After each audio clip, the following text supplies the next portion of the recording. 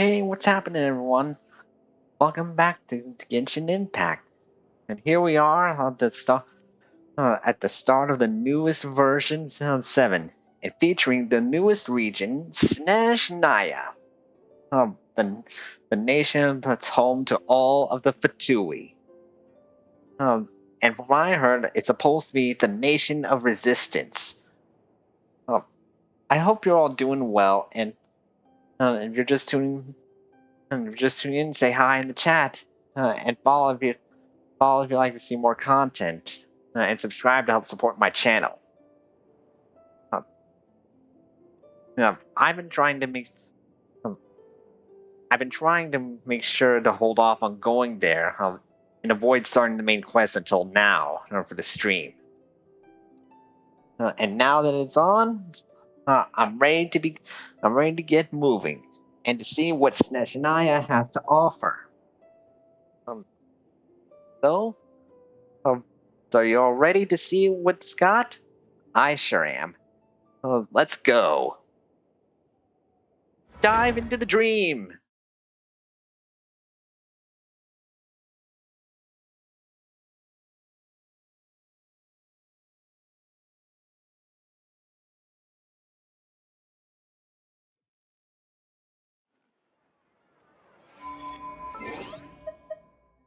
All right. Oops. Hold on. Let me go to the certainty pot to get my coins in. This realm.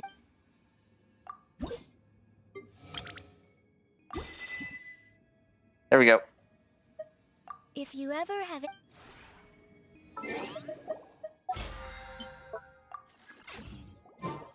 Hold on. I wanted to This see. realm is. Okay, yeah, I did. If you ever. Now we can.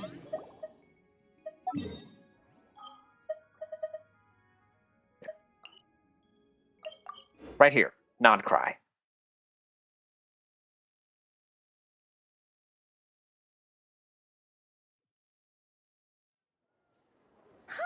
The day's finally come. We're off to meet the Tsaritsa of Snezhnaya. What is she planning? And why does she need the gnosies? Soon, we'll have our answers. Guess this'll be the end of your journey that your sister mentioned. What is she expecting you to find there? Snezhnaya still feels like a long way away. Hopefully, there'll be plenty of time to relax, eat some good food, and have fun before we arrive. Oh, but whenever Paimon gets thinking about how our destination is right around the corner, all these questions come flooding into Paimon's head. It makes her so nervous. It's sure been a long time coming. Anyway, enough about all that. We can't start the final leg of our journey with that kind of mindset. Just think. We've fought dragons and sea monsters, defeated creations of the gods, faced prophecies of doom and the threat of the abyss. Heck, we've even been to the moon! With all that experience under our belts, how can we be any more prepared? Great point. Thanks for the pep talk. Sure thing! Now, stick close to Paimon, the best guide you could ever ask for, and let's charge straight for the finish line! Off we go! What about me? Columbina? Do I get a call out? Where'd you come from? Columbina? You kind of snuck up on us there. How did you know I was here? I'm on. Don't look at Paimon. Paimon didn't sell you out this time. Oh, so it was you. All right, guess there's no hiding it now. All your friends have gathered at the flagship to see you off. I invited Sandrone too, but she said she had to go back to Snezhnaya. She must be busy. She had some nasty things to say about you before leaving. Would you like to hear them? And what would that be? She hasn't changed a bit. Alright, let's hear it. If they're heading to Snezhnaya, I'll bet it's to cause trouble for Her Majesty the Tsaritsa. Attending a farewell party for people like that would not be a good look for me right now. Also, please tell them not to count on getting help from a Fatui Harbinger and... Okay, yeah. Oops, sorry. Also, please tell them not to count on getting help from a Fatui Harbinger in Snezhnaya. Right.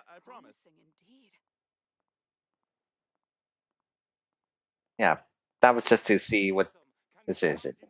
Our time working together was... not terrible, precisely.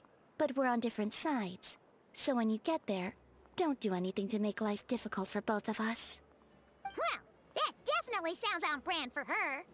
The attitude, the reasoning. All right, we'll do our best to keep our distance then. No, you've misunderstood. I think she means that she'd like you to go see her. Huh? How'd you figure that out?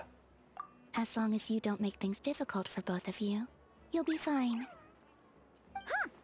You really have to read between the lines with Centrone. Go on. Get to the flagship. Everyone should be there by now. I told Lauma that you once treated me to a truly unforgettable meal. Today, I want to return the favor. It's my gift to you. It's definitely nice to be treated, but hopefully by this point, you know that you don't owe us any favors. Yeah, friends don't keep score, but I'll come back for a visit. The moon of Nodcry will always give you a warm welcome.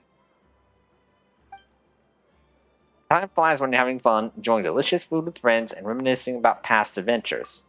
After a lovely meal filled with laughter and warmth, it's time to start the next chapter of your journey.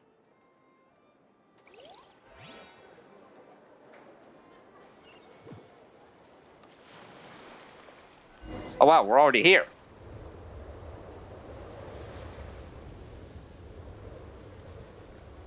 Wow! Pure white as far as the eye can see! It's so pretty! Come on, give up! Everwinter without mercy. Amazing. To think that we're already here. You know what? Since this is a Snezhnayan restaurant, it's got Snezhnayan place. It's already got the Stellar Conduct team. Hey, what happened to my usual team? Oh. Okay. I'll switch over to this. I'll switch over to Sandrone later. Look! They look similar to the ones in Nodcry! You know, just minus the effects of Kuvaki. That's a sure sign that we're officially in Snezhnaya now. Yeah.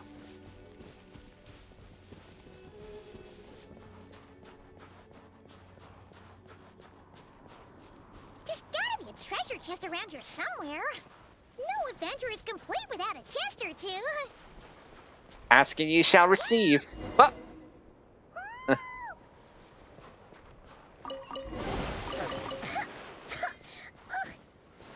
got a mouthful of snow! you Ooh, it's so cold. Paimon's gonna snuggle up to you for a bit to get warm. right there.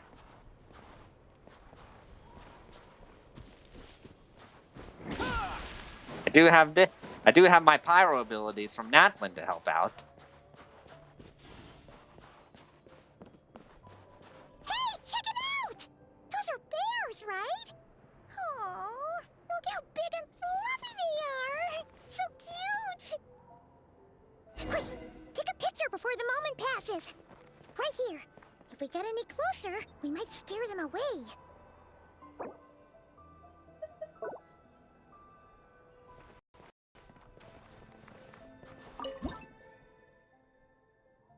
Right. Bears are normally white and brown, but not both together. Hey, this will be cool. Let's see how your camera skills are these days. Whoa, wait a sec. Paimon sees something. Come on, quick! It looks like a train carriage! Ooh.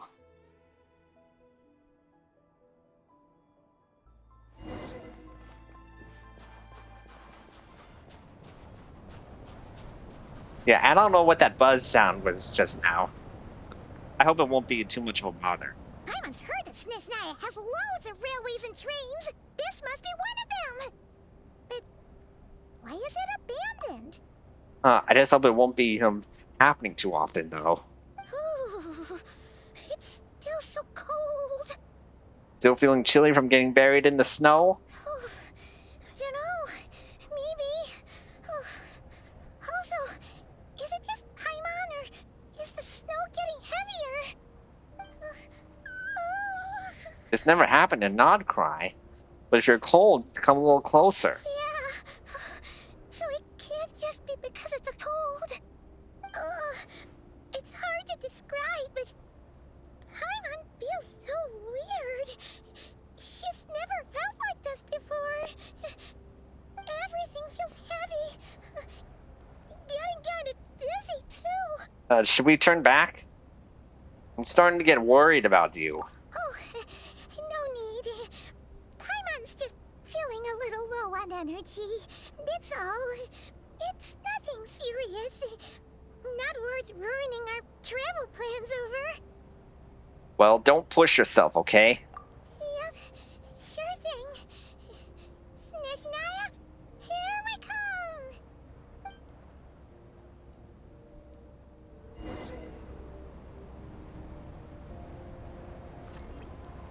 Uh-oh.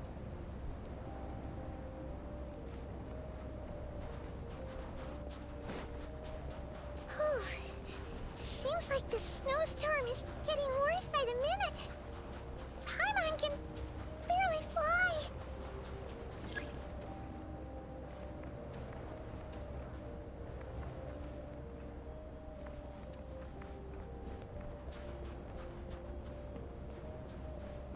Yeah. Oh, look! There's a cabin over there. Phew. Let's get out of this storm.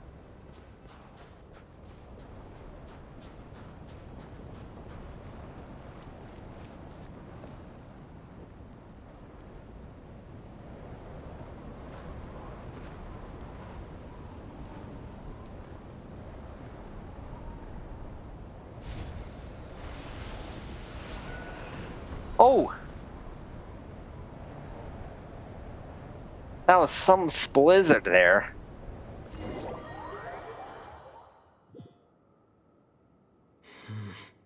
What is this place? Where's Paimon? I need to find her fast. That Paimon! can't be good. Paimon! Snowball flowers.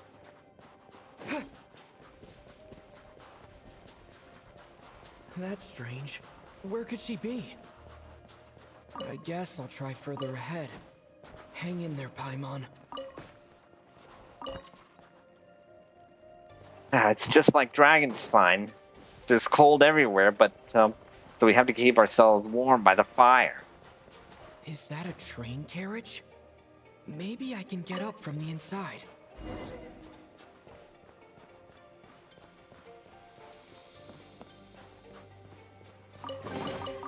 I'll keep this close.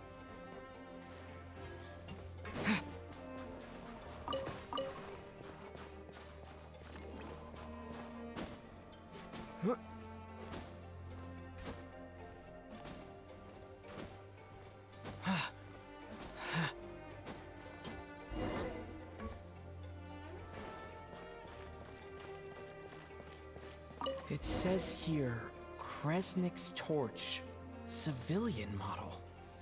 It's definitely getting a little warmer now it's turned on. I really hope Paimon's okay. Yeah, me too.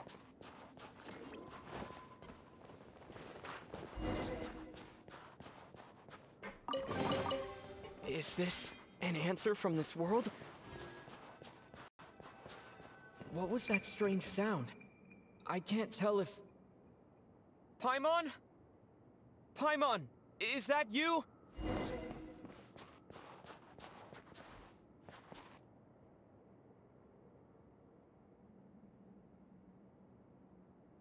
Incoming entity detected. Authorization granted. Initiating original. Hello, Descender, who's reached the eve of tomorrow. Eye of Grey at your service.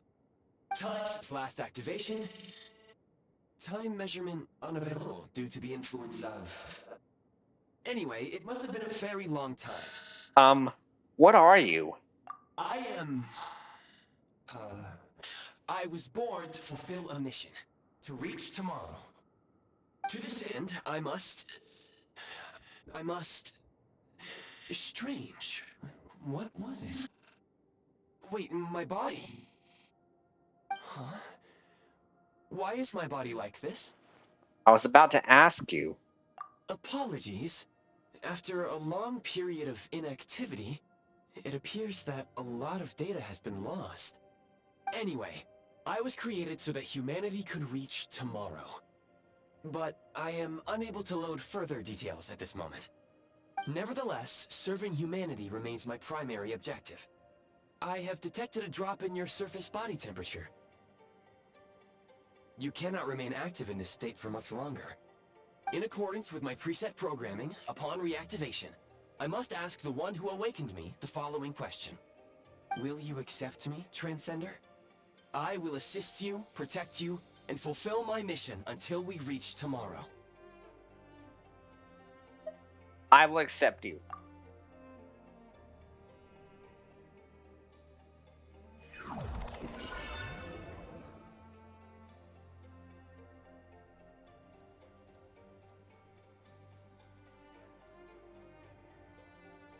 You have made a very wise decision. Now, I detected that you called out a name earlier. Presumably that of your missing companion? The name was Paimon. After helping you get out of here, I will search for a match in the nearby area and pinpoint their location. Wait, you can do that? Merely the tip of the iceberg. Now that we have reached an accord, you will be my new user. May I ask your name? Dream Knight. Very well. I will remember this name until the mission is complete. What is your mission exactly? I need to recover my body, retrieve the power to unlock tomorrow, and help the suffering masses to reach the far shores where the empty Ark floats. I can sense my power scattered across this ice-covered land. I even have a vague sense of where it might be found. But right now, that is not essential. The key right now is you. You must survive and reunite with your companion.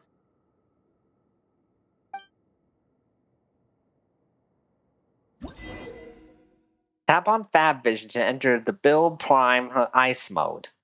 When a preview blueprint overlaps existing Prime Ice or Prime Ice construct, the affected item will be marked red.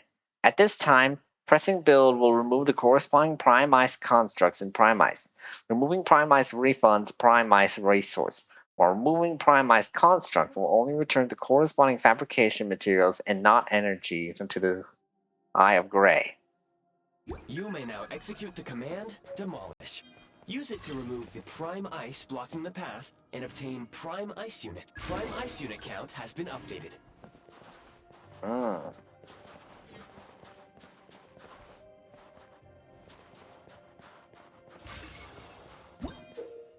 Tap on Fab Vision to enter Build Prime Ice mode. To build a Prime Ice construct, first place the preview blueprint at the desired location. If the area is marked blue, press Build to complete the building. You may now execute the command, Build. Use it to create a Prime Ice construct to prop up the door.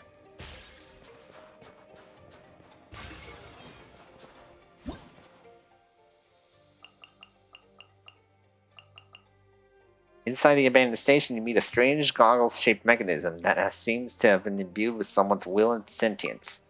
Not only can you talk to him, but you can also use the Prime Ice Construct feature to update and view the Prime Ice Construct archive. You might even unlock other useful functions as you keep on exploring.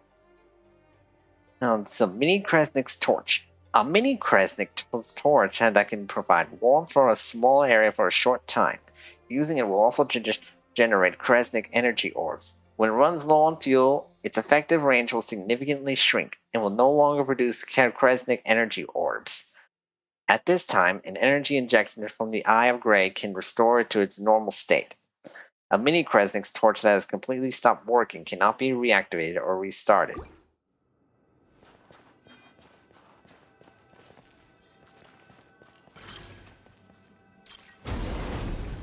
I see. The cuboid created out of prime ice. As it is built, it also raises whatever object mechanism is placed on it. Upon completion, it can also serve to block the movements of nearby mechanisms and objects.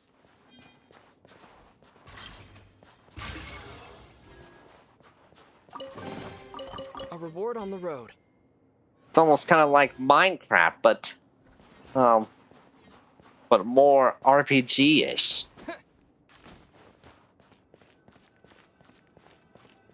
Scanning local environment.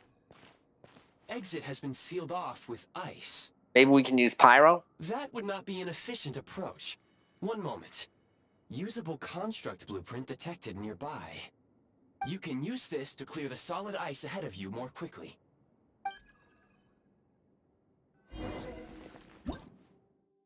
After recording Prime Ice construct blueprints with the Eye of Grey, you may build various mechanisms and devices that will help you during your journey using the Prime Ice in your inventory and energy from the Eye of Grey.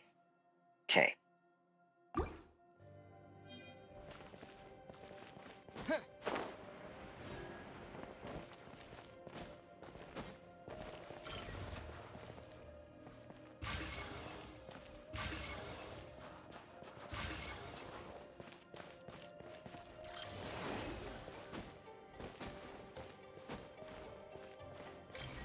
Oh. So it's a heat source construct. Easy to use warming flame. When in range of a heat source, you no longer need to draw energy from the Eye of Grey to keep warm. The flame can follow you around within a certain area. However, do note that once you stray too far from the pedestal, the flame will return automatically back to its base. Construct blueprint added to records. You may now execute the command, build heat source. Generate a temporary heat source to rapidly melt the solid ice. Try get this. I'll keep this close.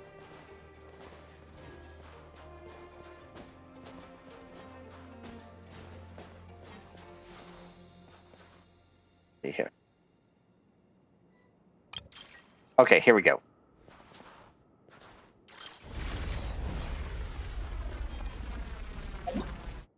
In Snezhnaya, when you find some ice blocking your way, you can try melting it with a pyro attack or a heat source. Between the two, the latter is more efficient in this regard. Noted.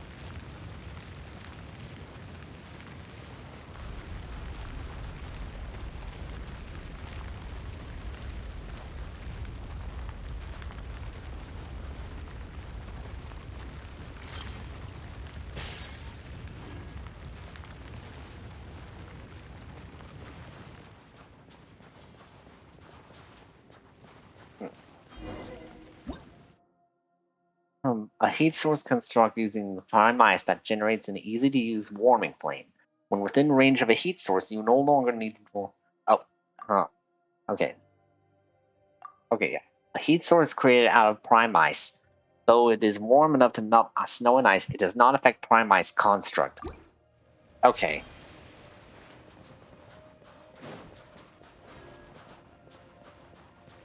Big chest. Is Okay. this an answer from this world? My scan indicates the path is straight ahead. I recommend we proceed. Alright. Just let me melt this ice here.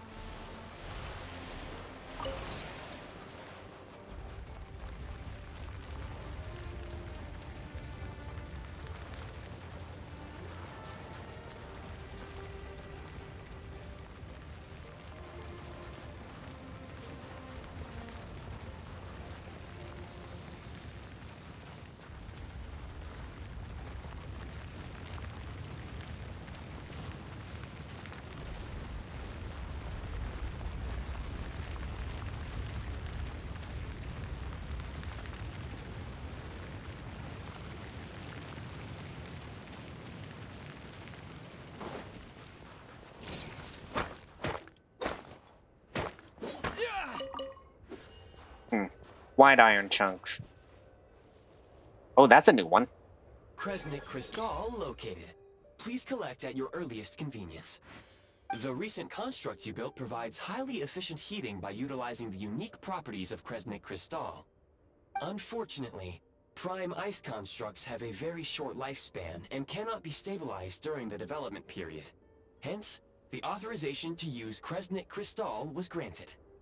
That said, I have already forgotten what warmth feels like. Maybe when you get your body back. Yes. Perhaps then, we can warm ourselves by the fireside together. But Yeah. for now, all you need to remember is this. If you collect Kresnik Crystal, I can extract the energy within and use it to maintain your body's surface temperature. Alright. Thank you, Gray.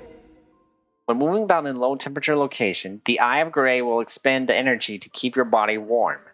When the Eye of Gray's energy is exhausted, your body temperature will drop rapidly depending on how cold the environment is, and you might even get hurt. Increasing the Eye of Gray's Kresnik energy helps to withstand the cold. You can get Kresnik energy from various sources, such as Kresnik torches of various kinds and Kresnik crystal ore. Low power. Please use Kresnik Crystal to replenish energy reserves.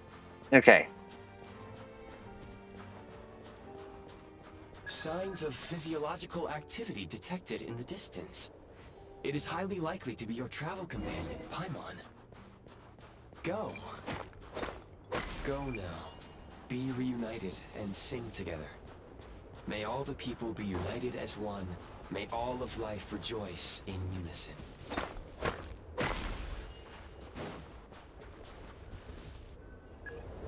Approaching the target location. Scanning for signs of life. Life forms detected. 2. Does that mean someone else is there besides Paimon? Affirmative. However, that is not the reason for my confusion. According to my database, this location is a train station, meaning the number of life forms is unusually low. Real-time environmental data suggests that the train station may no longer be in use. But whatever the situation, please exercise caution. Let's head inside and take it from there.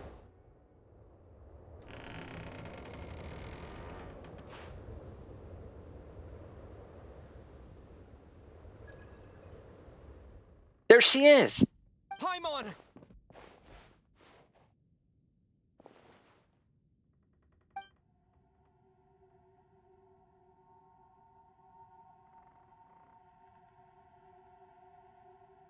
Oh, someone's here.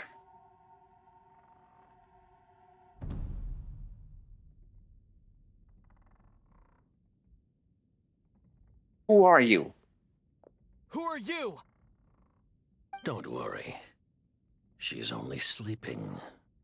You must be the Traveler. She called your name repeatedly while attempting to battle her way through the blizzard. Newcomers to Snezhnaya struggle to adapt to the sheer cold at the best of times. Lately, even the locals are suffering, with a powerful monster having summoned a bitter snowstorm.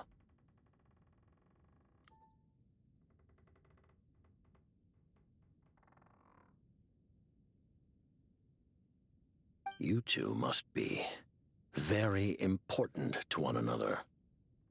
You should take more care not to get separated. Your eyes. Are you Conrian?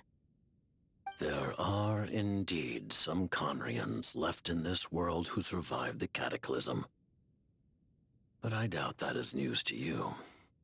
It would be unwise to interrogate my identity here. Focus your attention on your travel companion instead.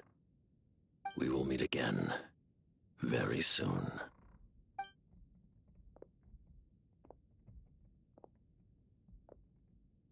But what's your name, though? The unidentified subject has now left the area. He appears to be an individual of great significance, but my search has yielded no relevant data. I will try searching the database again. I have a rough idea. Against the odds, your companion is safe and sound. The other person even left a blanket for her. Boil some water.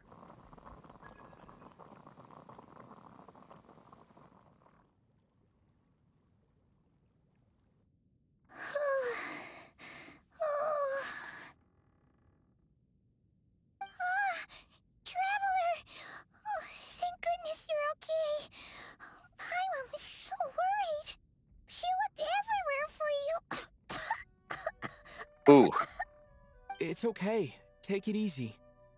Are you feeling alright? Pretty much the same as when we first got to Snezhnaya. Paimon must have caught a cold. She was feeling so faint. She just couldn't keep going any longer. So she had to lie down and sleep it off. Wait, where did the jester go? the jester? That was the jester? Yep, the director of the fatui. The jester Piero. So, you met him? Piero. So that's his name. See, the director of the Tui is a man of Conria who has always acted in accordance with the Sarisa's will. But as for the true meaning concealed beneath his every action, perhaps only the winds and snows of Snezhnaya know the answer. Yeah, we spoke briefly, but he didn't. But he didn't reveal his identity. The Jester must know everything about the Tsaritsa's plans. But there's no way he'd tell me just like that. We might well have ended up clashing.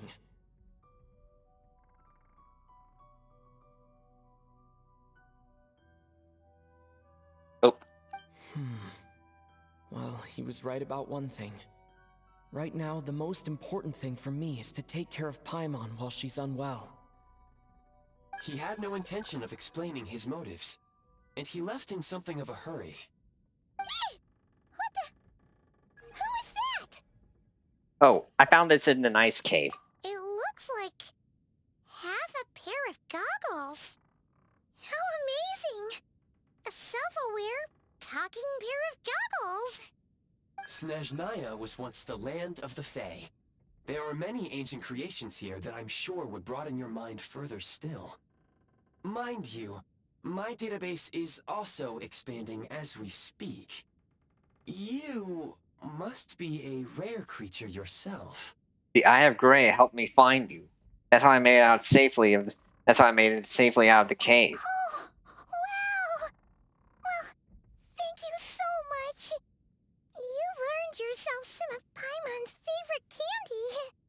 Oh, but by the looks of it, you probably can't eat that, can you? Goodwill detected. Instead of candy, perhaps I can suggest my preferred strategy. Please clean me regularly to keep me operating at peak efficiency. Oh, that makes sense. Every pair of goggles needs wiping clean once in a while. Sure thing, mister. Anyway, back to the jester for a second. Paimon's still confused about something. When he first showed up, he already knew Paimon's name. And he acted like he expected Paimon to know who he was, too. I think he knew your name because you're always referring to yourself in third person, Paimon. But as for what, as for why he expected you to know him, that's another question. Paimon could tell that he was Conrian from his eyes.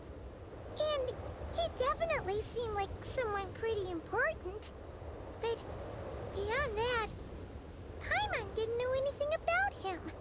It was only later, after he rescued Paimon from the snow, that he properly introduced himself. That's the only reason Paimon knows he was the jester. So he knows you? Oh, seems unlikely.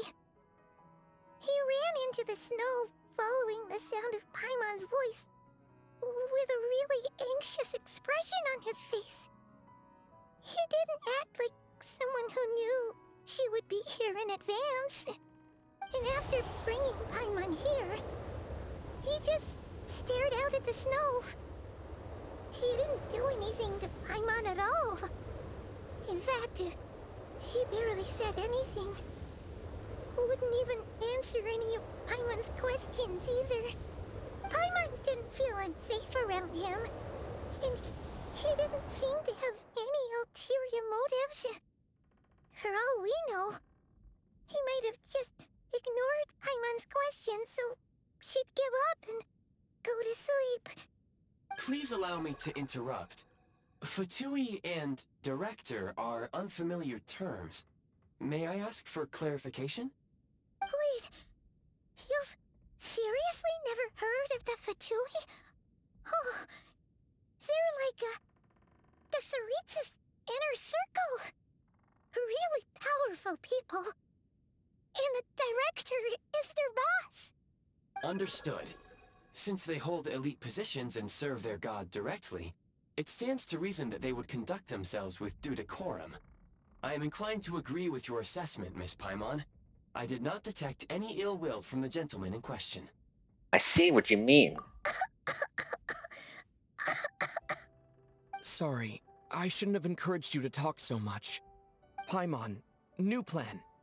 Let's get out of Snezhnaya for now. We can come back after the weather clears up and you're all better. The Jester mentioned that this snowstorm, being the work of a monster, is worse than most. Even if we made it to Snezhnagrad, we'd still have to wait out the storm before we could do any exploring.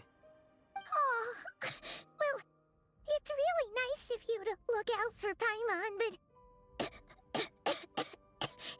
she doesn't want to hold you back. We were really psyched up for this journey when we first set off. Just think of all the burning questions we have.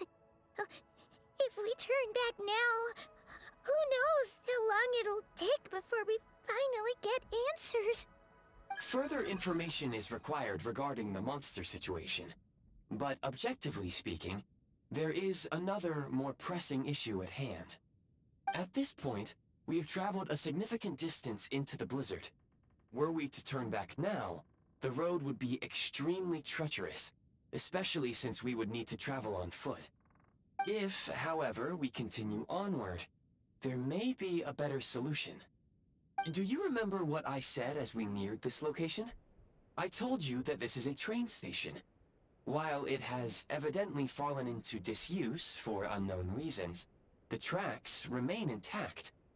We can break through the blizzard and forge ahead by driving a train. That is the Snezhnayan way. There is a small town up ahead, which would be the perfect place for Miss Paimon to rest and recover. Paimon thinks Goggles here makes a great point. Let's do that. Are you sure you're up to this? I don't want you to push yourself. Oh, come on. Don't worry.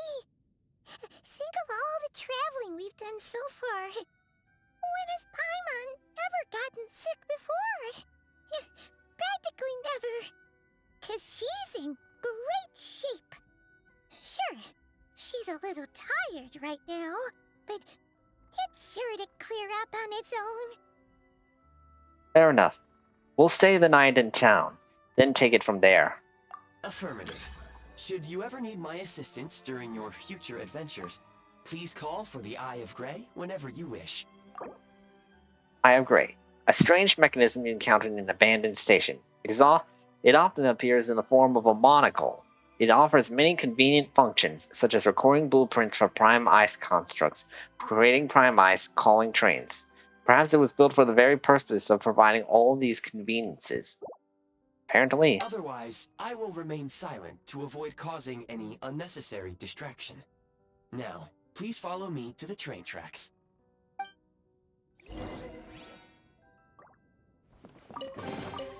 Is this an answer from this world?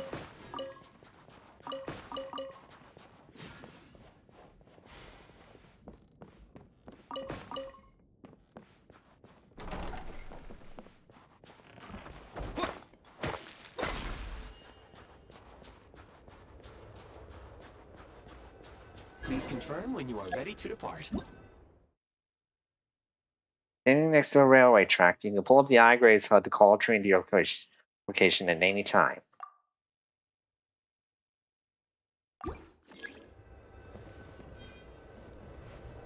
Right then.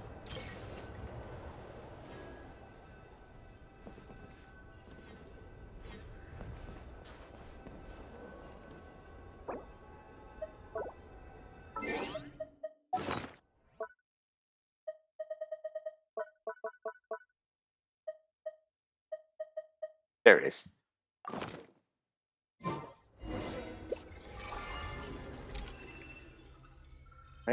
Time to hitch a ride.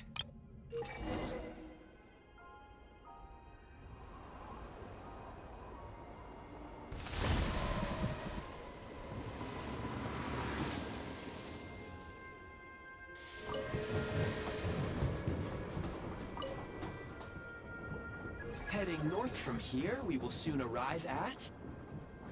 Wait, there's an error message. Could not detect clear tracks. What exactly does clear mean? Brace for impact, friends! Preparing to enter impromptu flight mode. Flight mode?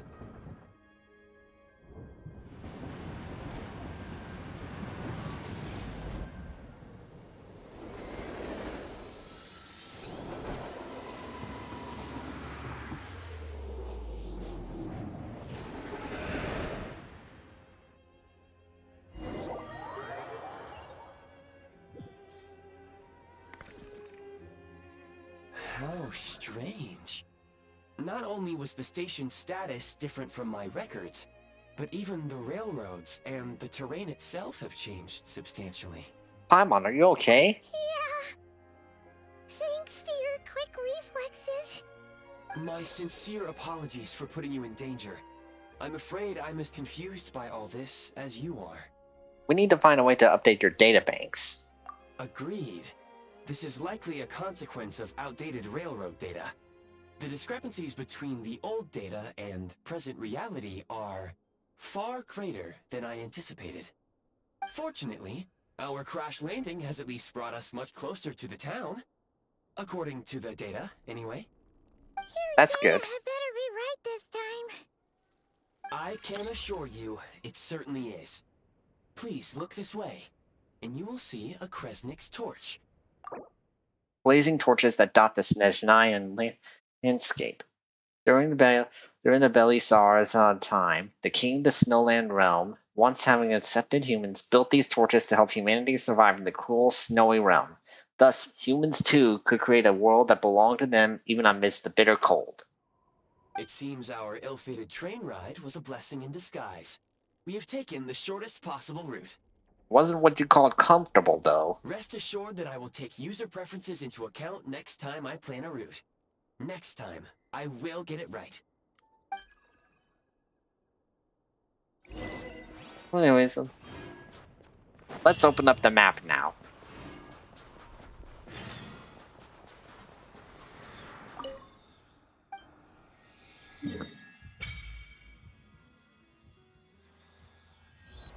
There we go. That's more like it.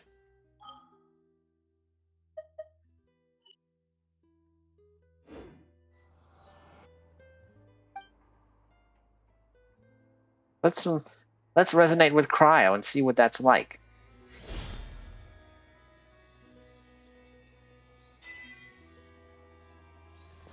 And Kate!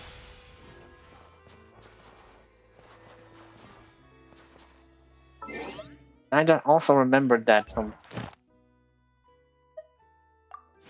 okay, let's get these dailies out of the way, then we can proceed. And maybe get them. And I'm gonna try and pull my luck with Odette. Ad Astra. I'm trying my luck Thank with you Odette. for complete. Ad Astra.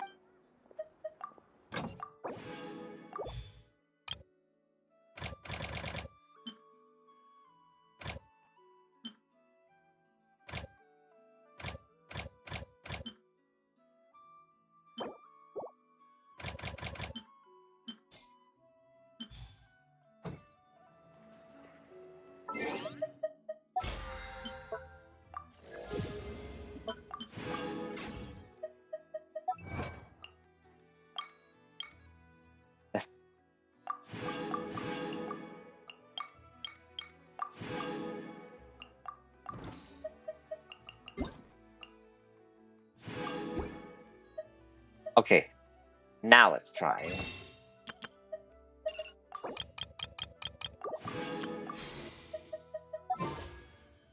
Wish me luck. Nope.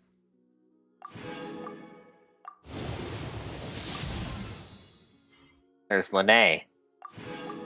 I'm already good with her. Well, I got the new one, Alyosha, even though I can get him for free.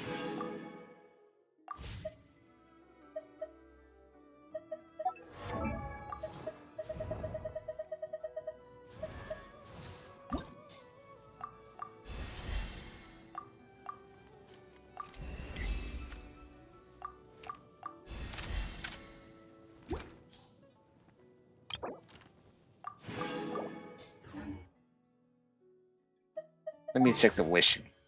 Okay, not yet.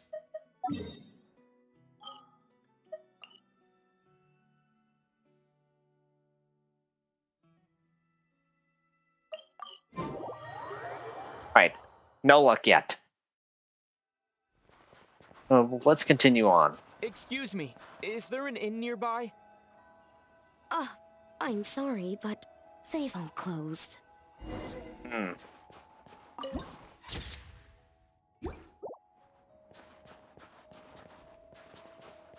Sorry to interrupt. We're looking for a place to stay. I can't even afford to warm my own house, let alone run a business. Hmm. Lacy fruit. Excuse us. Is there anywhere we can stay around these parts? I'm afraid not. You'll have to try your luck somewhere else. All we can do is wait for the next shipment of Kresnik Crystal to get here. Oh, speaking of Alyosha, there he is. Hi there. Do you know if there are any inns still taking guests in this town? Doubt it. They're probably all closed. No one has enough Kresnik Crystal to heat their own homes, let alone a business. Oh, what a bummer. I clocked you a while back. You adventurers or something? We don't get many tourists in inland Snezhnaya these days. Why is that? Because of the snowstorm? In part. But the bigger reason's Project Stuzha. Since it's Her Majesty's will, we have to put up with it whether we like it or not. I don't really know what Project Stuzha is. Oh, sorry. I assumed it was common knowledge by now. Basically, the Tsaritsa is planning something big. Something that requires an enormous amount of energy. Let's see, Project Stuzha.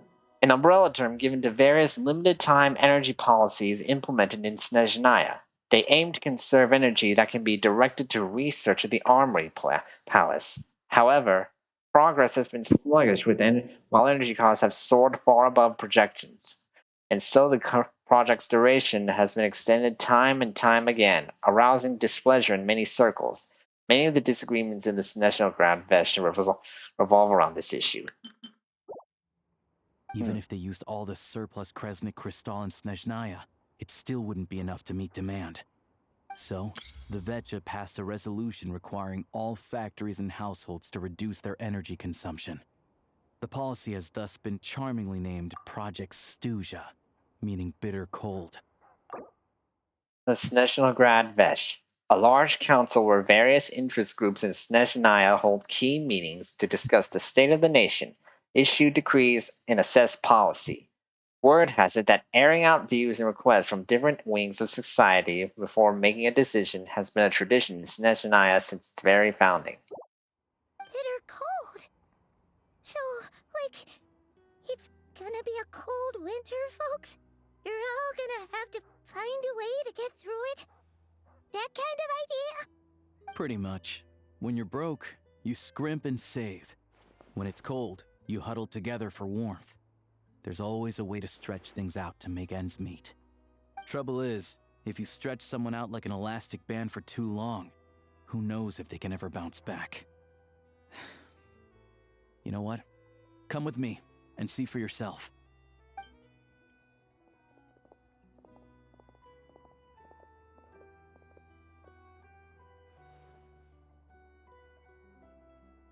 Can you please explain to me why the price of Kresnik Crystal has gone up by a third again?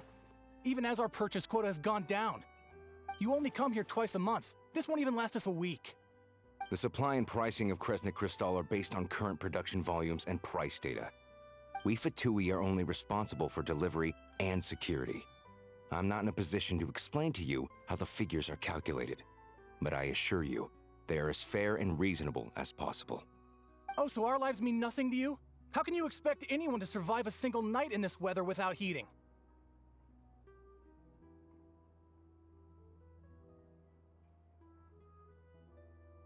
Dang, really out Since of you it. insist on making me repeat myself every single visit, I will remind you again. There is no monopoly on the trade of Kresnik Crystal. You are free to purchase the shortfall from elsewhere on the market.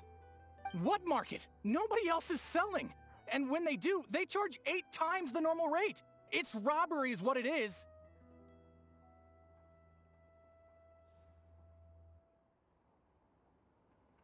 Which is why the Snezhnaya Veche passed a resolution to support border communities, without which you wouldn't even be able to buy Crystal from us to begin with. So if you're here just to argue, move aside and let the next person in line come forward. Everyone's feeling the cold here. You... All right, everyone, let's calm down for a second. A few words, if I may. We're all subjects of Her Majesty the Tsaritsa, and I'm sure every one of us is dedicated to her great cause. We all know how cold it is, and the more it snows, the harder life gets. Everyone's struggling already. Let's not make things even more difficult for each other. But Liaison Shishkin, there's clearly something wrong with this quota. I have a family in Marepasak who tell me they can buy at least double our Crystal allotment. Oh, believe you me, I had the same reaction when I first saw the numbers. Couldn't believe what I was reading. I even wrote a letter to confirm the true figures, but... I'm afraid the quota really is as low as you've been advised. Still, you must understand that calculating these energy quotas is a complicated balancing act. They have to factor in population, town size, industrial application. Our top priority must be to keep the largest Kresnik's torch burning continuously. Only then can we sell the remaining Crystal for household use, and in doing so, we must make sure that everyone is treated fairly. As our fatui comrades said, they are only responsible for delivering the goods. They need to keep accurate records, and they do not have any authority to modify the rates or quotas. That's right. Our duty is to do things by the book. Tell you what, listen. I know how anxious and upset everyone is. As a matter of fact, I was just discussing it with the mayor. What we can do is open the lower combustion chamber of the Kresnik's torch to the public. You can come to me directly to register, and I will allocate time slots accordingly. I can't guarantee there'll be ample energy for household use. We can at least make sure you'll be able to boil water and cook food each day. Let's hang in there and make this work together, all right? Fine. I don't see any alternative. So, this is Project Stuja in action, huh? Oh, no wonder nothing's open for business. People are barely getting by. It seems like there's nothing we can do. So where do we go from here? You were looking for an inn, right? For your, Fae friend? Oh, Paimon's not a fae. Just Paimon. She must have caught a cold or something. We only just got to Snezhnaya, and we're still getting used to the climate. I have a small place in Stratomaros. I don't stay there very often, though, so it's pretty basic.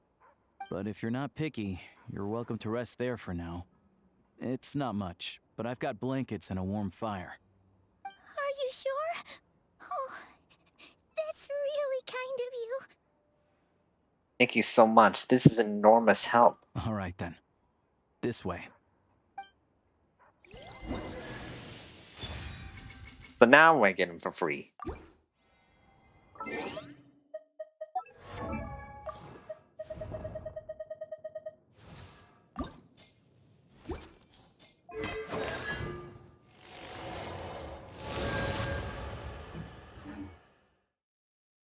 Okay, now that I can switch parties again, I'm gonna switch over to Central, to the Stellar Conduct team.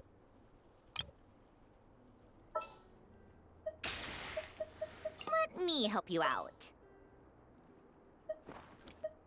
Let's go stretch our legs while the flavors are mingling.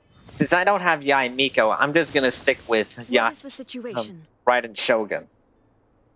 But I'm keeping Verena in there just for healing purposes.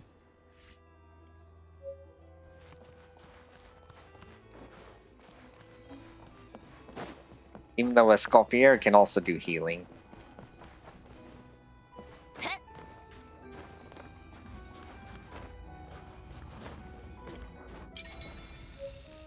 Trioculus. Perfect.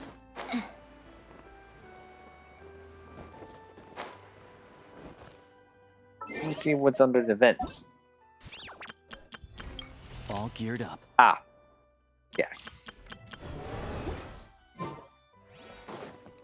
Let's go.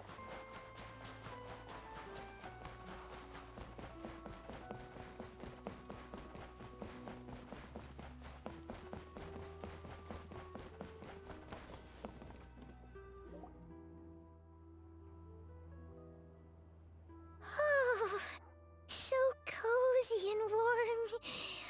Paimon's getting nice and toasty. Oh, wait. Paimon only introduced herself so far, didn't she? This is Paimon's best friend, the Traveler. Good to meet you. I'm Alyosha. Most Alyosha. travelers find the Snezhnayan climate to be a shock to the system at first. But as long as you keep yourself warm, you should be fine. Still, you should keep an eye on your condition. When people are too quick to dismiss a cold, it can easily end up turning into something more serious. Don't say that. Paimon's too young for chronic health issues. I thought it was pronounced Alyosha. Is there a doctor in Sretomazor Moroz? Sretomazor Moroz. Not good with these kind of names. In the doctor, I would have asked Baiju, but he's back in Liyue. They aren't in town right now, and they won't be back anytime soon.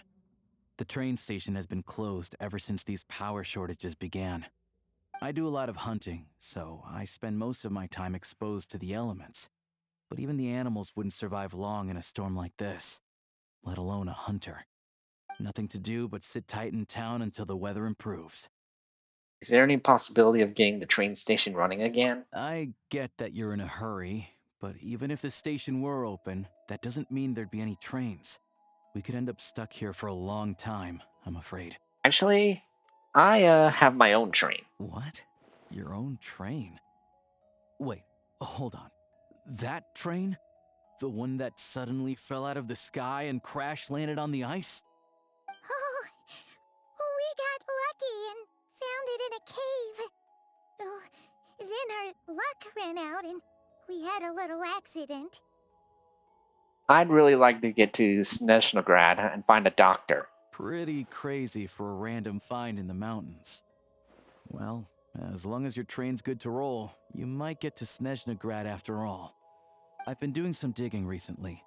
Turns out, the real reason for the current energy crisis in Stratomaros is that some of the supply is being seized for a private stockpile. But to expose what's going on, I need to catch them in the act. So, I'm heading off to catch a rabbit. Huh? Wait, a rabbit stole the crystal? It's a figure of speech. Real rabbits couldn't pull this off. They'd prefer carrots to Kresnik Crystal anyway. Do you have a suspect in mind? Shishkin. Mr. Positive Attitude, let's all get along now, shall we? Him? Really?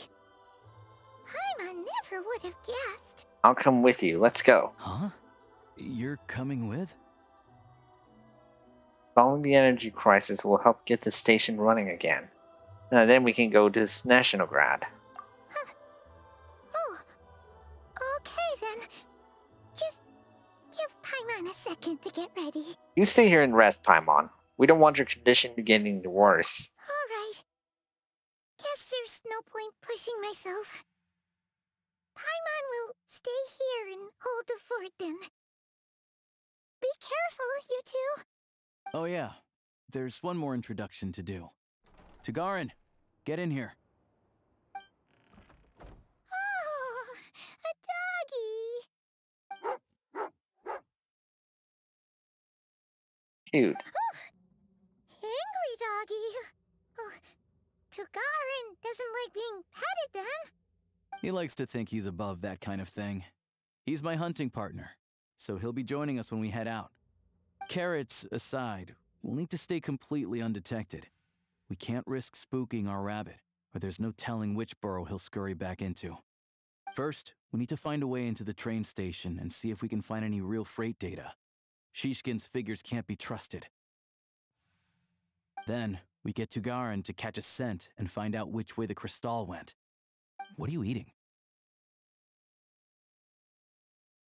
Oh, check it out. When you're all out of carrots, try jerky.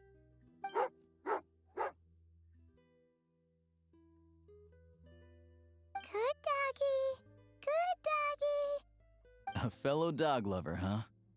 Yup. And rabbit lover. Carrots are great too, you know. Good to know. Eat up, Tugarin. We got a lot of work to do.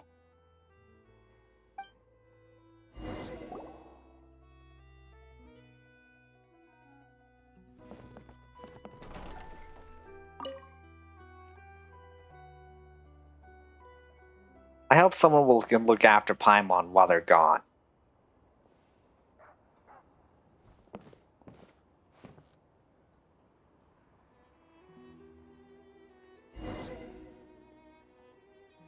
Ooh, 2D. Sort of.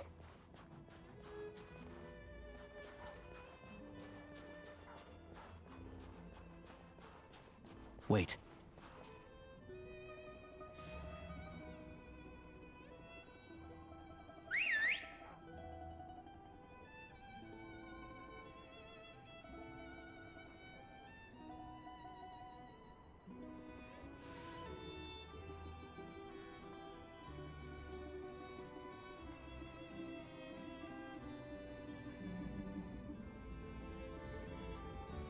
Nice work, Tugarin. Come on, we'll go around.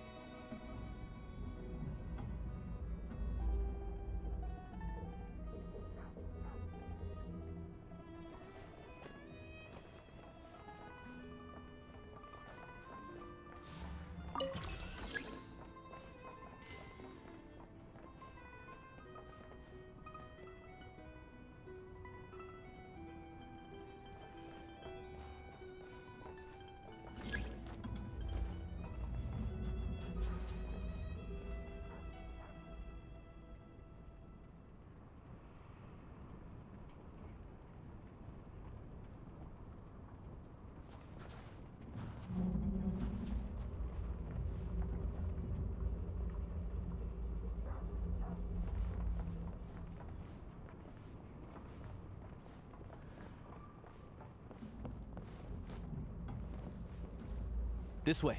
We'll enter from the upper floor.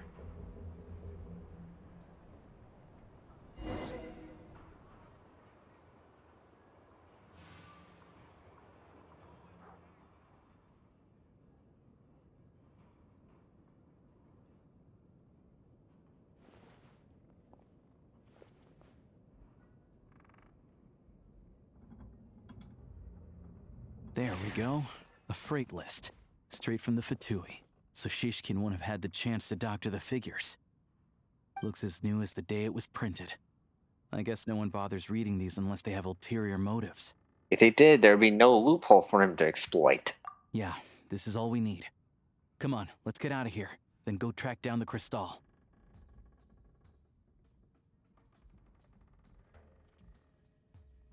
Oh, I'm sorry. How do we do that? Tugarin's a keen hunter, and catching rabbits is his specialty.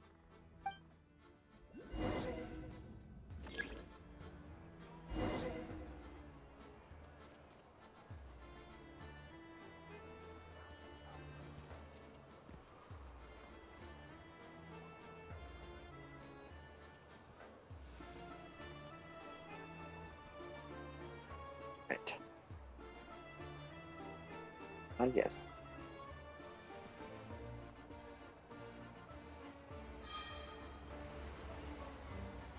Can't believe I'm playing as a dog here.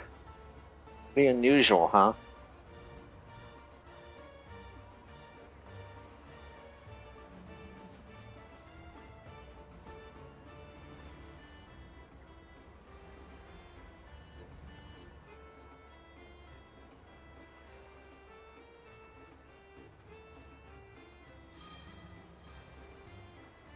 Hey.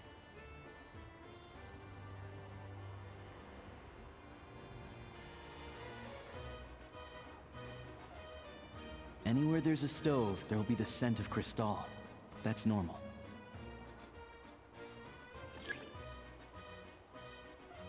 Try searching the other two.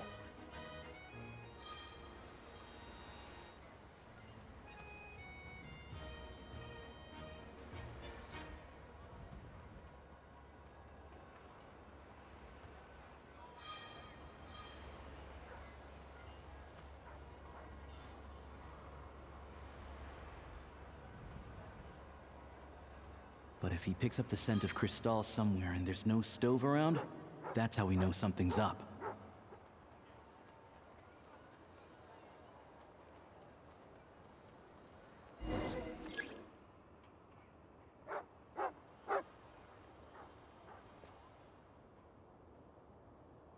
This must be the rabbit's warren. Good job, boy. Sure enough, there's a tunnel. You stay here and keep watch. I'm gonna take a look inside. With the investigation complete, you and Alyosha secretly notified the fatui and recovered some of the missing crystal. Tellingly, the entrance to the tunnel is right at Shishkin's residence. Now it's time to confront him. Thanks for looking out for us.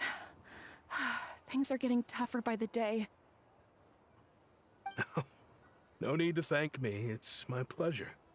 Sure as Her Majesty the Tsaritsa watching over us, every sacrifice will be worthwhile. Let's grit our teeth until the blizzard passes. These days of hardship will be over soon. Maybe for everyone else, Liaison Shishkin. But for you, the hard times have only just begun.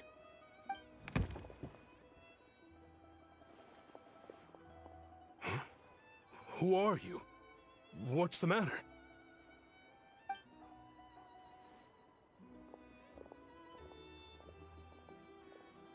I just had a question for you. Why, when times are as tough as this, would someone hoard more Kresnik Cristal than they could ever use? All the crates here are from the most recent shipment, but they weren't brought here for sale. Instead, they were secretly stashed away. Oh. Would you be able to shed any light on the situation, Mr. Shishkin? He's a hoarder. Me? Why, I have no idea. But look at how much there is. It's quite a godsend. Now there will be plenty to go around. This godsend was found in a cellar adjacent to your residence following a tip from Mr. Alyosha. And this is only a fraction of what we found down there. We're still taking a full inventory. The official figures will be finalized shortly.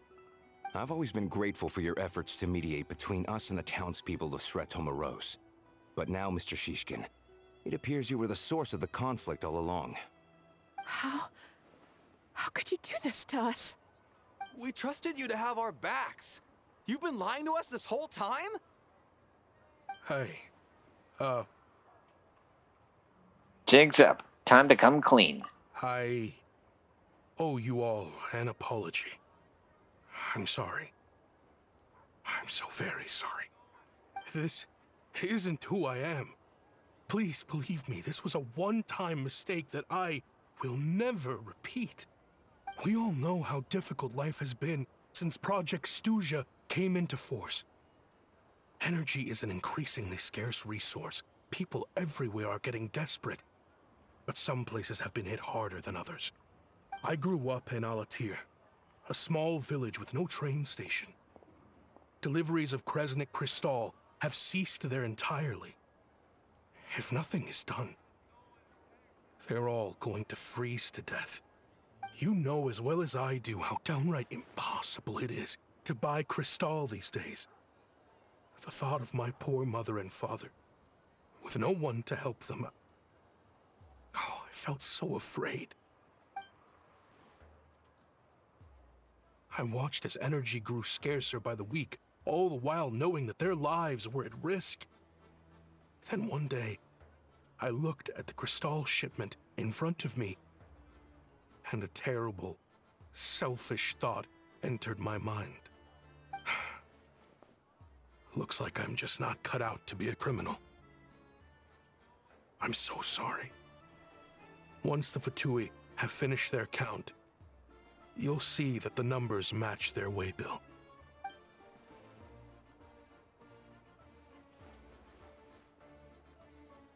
I have the official Snezhnayan quotas here.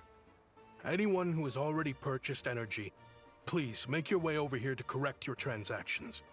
I'll make a batch purchase of Cristal worth 3 months' salary for you all to use free of charge.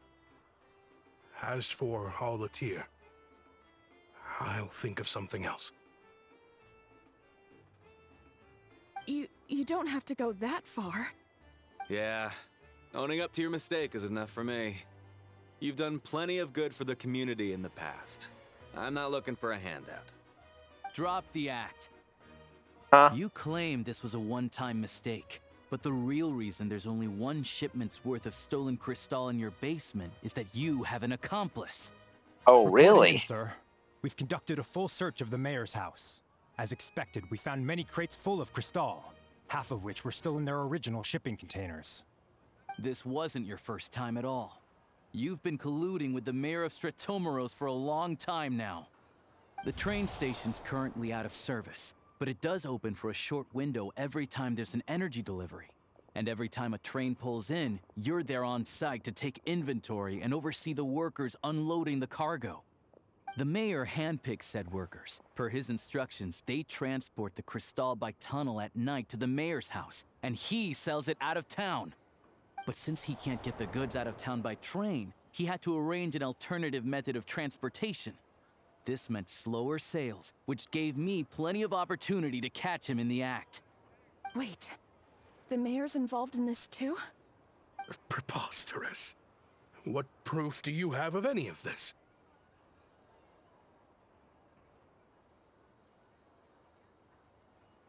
Basic math.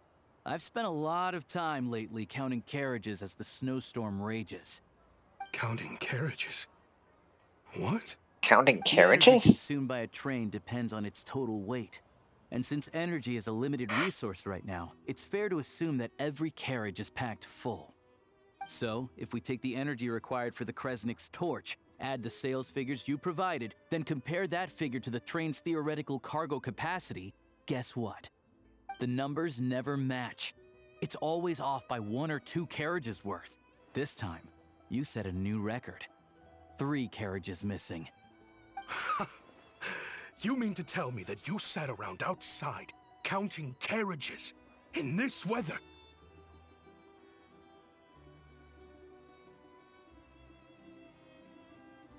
And he I'm a got hunter. busted. I have 2 options. Hunt or starve. Well, I've heard enough.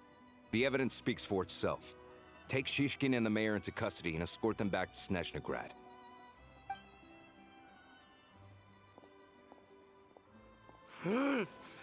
You cocky little brat, ruining my business. Just you wait. He got busted.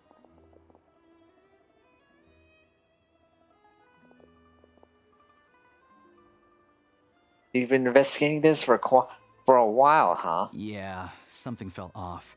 So I just followed my gut. Math isn't my strong suit, though. I'm lucky my dad made me learn enough to get by, but all this number crunching was a million times harder than the aim and fire work I'm used to. Thank you for your assistance. You're a brave lad. Shishkin was quite the cunning criminal, as I'm sure you can tell. He did all of this right under our noses, and we never suspected a thing. A wolf in sheep's clothing. He had everyone fooled. Even with that sob story he fed us. He was probably trying to keep the mayor out of it, not just mask his own motives. Without the compelling case he put together, even I might have fallen for it. Alyosha, was it? Tell me, Are you really a hunter? We can go find some wild animals if you want.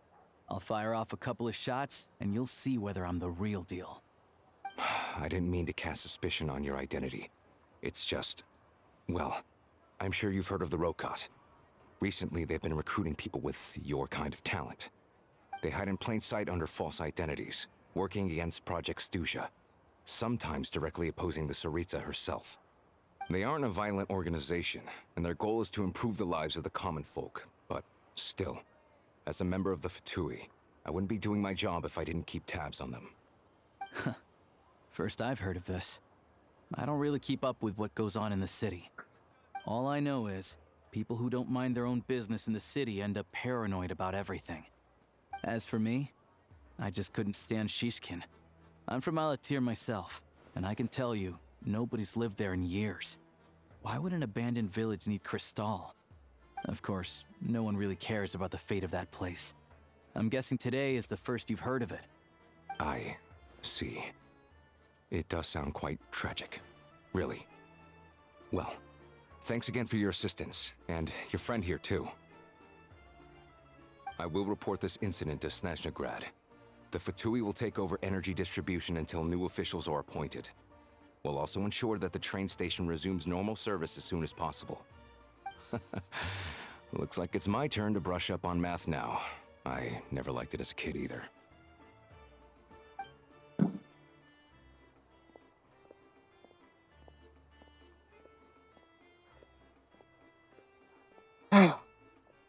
Thanks for me too, Alyosha. Don't mention it. Isn't the soldier overseeing the delivery supposed to verify the quantity of the goods? Was he just careless? Or was he being paid off too? Who knows? Excuse me. I'll take a share of Kresnik Crystal too. Thanks. I need to take a detour before we head back. There's someone I have to deliver this crystal to. Alright. I'm gonna take a break, guys. I'm getting hungry, so I'm gonna have some dinner. I'll once I'm done, I'll come back. So if you have anything to do until now, would be a good time to do so. Like take a break or stretch your arms and legs out. Do whatever you need to do until I'm back. So I'll see you in a bit. I'm back, guys. Now we can continue where we left. Now we can continue where we left off. So let's go meet. Let's go help Alyosha. To the Zephyr Yarny Palace again? Ugh, seriously. What's the point in all these endless meetings? Yeah, the mail out there was just me getting my Twitch drops and for this game. I already got them. So if you continue to watch this, you'll be able to get Twitch drops too.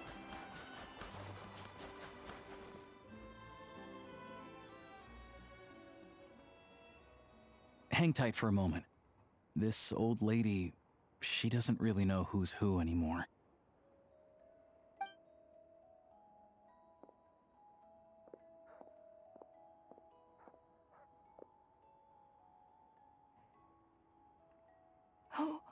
Oh, grandson. It's so cold today. You must be freezing. Ma'am, it's me, Alyosha. Alyosha? Alyosha who? You know me. I came by earlier today. Cleaned the ashes out of your stove, gave you some warmer bedding, and washed your back. Oh, I'm sorry, I don't remember. Now, how often do I get to see my grandson? Hmm? Come on, take a seat and relax while I fix you something to eat. It's okay. You just rest. I'm fine. Oh, you. It's nice to come and visit your old granny once in a while, isn't it? Svetomoros, a good town. All sorts of things to do and people to meet. And the local officials are good to us. Sit down, come on, take a seat. I still have some fruit left. Let me get it for you. Please, don't get up on my account. You need to rest. Where's the fruit?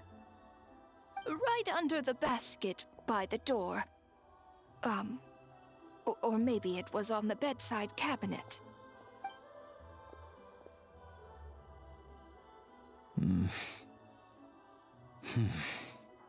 Well, grandson dear, do you like it?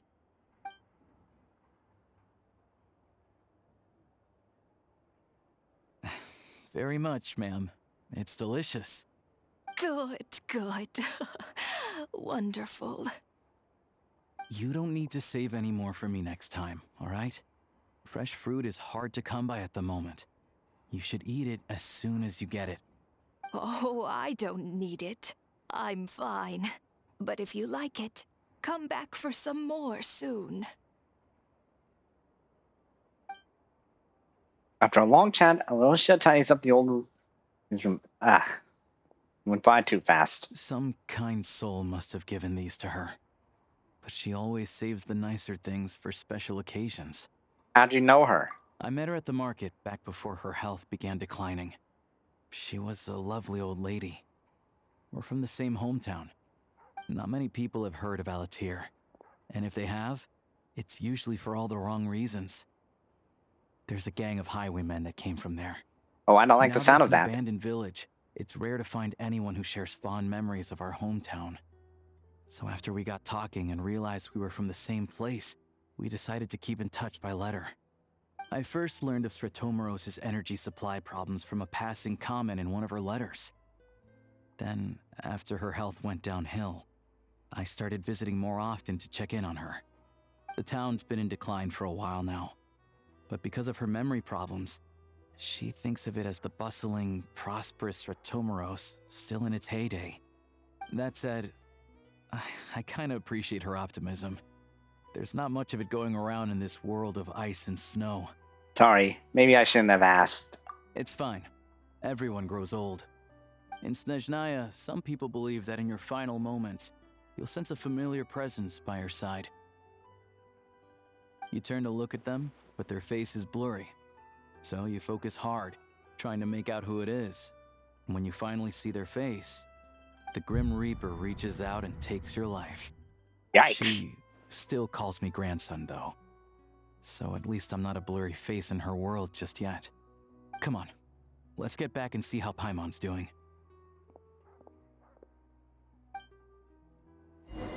That kind of feels scary, doesn't it?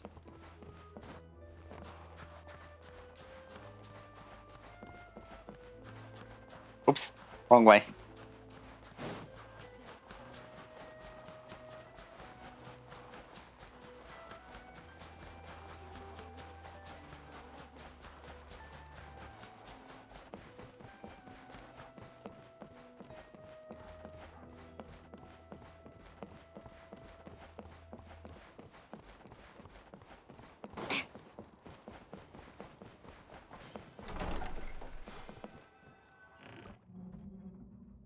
Paimon, we're back. Are you feeling any better? Yep. Paimon's not cold anymore. But she's still a little dizzy. Flying probably isn't a good idea right now. Paimon might lose her balance. But Paimon's sure she'll be fine. It's probably just from getting hit on the head by that pile of snow when we first arrived in Snezhnaya. Her complexion's looking much better. Let's keep an eye on her. I still think we should see a doctor when we get the chance. Sure. But enough about that. How did everything go on your end? Are you all set? Did you have any trouble? I'll explain. It's a bit of a long story.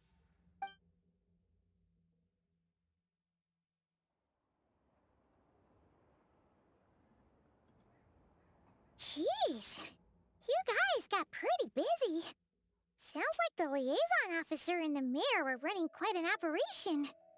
Good riddance to both of them. It's a good thing you managed to catch them. So, you said the train station will open again soon, right? And everyone has enough crystal now? Yeah. Well, Enough to survive, at least. Project Stuja isn't going away anytime soon. People will still have to scrimp and save to make ends meet. Been meaning to ask, what exactly is the Tsaritsa trying to achieve? Don't know.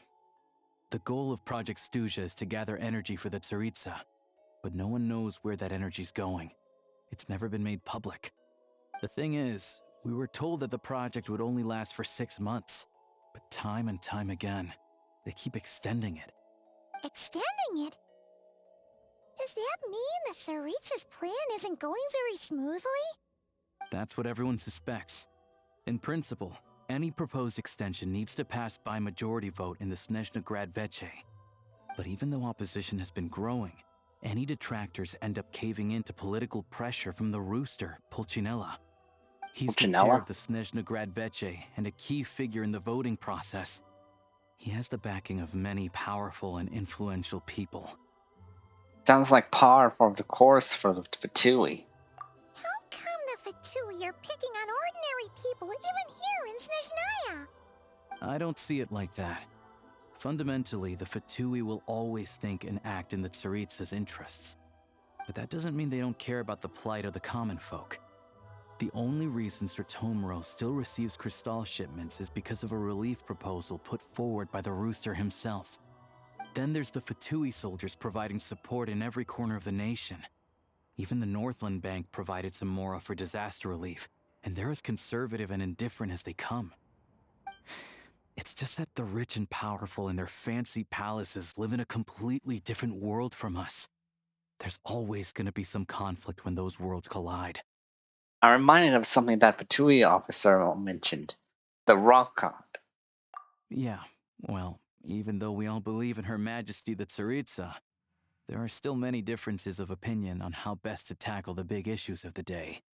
Regular folk don't have an easy way of getting their voices heard in Snezhnaya, while the rich and powerful are either unwilling or afraid to speak out for all sorts of complicated reasons.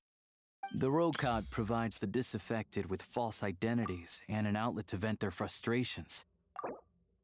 The Rokad, one of the many civilian political organizations in Snezhnaya.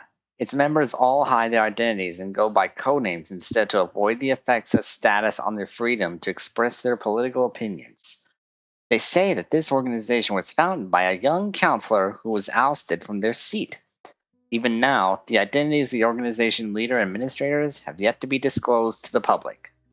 Of course, an organization like that exists in a gray area. The moment the Veche think they've crossed a line, there's sure to be a crackdown. But so far, they've been doing their best to help the common folk. They sound a lot like you. Like us, don't you mean? You didn't hesitate to join in. You're not new to this, I can tell. That's because we're adventurers.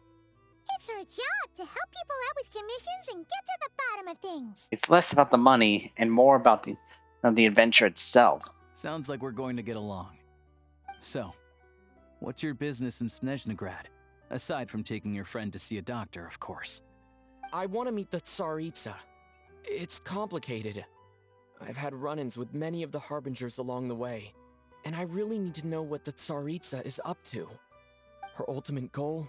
What the Gnosis mean in all of this? Since I've made it this far in my journey, I have to find the truth, whatever it takes. Wait, so... no way. Are you who I think you are? Sounds like you've heard of us then. We're getting more famous by the day. Of course I know it won't be easy, so I'm not planning to get there by force. I didn't realize I was in the company of giants. Honestly, we're all as curious as you are about what the Tsaritsa's planning, and why it has to involve us freezing to death in the snow. But getting in the same room as her won't be easy. The common folk aren't permitted to meet her at the best of times, and right now, she's probably not even in Snezhnaya. Word is, she's heading east on a campaign to slay a monster. The one that's been summoning blizzards? Yeah, so you've heard of it. A wild, unpredictable monster with the power to summon snowstorms. It also absorbs everything around it into its body, so it's growing constantly. Now, it's so big that the Tsaritsa has deemed it the #1 threat. Luckily, as it grew, it became increasingly less mobile, so it doesn't pose an immediate threat to this town or to Snezhnagrad. I'm sure that Tsaritsa and her personal guard, the Druzhna, won't have any trouble defeating the creature between them. It's just a question of how long it'll take. The Druzhna, a force of personal guards who answer only to the Tsaritsa.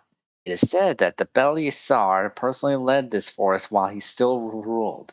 Most of its members are Vila. Wonder what that is. Suffice to say, you won't be seeing her anytime soon. You'll have to wait until she gets back. That's fine. Getting Paimon treated is more urgent right now. If it comes to it, I'll just have to go to her. Fair. Well, the Fatui will be taking over management of the train station for the time being. Things should be up and running by tomorrow.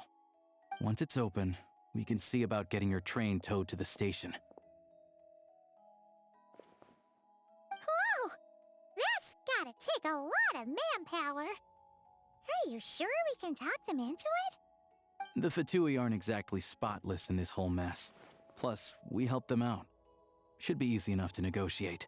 I'm more concerned about what paperwork I need to drive the train. As far as I know, all the paperwork is dealt with upon manufacture. I've never seen anyone check it, so I wouldn't worry. Having a train makes everything much easier.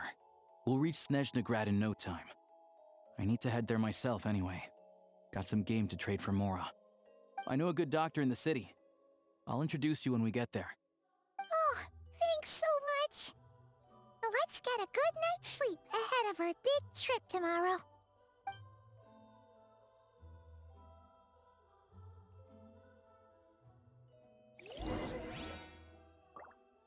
Train?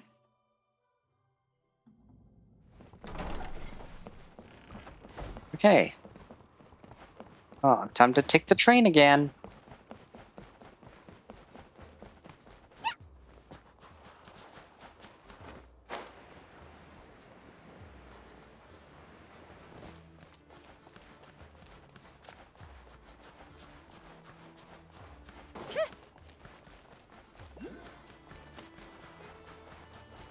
Oh. Let me get that Cryoculus first, then we can move on.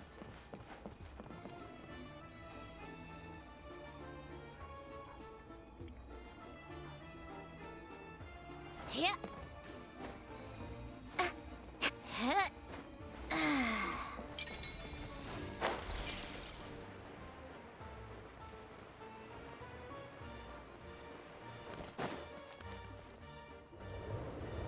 Explain the situation to the Fatui. They readily agree to help.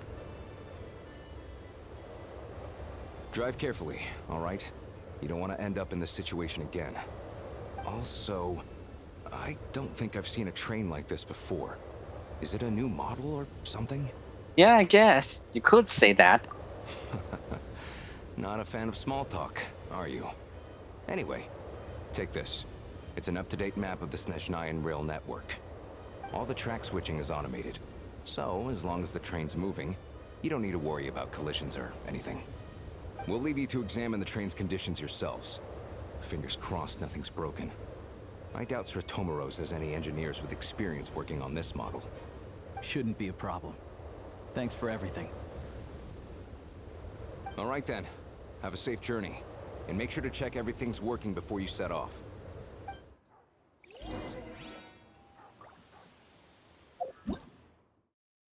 Now this is your train. Now, this is a train that belongs entirely to you. If you feel fatigued while exploring Snezhnaya, you can return to the station anytime for a rest. While on the train, you can set your destination for any location on the Snezhnaya railway map that you have already unlocked. When exploring Snezhnaya, you can return to your train anytime for a rest. Ah, cool. My own personal train. Now that's interesting. Let me get that waypoint, then we can move on. Huh? Let me see if there are any other waypoints here. Nothing. Alright? Yeah. In we go.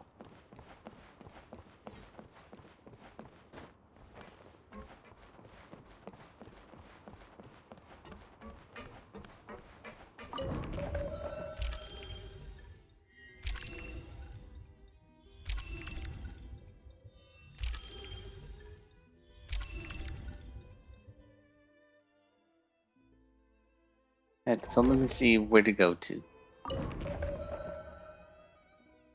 Right here?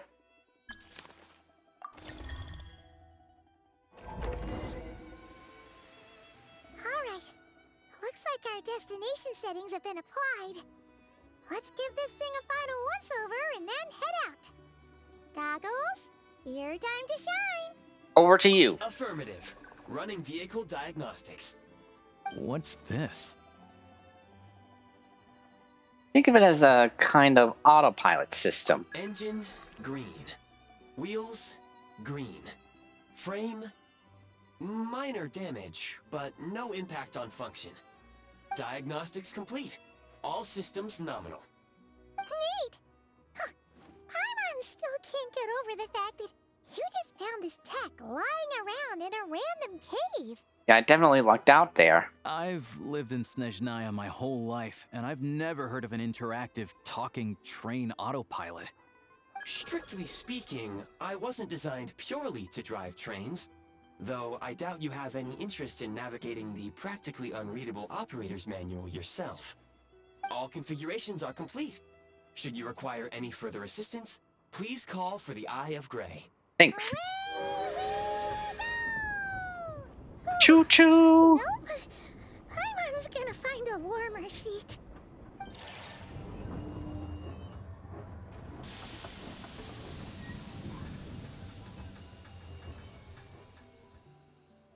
Huh? What's going on? Hmm? What's happening? Oh no. What are these puddles?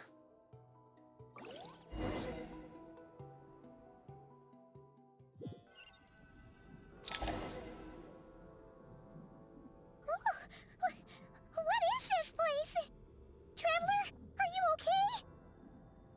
I'm alright. You okay, Paimon? Paimon's still airborne, but it feels like swimming through thick, gloopy water. It's horrible. Just our luck. Of all the things that could have gone wrong. Alyosha, you're Snezhnayan, right? Any idea what the heck this place is? It's called the Shadow Realm. A place where no wind blows, no light shines, and no elemental energy flows. Even time itself doesn't exist here. It's a world where everything seems to come to a standstill. The Shadow Realm. A mysterious space that appears in Snezhnaya. It is said to be inextricably linked to the golden city of Hyperborea, from which a splendorous civilization was once constructed. I've only seen it a few times before, and this is my first time inside. It's a dangerous place. Most people who get sucked into the Shadow Realm are never seen again.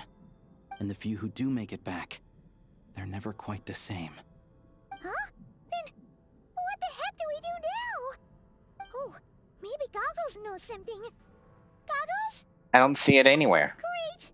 Now we're done for! Hold it together. Let's not get ahead of ourselves.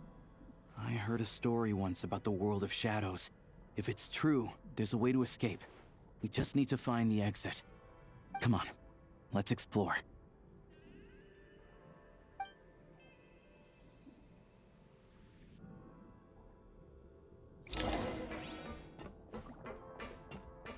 Look at these fatui! It's like they've lost their minds! Their shadows have been devoured. They're no longer amongst the living. Go now! Advance! Yeah! I can't channel elemental energy here, but I have a few gadgets that still work.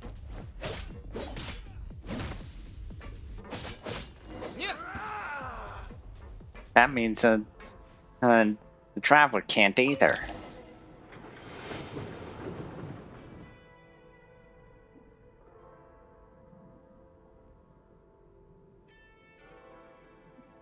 Wow.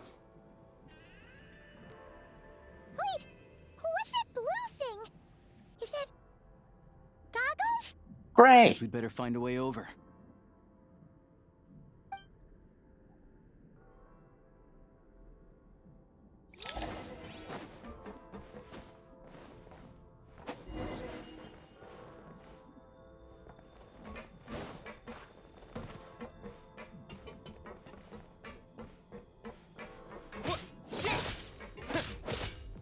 You've got nerve. This is the last one. What do we do next? Play it by ear.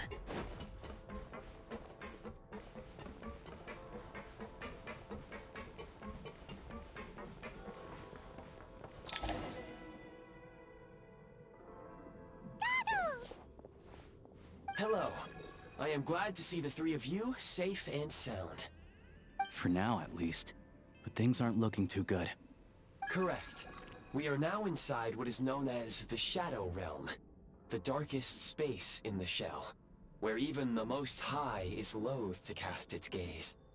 Time and space hold no meaning here. It intersects with the world of the Light Realm only rarely, like an air bubble that rises to the water's surface.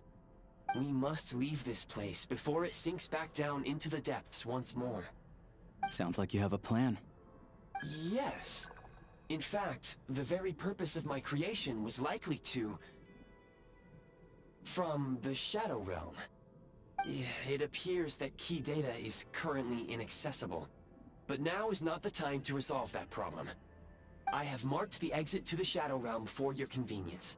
In addition, I have prepared some equipment to aid you as you traverse the Shadow Realm, traveler. There's specialist equipment for this? It may well be one of my core functions. Scan complete. Construction in progress. Activation code? We once peered into the past from the ruins of the shadows. This is what remains of the Golden City, Hyperborea.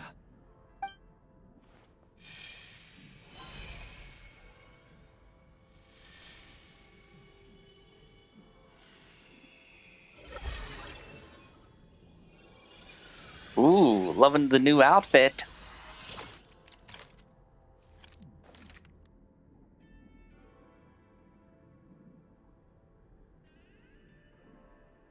Looks like a soldier in that.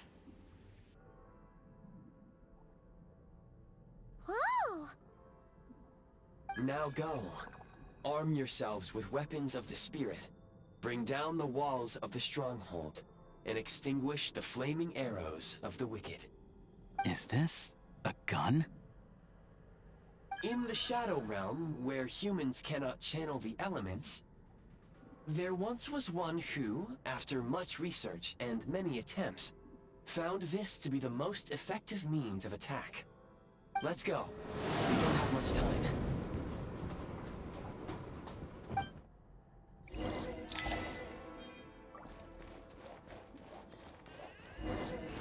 I don't normally do first-person shooters, but I'll make an exception here. When you encounter small obstacles, you can simply clamber over them. You can slide to navigate through low, narrow tunnels. Oh.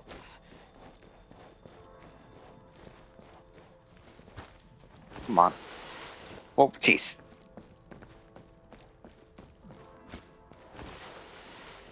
Okay, got it. Obstruction ahead. You may be able to use the explosives nearby. Shoot the explosives to detonate them and clear the path. Since elemental energy is unavailable in the Shadow Realm, ammunition is an important resource. You can replenish your ammunition.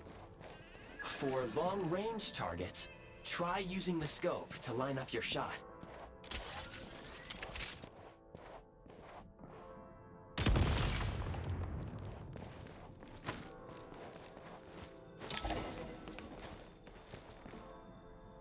Many hostile units approaching. I suggest a new strategy. Take cover, and pick them off one by one.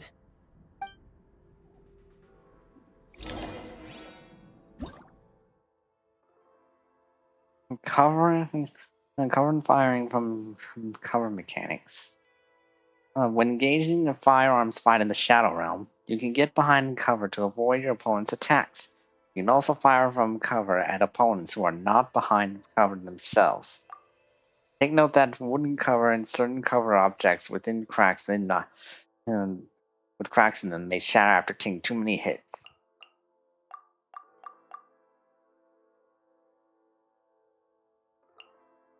Just take a look here.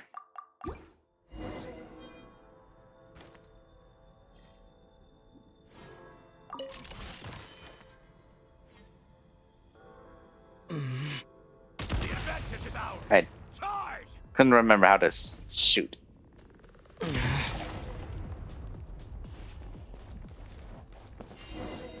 Yeah.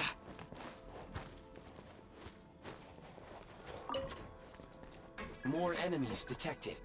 Try attacking with the newly unlocked assault function. Normal attacks charge the firearm with a special energy known as Frigid Glory. Once sufficient energy has been stored, press the Assimilated LML skill button to switch to Breakthrough mode. In Breakthrough mode, the firearm consumes Frigid Glory to launch high-powered ray spears, piercing through opponents along their path and dealing cryo damage.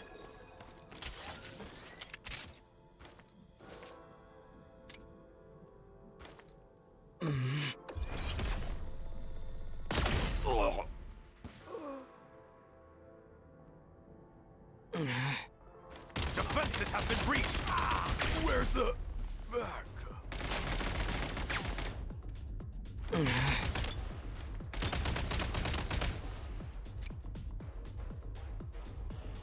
Mind the rhythm. Nice.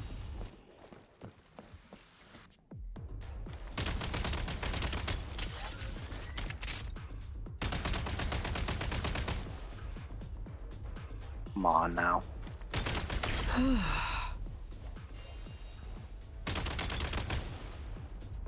Boom.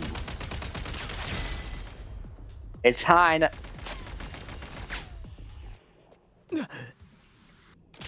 Oh. Change of tactics. Nice. Light him up. It's kind of making me think of the Agent 9 gameplay from Spyro.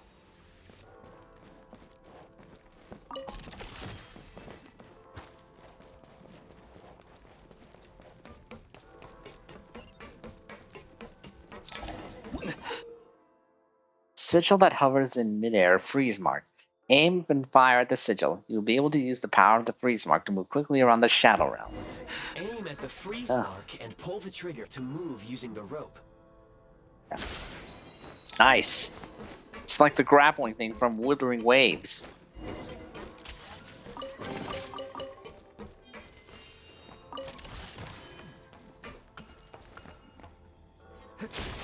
The advantage is ours! Time! Request it's over. It's over. Nice. State number 2. Charge! Headshot.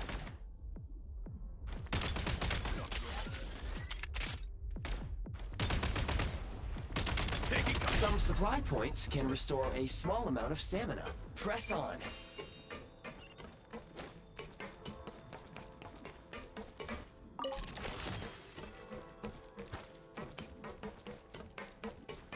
You should be able to use the prime ice construct left here to cover long distances. Link device for link mechanisms. A link device for grappling hooks created out of prime ice. Within a certain range, unobstructed light link mechanisms can connect to each other and form a prime ice grappling line. You can quickly travel back and forth between connecting line mechanisms using this line.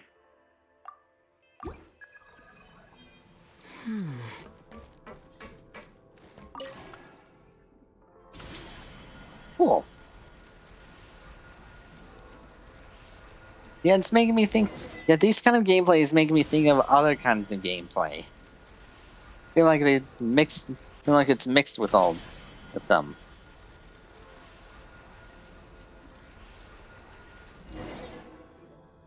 How do we get over there now? I recommend using this grappling gun.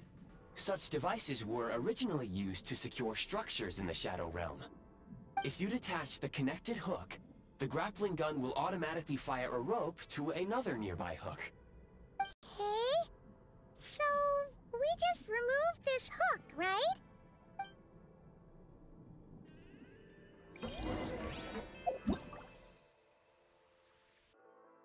Grappling device created out of prime ice automatically launches the grappling hook at the hook mechanism within range, pulling the user toward it. Occasionally, you can also use it to cause damage to fragile items containing hook mechanisms.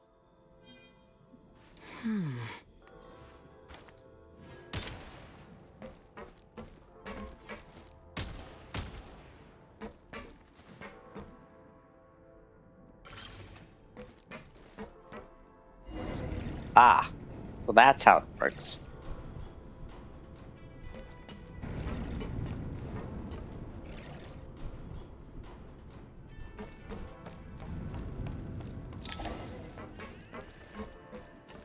Thought I saw something over there. Gotta recharge!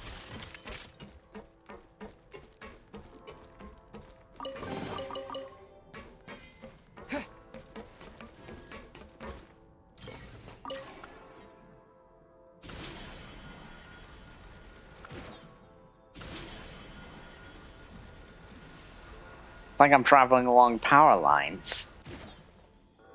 Like in Mario Odyssey. Back in business.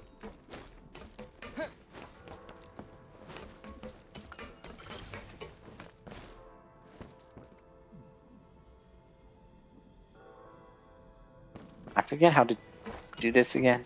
Okay, yeah. That's right. RT.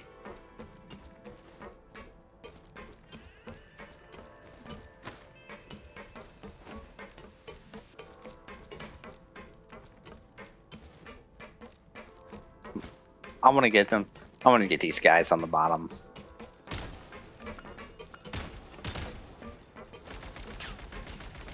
Oops. Gave myself away.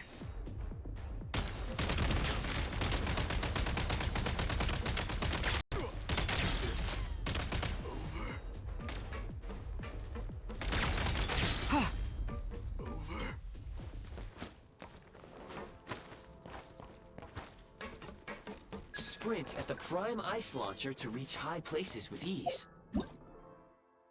Okay. Kind of like those floating things from floating jellyfish-like things from Snezhnaya. I mean Fontaine. Reload! Float it! Fall back.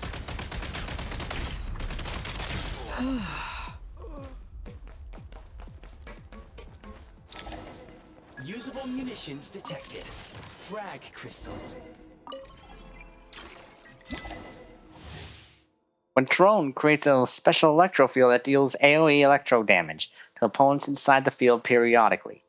The field will also slowly move forward along the crystal's line of travel and slow down further when it comes in contact with an opponent or object. Nice.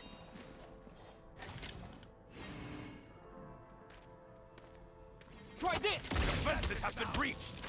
Taking cover. Fall Ah.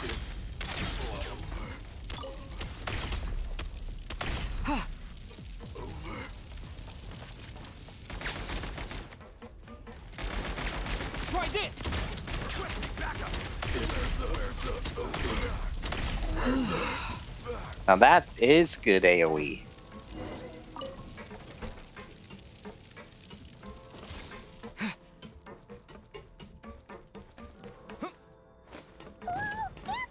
Shift your center of gravity and slide down.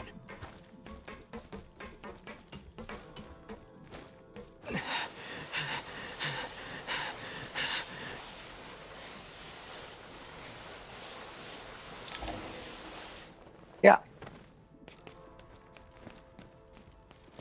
Oh, we're going away. I feel like this is Honkai Star Rail coming in. How much longer is this gonna take? The exit is right ahead. We are very close now. However... It's like they're trying to keep us trapped here. That platform and the carriages are swarming with undead fatui. Guess we gotta storm through. Undead?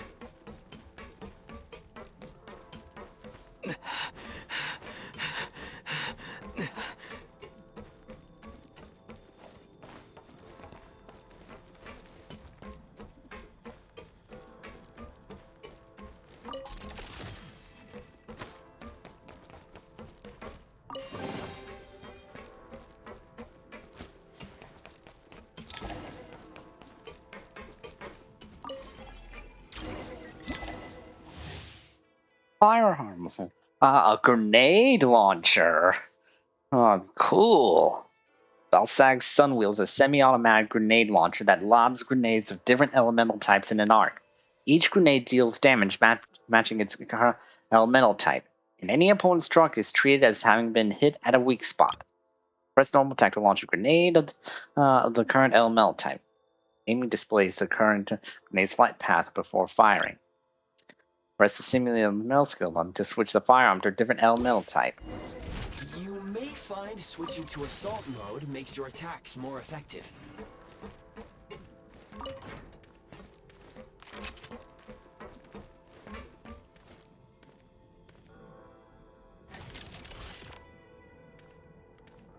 Let's try this out. Oops. Sorry. Cool.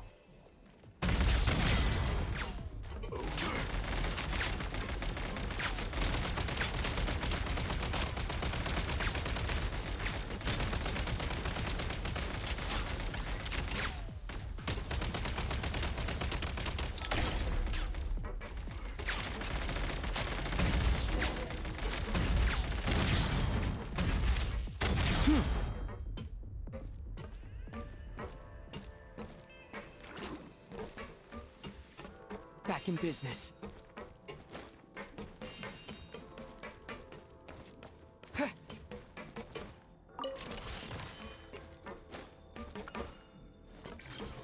Oops. Wait, hold on. Okay. Thought there was something there. Darn it. Take great care not to.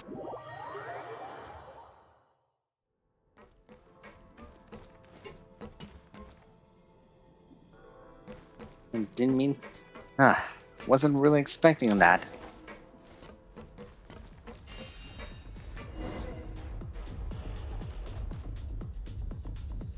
Right, here goes nothing. Oh. Right.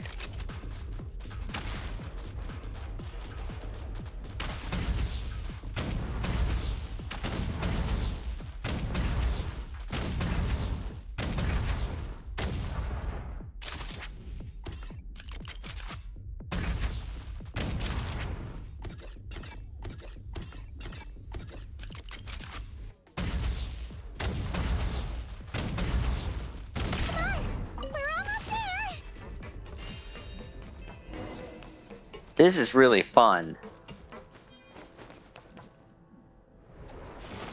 Huh? Why is everything shaking so much? Looks like the Shadow Realm is about to sink back down into the depths. Do not drag me down the Shadow exit Realm. Is right here. You mean this weird bubble thing? Wait, how exactly do we... No time to think. We just gotta go for it.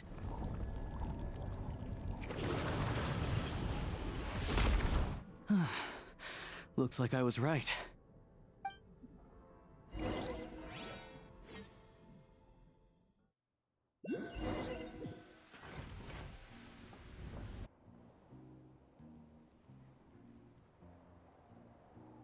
I can't believe the Shadow Realm manifested right on the railroad tracks. It's almost unheard of. Lucky we made it out. All thanks to you and that awesome gun. While we were in there, you mentioned Hyperborea. So you have heard of the Golden City before? The ancient Golden City, Hyperborea, one of many cities guided by heavenly envoys, which was, for reasons unknown, destroyed in a single day. Now, one can only imagine its former glory from the ruins that remain. Yeah, it came up a whole bunch in Nokrai. You're a pretty neat surprise in that sense, aren't you, Goggles? We had no idea they left cool gadgets like you behind. Thanks for saving us again, Eye of Gray. Make no mistake, it was a team effort. For a first-time firearm user, your performance was quite outstanding, far beyond my expectations. As Alyosha said, it is highly unusual for the Shadow Realm to manifest in a place like this, but we should still watch out for similar dangers ahead. Oh, let's hope not. If anything else goes wrong with this trip, Paimon's gonna have train trauma for life! The Shadow Realm can appear anywhere, not just on the railroad. I am simply advising that we take sensible precautions. Now, if you wish to further calibrate and upgrade your firearm, you may do so over there, provided you have the necessary components. Please take a moment to catch your breath while I repair the body of the train. Amongst other things, this will ensure Paimon is a little warmer while on board. Oh, thanks, Goggles! You're a trusty train conductor! Well, maybe trusty isn't quite the right word, considering. Anyway, at least you get the job done. So the gun can be upgraded? Yes, of course. And just like the Eye of Grey, I am sure it will be a great asset to you in your future adventures. If not the trustiest, then it will at least get the job done. Let's get some fresh air while the Eye of Grey fixes the train. Will you be okay, Paimon? Yeah, sure. Paimon wants to forget all about the Shadow Realm. It was so creepy in there. Stretching our legs might help take our mind off things.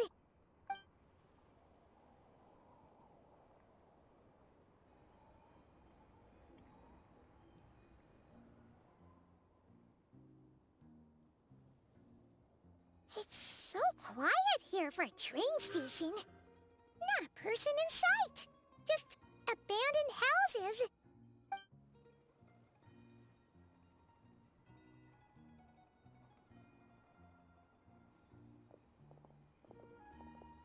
We're almost there. It looks like we're here. Huh? So much for repair. You've swapped our train out for a whole new model. My plan was to restore the train to its original appearance per my records as quickly as possible. Now that the repairs are complete, the train offers optimized performance and a significantly improved trendiness level. These are repairs? Didn't know trendiness was a parameter. According to my calculations, parameterization is the most effective way for the Eye of Grey to understand trendiness. Hyperborea, huh? I'm sure I've heard of that in a story somewhere. What an incredible little gadget you are.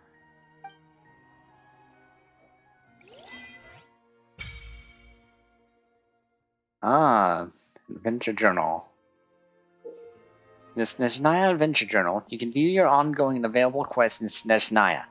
This is also where you can collect corresponding rewards after completing Archon quests and World quests. The Experiences section of your Snezhnaya Adventure Journal. Here, you can find the meeting points you've discovered while exploring Snezhnaya. Additionally, you can also view in this section any special recruitment projects that can be done this week. The Shadow Realm History section of your Snezhnaya Adventure Journal. Here, you can find the Shadow Realms and even more dangerous Shadow Realms you have uncovered while exploring Snezhnaya, and quick travel to any of these realms for a good old cleanup operation. The Snezhnaya Adventure Journal also allows you to look up the temperatures of the current area. In low temperature locations, the Eye of Grey will expend Kresnik energy to regulate body temperature. Kresnik energy depletes more quickly in frigid zones, and in sub-zero zones, Kresnik energy will be depleted even more quickly and lead to catastrophic effects. Therefore, do keep an eye on the environmental and temperature where you're going. Yeah, like dragons, I gotta keep an eye on the body temperature.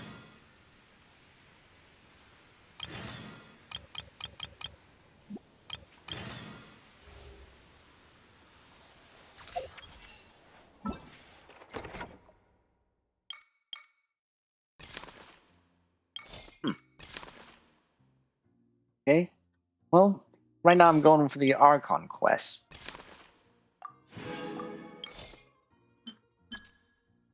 I'm gonna do the world quest on my own time.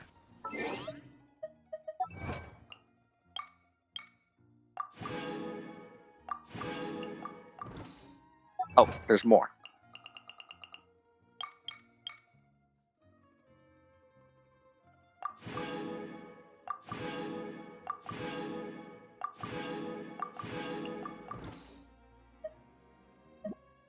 I'll just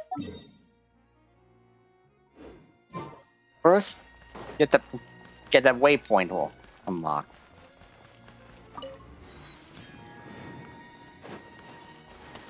And get that Cryoculus too.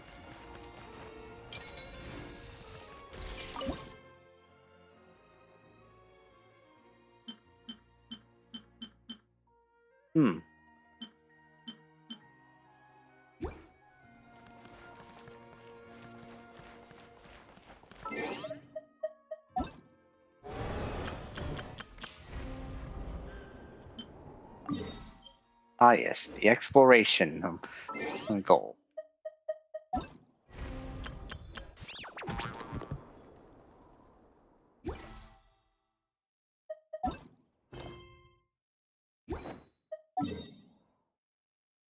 Okay.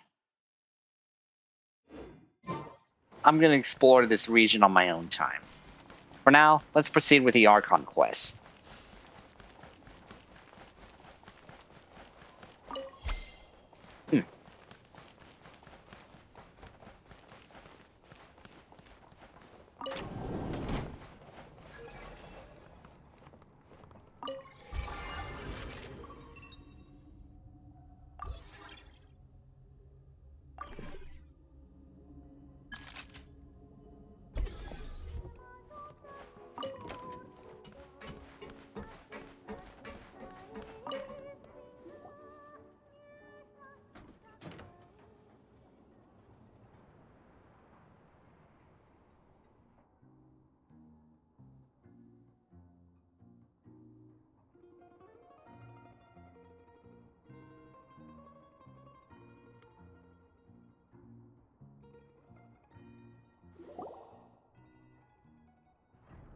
Choo-choo!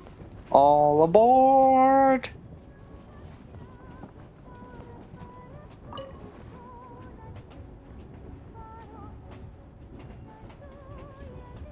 Well, this would be a good way to get some friends together to exploring this region. They really had to build the railroad over a canyon, huh?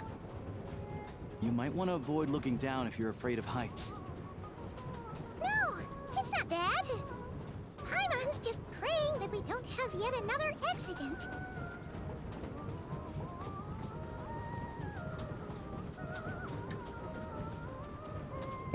So you are scared then. That mountain is breathtaking. Reminds Paimon of Dragonspine. They say this mountain's the domain of a Snegovic lord.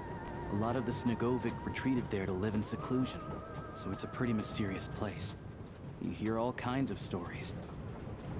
Even the residents of the nearby town of Svietlo-Lidovka steer clear of the summit, and they make a living off of harvesting prime ice.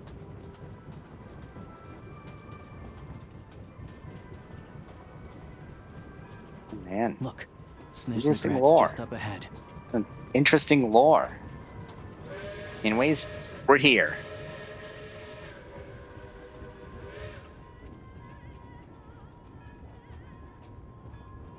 Snezhnaya.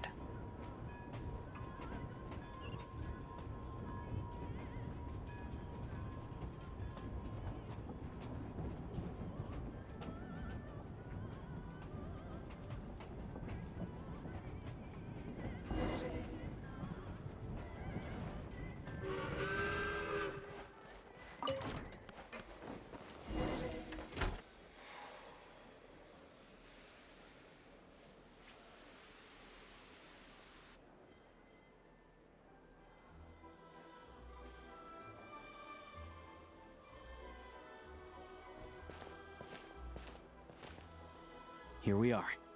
Welcome to Snezhnagrad train station, the biggest transport hub in the nation. Wow! It's so majestic! Just flying from one side to the other would probably leave Paimon out of breath. Kind of reminds me of Fontaine. It's built for maximum efficiency, but yes, transferring trains here can be a little tiring. In the future, you can use this train station to travel anywhere you want in Snezhnaya. For now, though, come with me. Let's get Paimon checked out. This way. There's a lift car that goes straight to Sapoliarny. First,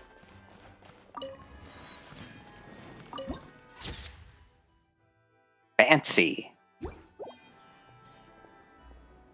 I'm getting Game Central Hub vibes from Wreck-It Ralph here.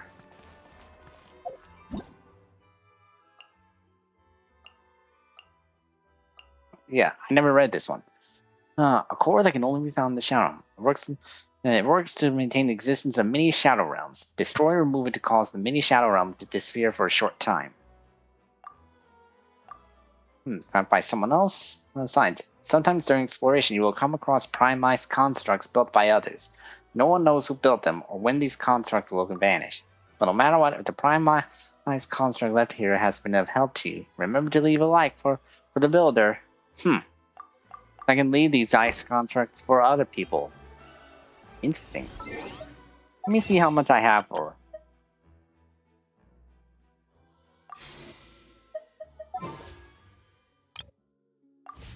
Not yet. Up. Tell me then, what am I supposed to do? Even if I wanted to help, there's Hmm. nothing I can do. Yeah, I'm not sure what that was about. Look! They have really funny-looking heads! Oh, they're not humans. Those ones are about the same height as Paimon! But it looks like they can't fly. Those would be Volkudlak and Domovoy. You'll also see the winged Vila and the snowborn Snegovic amongst others. No wonder! We'd heard that Snezhnaya used to be the realm of the Fae. Paimon can really see it now. Wow. Yeah. This is me. Yeah, so it's kind of like New York City. Except this looks more like it's based off of Russia.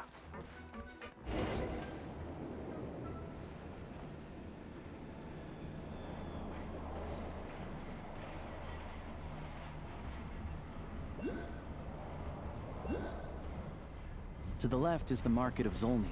They sell everything there. You can often find some nifty little trinkets. To the right, you'll see the Korolyevsky Theater in the distance. Look at that! Incredible!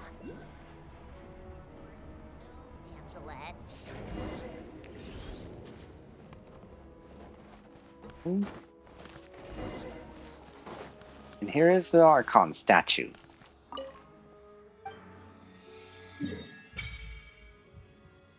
Perfect. Now I can explore more of this.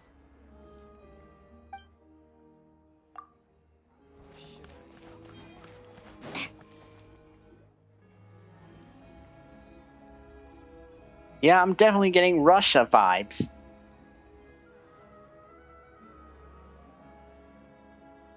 This is definitely making me think of Russia. Wow! Snezhnagrad is stunning! Seeing it with our own eyes makes all the trouble we went through to get here worth it! I found it pretty stunning when I first came here too. But I soon found out that stunningly beautiful means stunningly expensive. The prices here are crazy. I'm just a small-time hunter, so Zolny is where I spend most of my time. This way will take us to Podvorier restaurant. They offer food and lodging there, so you can get settled in while I fetch the doctor. Is that gonna be stunningly expensive too? Don't you worry about that. Keeping you warm and comfortable is all that matters. Yeah, I mean, there are places to stay in Zolny, but I highly doubt they'd meet your standards. Most of the stoves are out of crystal, the windows are drafty, and at night, four-legged roommates come out to play, sharpening their claws on the roof beams and floorboards. Yep, no way! Not a chance Paimon's staying anywhere like that. Maybe we can split the cost of the room between us? Paimon still has some savings left. What happened to sponging off me? Come on, it's tradition. Fine then. It's your treat. Paimon will save her money for buying a nice little cake. Don't worry, you'll get some too. I'm glad to see you've perked up. If you find yourselves in the mood for some sightseeing later, there's a few places around here worth seeing.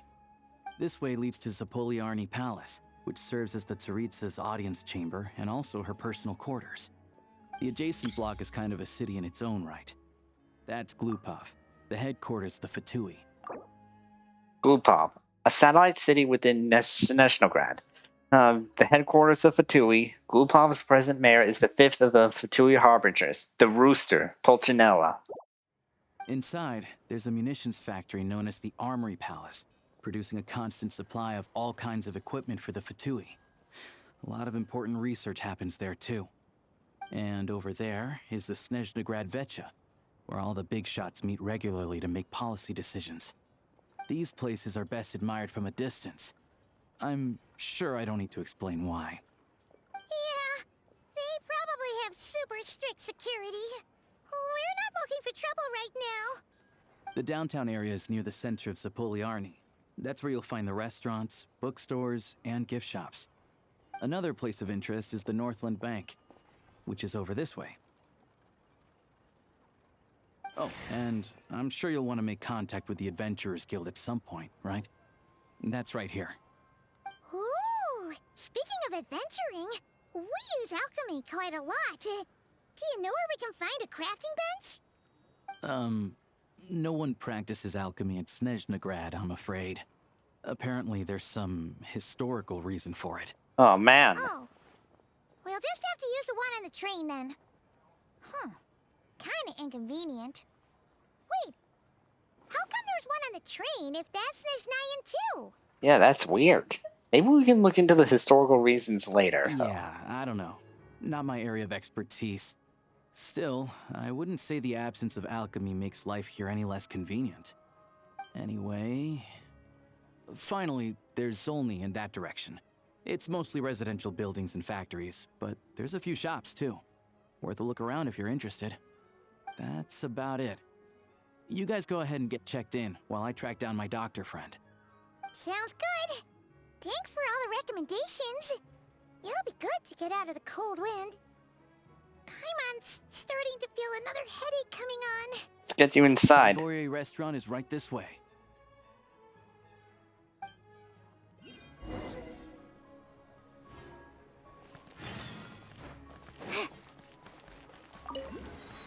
Hello, Catherine. And welcome to Snezhnagrad, Dream Knight. The Adventurers Guild is at your service. Whether you're seeking adventure, hunting for treasure, or tracking down a nemesis to hone your skills, the guild is ready to help. Oh, the Adventurers Guild does have a certain feel no matter where you are. But there are differences here and there. As you've seen, the land of Snezhnaya is vast and its weather and terrain challenging.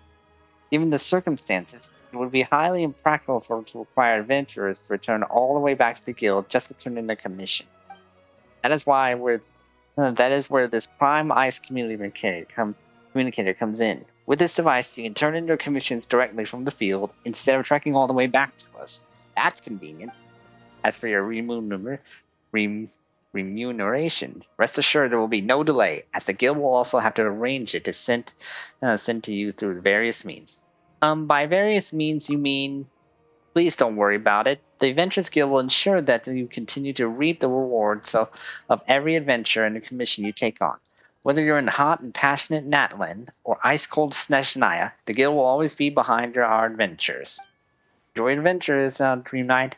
Ad Astra Abyssosk. A wondrous Prime Ice construct gifted to you by Catherine. It appears to be based on a blueprint of recent provenance, and that has yet to become popular or common in Snezhnaya. Now, with this construct, you can get in touch with the Adventurers Guild headquarters in Snezhnaya and talk to Catherine even when you're on a train. Use this to turn your requests and collect rewards anytime, anywhere. That's good. Welcome to the Adventurers Guild, my lady. Is there something I can help you with?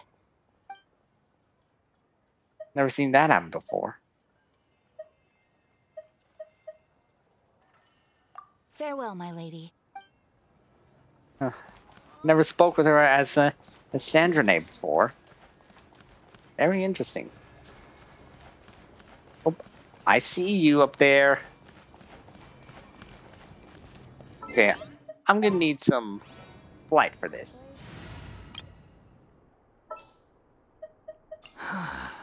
What do you want from me?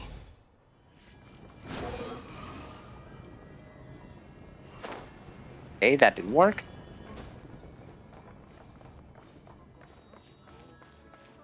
Wait.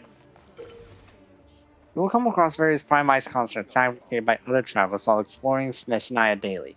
You can choose to reinforce a Prime Ice construct created by others so that it remains for a longer time. And if you found a Prime Ice construct helpful, why not leave a like for it? In construct details, you can also enable the option to send your primized construct to others, as well as allow primized constructs fabricated by others to appear in your world.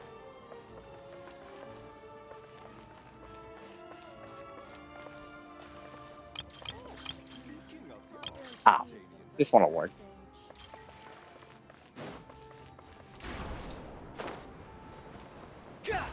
Or not. I'll worry about that, Prioculus later. Right now I've got an Archon quest to get through.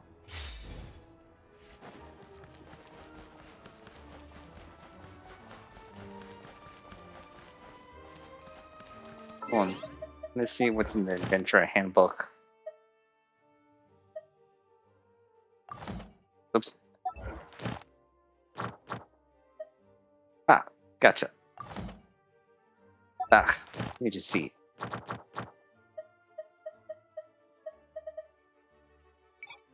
Ah.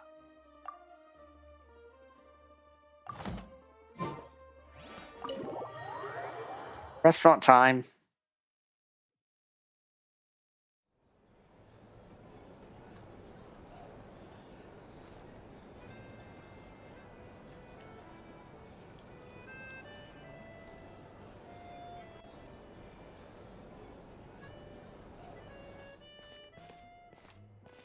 Looks like you get what you pay for, huh? Paimon likes this room a lot. Feeling better now? Yeah, much better now that we're out of the cold. Oh, thanks for taking such good care of Paimon. Honestly, she feels kind of bad for throwing a wrench in the works. If this were anywhere else, we'd be out investigating and adventuring by now. But instead, we're stuck here waiting for a doctor. It's okay. We aren't under any time pressure. The sooner you recover, the sooner we can start exploring. You're right. No need to push ourselves too hard for no reason. A lot happened on our way into the city. Let's review what we've learned so far and try to figure out what to do next. Obviously, the million more question is, what is the Tsaritsa planning? Everything else leads back to that. Yeah, that was our main goal in coming to Snezhnaya. Sure was. And so far, we've learned that in addition to the 7 Gnosis, her plan also requires a ton of energy. But we won't get to see her anytime soon. Alyosha said that she went east to fight that big monster. It must be a pretty powerful one if it can blanket the whole of Snezhnaya in a snowstorm this awful. Mm-hmm. It's one of the threats we'll need to face, I think. To be honest, what we're really lacking right now is information. The kind of information that only the higher-ups in the government would know. Not word-on-the-street type of info. Paimon can't think of a few people who might be able to help us. They're all fatui. Right. And when we left Nocrai, Sandrone specifically left a message reminding us which side we're on. So, it's unlikely they'd tell us anything confidential about the Tsaritsa's grand plan. It's still worth asking. Yeah, fair point. Besides, that Gloopov place is right nearby. We've got nothing to lose, so it'd be a waste not to go. There's gotta be someone there willing to talk to us, right? Maybe Arlecchino or Sandrone? Or possibly Tartaglia. But it's unlikely we could sweet-talk Arlecchino. Let alone Sandrone. She basically told us to stay in her lane already. Well, it's been a while since we last saw Tartaglia. Yeah, the last time was all the way back in Fontaine, right? Too bad we missed him in Nocrai. Apparently, he came to help out. Hello.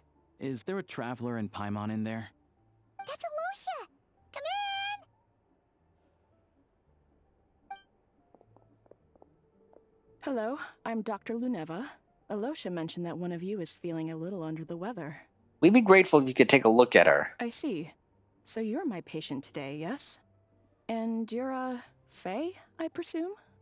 Good question.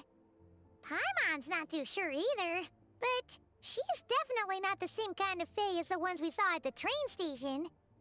Is that gonna be an issue? Not exactly. It's just, I'm used to treating human patients.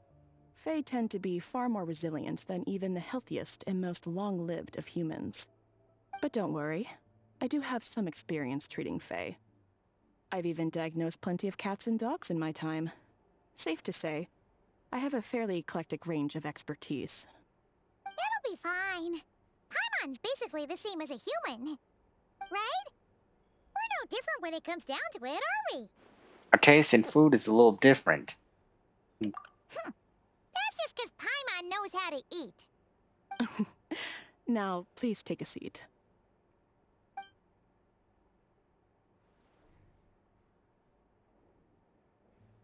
Okay, vital signs are good. Test results are all within normal ranges. I don't think it's anything serious. More than likely, you've just caught a cold. I can give you some medicine to tide you over, but as long as you rest properly for the next couple of days, you should feel better. Make sure to keep an eye on your temperature, though. If you find yourself with a persistent low-grade fever, or if your symptoms don't improve, just contact me again. Sounds like there's no cause for alarm. Yeah, let's see how it goes over the next few days. Thank you, Doctor. You're very welcome. Just doing my job. I'll leave you in peace now. Time to visit my next patients. Take care. You heard the doctor. Best you rest up here for a couple days. No sightseeing for the time being. I'll stick to the local area then. Alright then. Guess we've got no choice. Let's just treat it as a short vacation. I have to get back to it. If you need anything else from the doctor or me, go to the Hunter Trade Station in Zolny. The boss there knows how to reach me. Thanks for everything. Hey, no big deal. You saved my life in the Shadow Realm. This is the least I could do. See you around.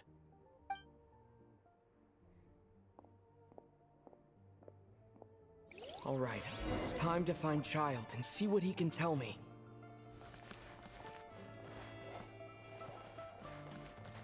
Yeah.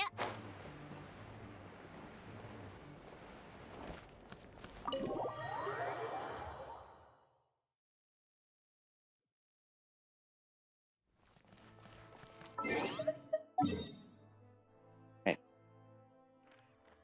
Up there? Yeah. I'm gonna go with someone to help speed things up.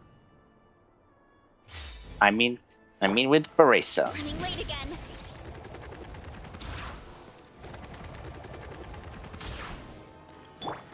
The wind rises.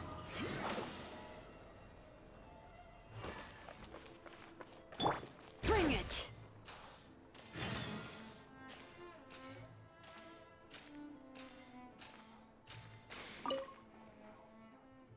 We'll be able to build a snowman soon. That's so exciting, boss.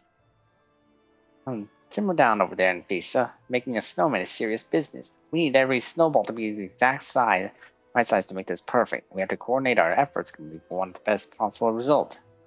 But the angry beaver is definitely need more hands on deck to make this happen. At the very least, we need someone who can make us the perfect snowballs. Third, not right now. Hurry up, Thrasher!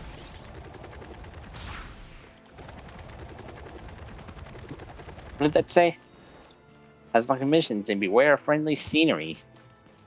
Behold!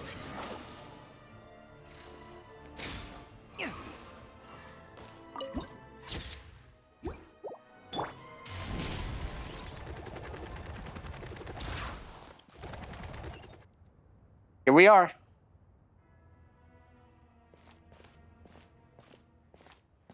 Hold on. Please display your invitation letter or permit. I'm looking for someone. Glupov does not accept meeting requests without a prior appointment. You'll have to apply per the advertised booking process and wait until your invitation letter is issued. But we're old friends. Might I ask who you're hoping to visit? Harbinger Child, Tartaglia. Another one who thinks the rules don't apply to them. I don't understand why people think they can just talk their way in here. You don't just show up and land a meeting with the Harbinger. But I have to go through the motions for protocol's sake. Honestly, it's such a waste of time asking when I already know what the answer's gonna be. Wait a moment. I'll pass on your message. If Child is unavailable, you'll have to go through the proper procedure.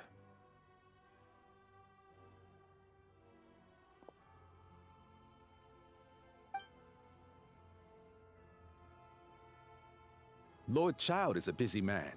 He's probably not in Glupov at the present. If I were you, I'd cut your losses. No point in waiting any longer. Guess I picked a bad time. Even if you two are old friends as you claim, please understand that the Fatui Harbingers are often busy with their official duties. They tend not to stay in Glupov for extended periods. Next time, stick to the rules. You'll make life easier for both of us, Greetings, Lady Marionette. It's Snezhnaya.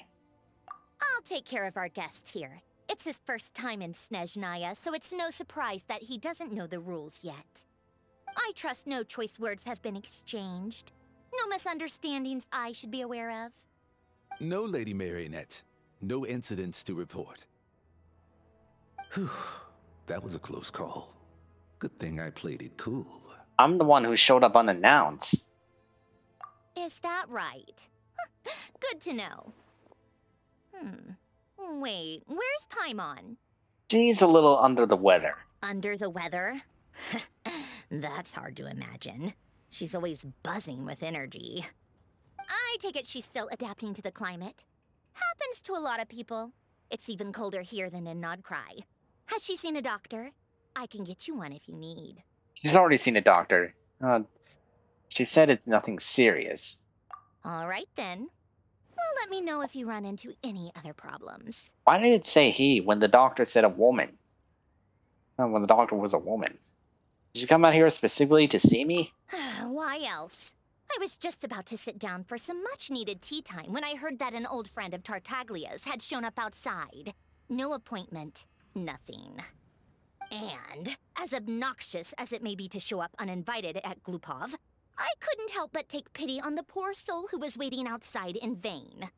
So I had no choice but to abandon my freshly brewed piping hot tea and come to see this mystery guest for myself. You already guessed it was me, didn't you? Well, I felt our time working together in Nodcry warranted some courtesy. I couldn't exactly let you freeze to death out here in the wind. Unfortunately, I can't invite you inside either. The rules of Glupov wouldn't allow it, and as a harbinger, I have to lead by example.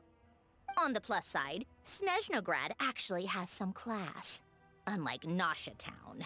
Torchlight Books has a very nice selection of teas and cakes, so we can catch up there. Your treat, of course. But why? Because I already wasted one perfectly good cup of tea today. That's why. Right, just let me activate the teleporter real quick.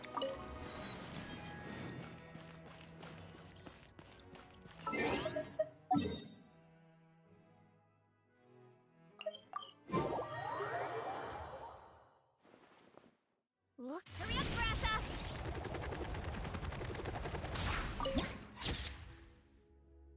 Wow, it's even prettier at night.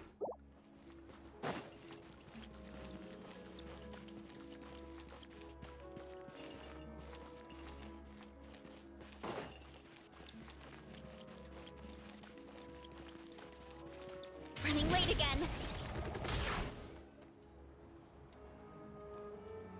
I've ordered for the both of us. No objections, I assume. I'm sure you trust my taste. No problem. Okay, let's get down to business. I'm guessing you don't actually have any urgent business with Tartaglia, per se. You just want information, right? Yep, you got it. But how's he doing anyway? Wanna take a guess? Has he been picking fights again? Of course you'd say that. You shouldn't underestimate Counselor Tartaglia, you know. Counselor? That's right. I'm sure you've heard of the Snezhnograd Vetcha by now. Well, he's busy preparing some paperwork for their next meeting.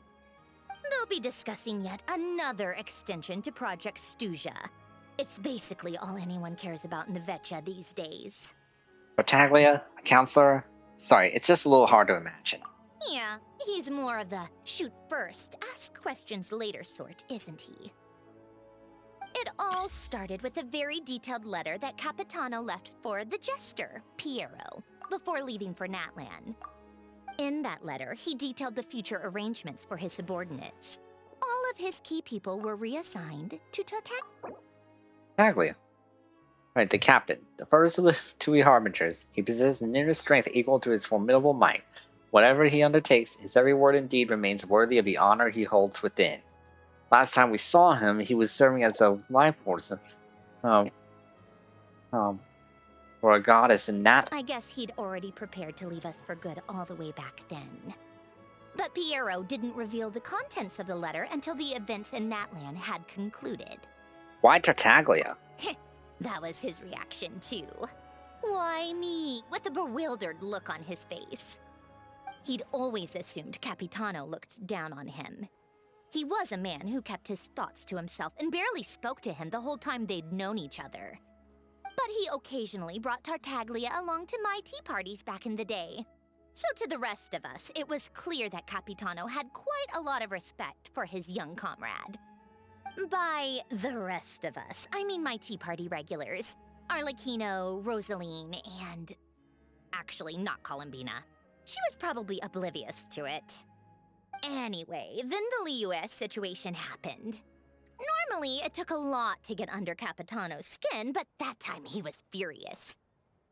It's not really my place to talk about it, though.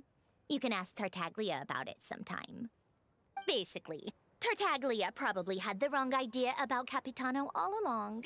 Right up until Piero revealed the letter he'd left behind. Capitano believed that despite Tartaglia's immaturity, he showed great potential. Plus, he possessed a kind of purity rarely seen among members of the Fatui. That makes sense. Yeah, it's one of the few things that I'd agree those two have in common. But there's one other reason why Capitano chose Tartaglia to assume command of his troops. He knew that after he was gone, several of the others would swoop in on his army like vultures. With the ones who stood to benefit the most being the rooster Pulcinella and Regrator Pantalone. The Rooster. The fifth of Fatui Harbingers and Speaker of the Snezhnaya Veshe. He wields immense influence throughout the capital. Under his direction, the affairs of state proceed in accordance with Her Majesty the Tsaritsa's will. Yet even in service to that will, the safety of ordinary people cannot be ignored. Once they divided Capitano's troops between them, they'd be more powerful than ever. No one would be able to stop them.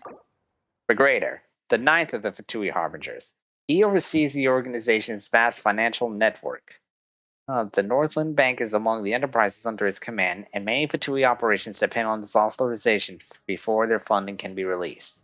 Yet, I might have seen them in during the Sumeru incident with Il Torre. So, you can see why Capitano chose to hand that letter to Piero, right? Because the Jester needs to maintain a balance of power. Exactly. Piero also needed to back a Harbinger as soon as possible. And, all things considered, Tartaglia was the best choice.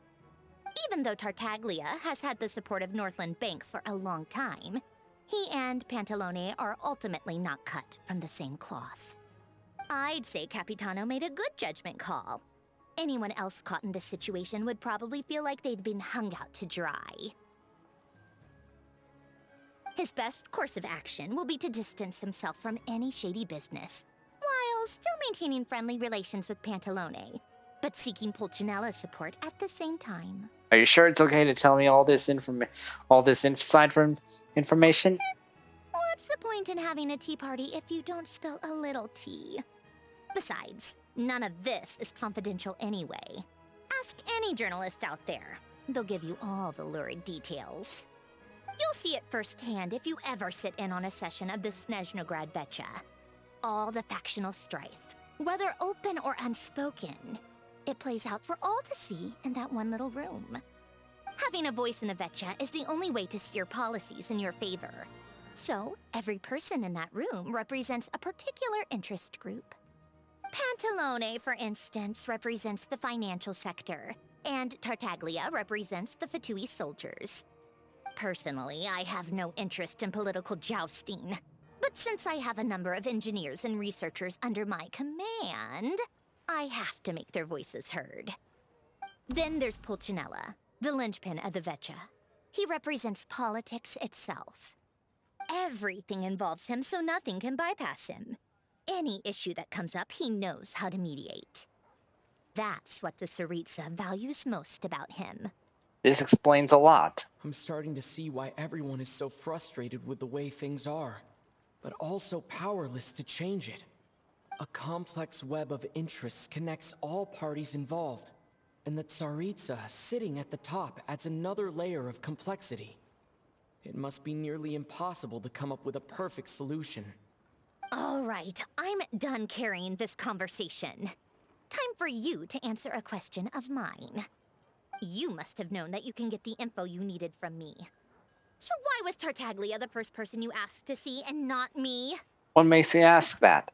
I just don't understand, that's all. Anyway, do I really need a reason? Wait. Oh, I think I know what it is. Columbina passed on my message to you before you left Notcry, right? I only meant you should be mindful of which side you're on. Is that actually why you didn't ask for me? Because you took that to heart? I guess that's part of the reason. You... fair enough. It's not your fault. I blame all these politicians I've been hanging around with lately. Always beating about the bush when they talk. I guess it must have rubbed off on me. Anyway, just ask for my help next time, okay? Little things like this are no problem. Lady Marionette. What now? Can't you see I'm on my break? Whatever it is, just leave it on my desk. I'll look at it later. Sorry to disturb you during your break, ma'am, but I'm afraid it's an emergency. Isn't it always? I've told you before, fixing the tracks and transporting ice blocks does not constitute an emergency. The equipment in Svietlo-Laidovka is in urgent need of maintenance. With how the weather's been recently, we suspect that the cause is a buildup of snow, exceeding the maximum weight limit. The supports on one of the machines broke and fell, awakening a dormant beast and leaving many of the ice miners trapped in a nearby ice cave. Luckily, Odette's team was nearby and launched a rescue operation, but we're still facing a severe manpower shortage for both the rescue and engineering teams. I guess that's it then. Our tea party will have to end here. I'm the only engineer you'll need. I kind of want to go with you, but I promised Paimon I wouldn't go too far. Do you actually want to come with, or are you just saying that? I owe you for the tea you shared with me. Nice of you to return the favor. I'll have a couple of people look after Paimon. They can let her know that you had to step out for a while. Given how urgent this is, I'm sure she'll understand. And honestly, I'd rather have your help than anyone else's. Between your skills and experience, you'd be reliable help. Great, thanks. Sounds like a plan. Then let's go. You, take 2 people to Pavorier restaurant. Find his room and watch it like a hawk until we get back. If anything happens to Paimon, you'll be answering to me. Yes, Lady Marionette.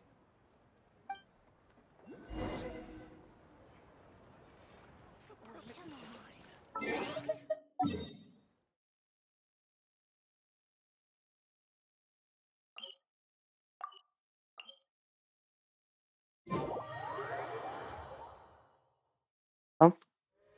Okay, we can switch back now.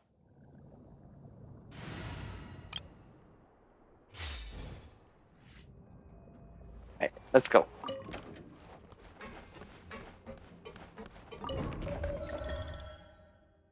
And on over to...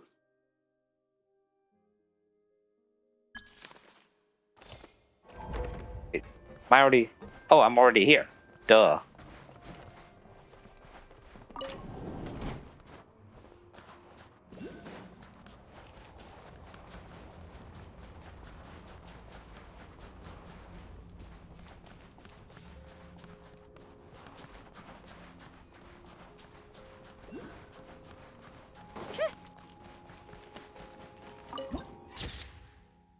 Wow, kind of makes me think of the Great Chasm.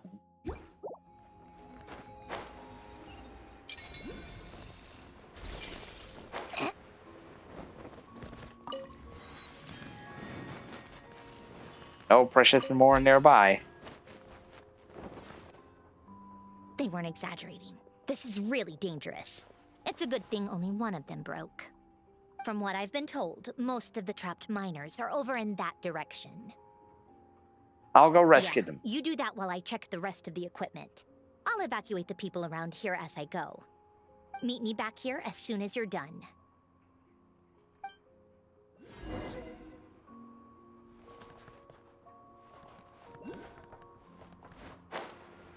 Time to go spelunking. Ice spelunking, that is.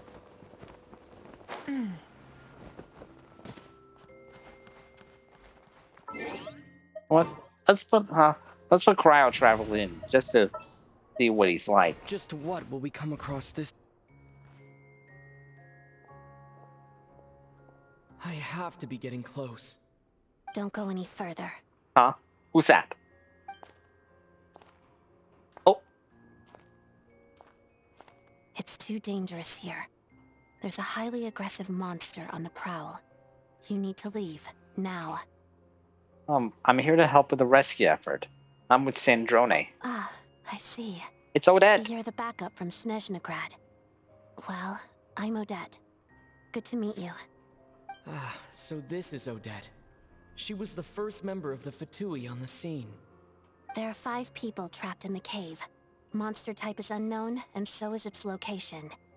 Let's go. Every second counts.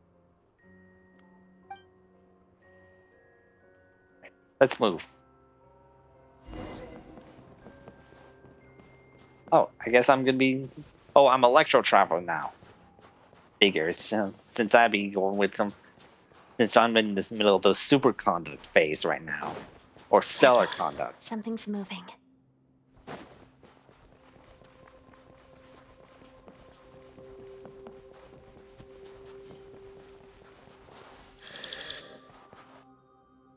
Getting warmer. This must be the monster's shadow.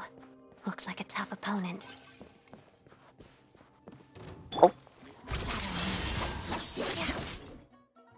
In certain places in Snezhnaya, the Starlight Prism will also generate a prism mirage that lasts for a short time at the same location when it vanishes.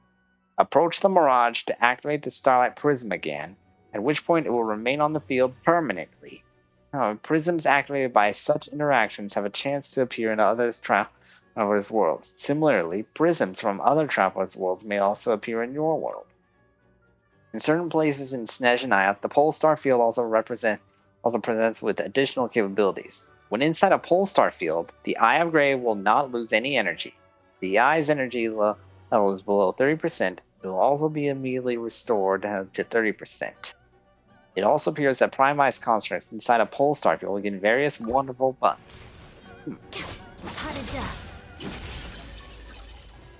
Yeah, I'm gonna try to pull for her since we're only in the beginning of Snezhnaya.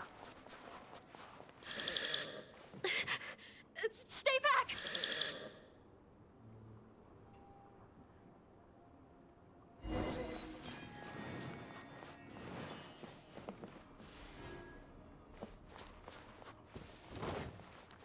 Together.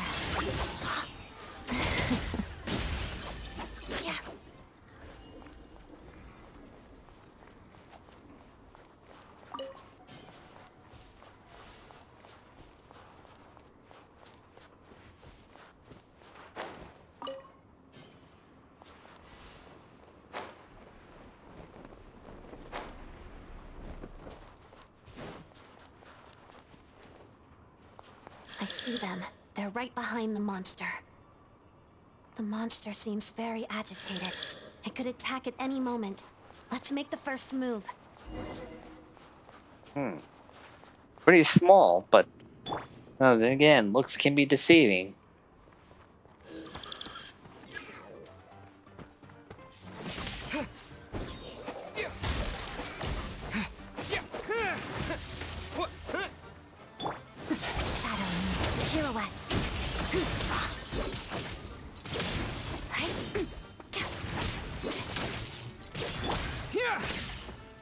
Witness the snow swan's grace. Whoa! It got bigger. Let's begin. Lightning flash!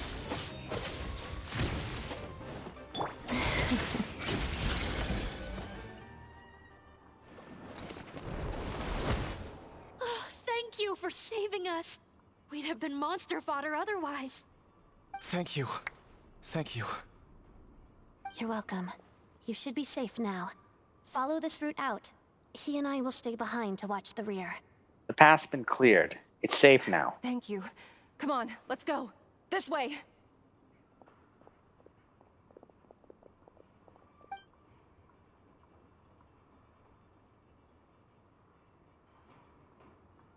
I'd searched the area. Pretty sure the monster made a tactical retreat. Was this its lair? Yeah, but with us here, it won't be coming back anytime soon. It may be small, but don't be fooled. It's a ferocious beast. People are just food in its eyes. It's lucky we got here when we did. The trapped miners have been successfully evacuated.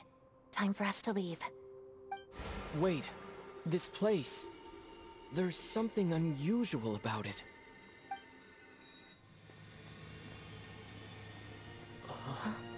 Wonder what this is about.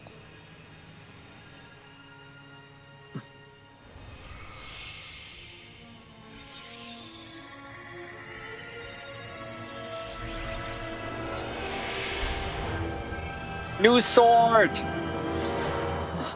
What is that? I don't know. It's back? Guess it has family. Here it comes.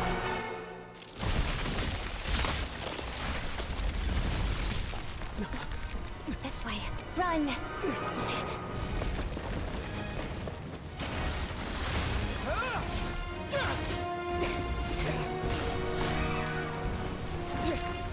Man, look at them go.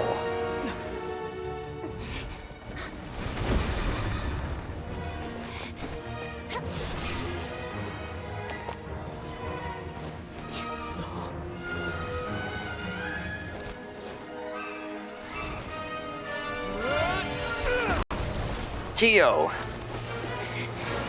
Thanks. Let's get out of here.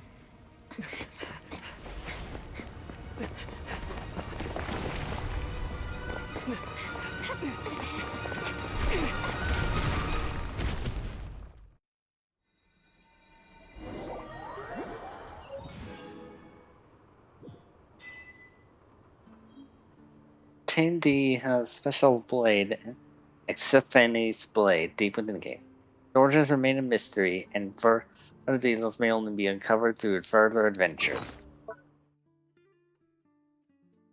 When the traveler equips this, their attack will increase by 16% for 8 seconds after they hit an opponent. At the same time, they will also regenerate 3 elemental energy. This event can trigger once every 5 seconds. This can be triggered even when the character is not on the field.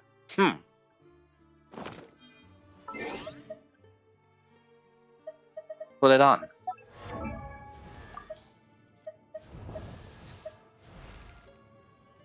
Oh, there.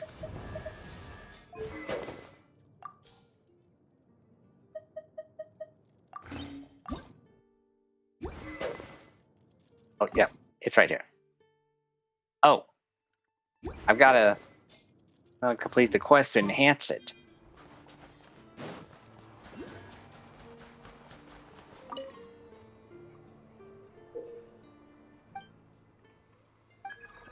Invitation? Pavlina, Grand Duchess of the Snezhnaya, is inviting. Whoever is holding this invitation to a wedding?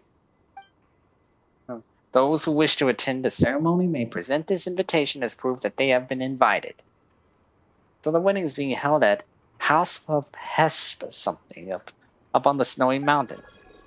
House of Hesperides. Try saying that 3 times fast. Yes, it was once home to the sovereign who ruled over the Snegovik. As for Pavlina, that name does not sound vaguely familiar. So Pavlina, the princess of Snezhnaya, might be tied to Gaul's past too? Most likely. Oh, let's go check out those. Let's go check out this princess's wedding then.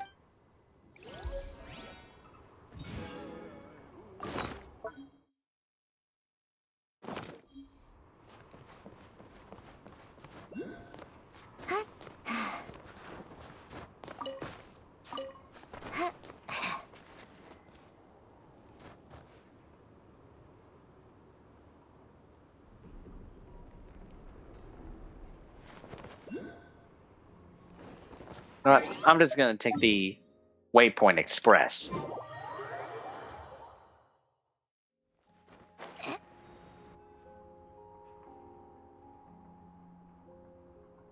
Everyone's accounted for. We managed to rescue them all. We also placed a sign at the entrance to the cave, warning people to stay away. You really held your own today. I still don't know your name. It's Dream Night. I'm an adventurer. Don't think I've seen you before. I'll remember the name. All right then. See you around. Hello, Lady Marionette. I hear the rescue operation was a great success. I knew I could count on you. What brings you here, Odette? Here for a performance? No, a fatui mission. I happened to be nearby and heard the crash. Performance? She hasn't introduced herself then. Odette is the prima ballerina of Snezhnaya. She's quite the celebrity. Odette, swirling snow. You ever hear people Hey, I mention the wasn't two finished. crowning jewels of the Korolievsky troupe? They're talking about Odette and the prima donna, Vodianitsa. Right, anyways, prima ballerina of the Korolevsky troupe. She permits herself no lapse in discipline, either on the stage or away from it. Her standards are rigorous and sometimes even severe. Every detail is weighed and refined for one purpose alone: the moment she spreads her wings and presents beauty to the world. Pretty committed. On top of that, Odette's also a rising fatui star. It's looking likely she'll inherit the title of the Fair Lady. Oh, you mean like Sinora? The eighth, huh? Bearing the blaze of the crimson butterfly, she pressed on through the howling snow after losing the place where her heart had once found rest. At last, upon the frozen earth, she found another place to shelter. What did she have to do with the fair lady? She learned all her combat skills from Rosaline herself. Used to be one of her most valued subordinates, too. You flatter me, Lady Marionette. If she's Rosaline's protege, that makes me... Never mind. There's no need to bring it up. No point making things awkward. No wonder you're such a keen fighter. How's progress on your end, Lady Marionette? Equally successful. I finished reinforcing all the equipment. Took me a little longer without Polonia's help. But the outcome is the same, of course. Even if the heavy snowfall summoned by that monster lasts for another 3 months straight, this equipment won't give way. All right, now that we're done here, it's time to get out of this blizzard. That's it? There isn't more work to be done here? Sure, but Snezhnaya will send someone to investigate and draw up a relief plan. And I guess I'll have to write the incident report myself this time, since it involves a mechanical malfunction. First, Pantalone needs to approve the budget, then Pulcinella has to sign off on the plan. Once they've argued it out and reached a compromise, we can move forward. That's the rough process anyway. Could take anywhere from a couple of weeks to a couple of months, depending on how smoothly it goes. And in the meantime, the people here just have to wait. Yup, nothing we can do about it. There's a whole stack of incident reports like this back at the office. The snow has eased a little for now, but there's no telling when that will change with that monster still at large.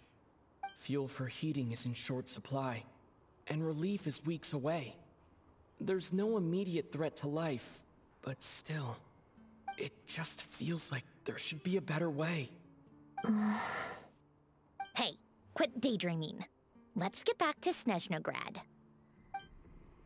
When did you get a new sword? I found it in a cave. It handles pretty nicely. You have a strange affinity for second-hand swords. Guess you could call it fate, I guess.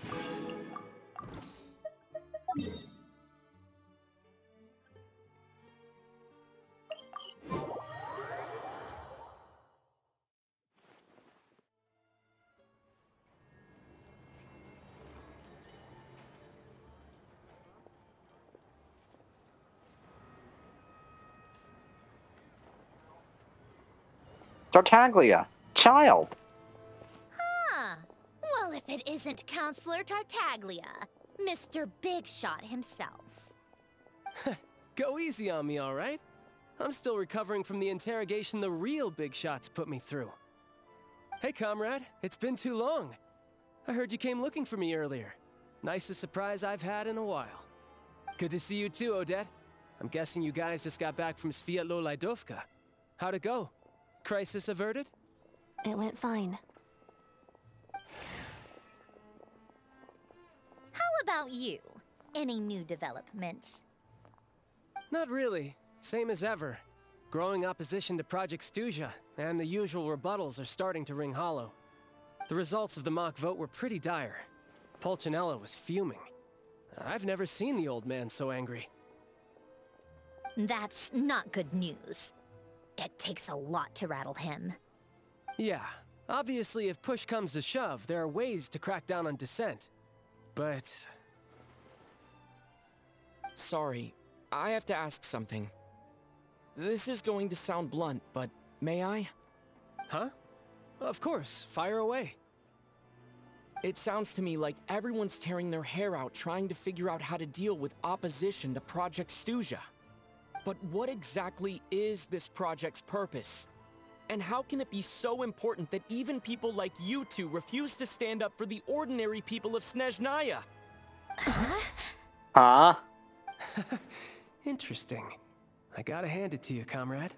You sure don't mince your words. Excuse him? What does he mean, refuse to stand up for ordinary people? Oh my gosh. How does he dare speak to the Harbingers like that? Are you interrogating us now? It's okay, Sandrone. Let me explain. I think I understand where he's coming from. If I could, I'd take your side right now. In fact, my position's very similar to yours. I've only held back on casting a dissenting vote in the Vetcha because the Tsaritsa would never let me get away with it. Still, I have a responsibility to the Fatui armed forces, so I do what I can to make their voices heard. Most of them are just regular folks from small towns far from the capital. I'm sure you've seen how much those kinds of places are struggling right now. Oh, and for what it's worth, I'm from Arepasak myself. Things aren't going so swell there either. Right, so this affects you directly, hence my question. The Tsaritsa wants to create a better, safer future for the people of Snezhnaya, but she's thinking long-term. I don't doubt that from where you're standing, Project Snezhnaya seems to be creating all sorts of issues for everyone.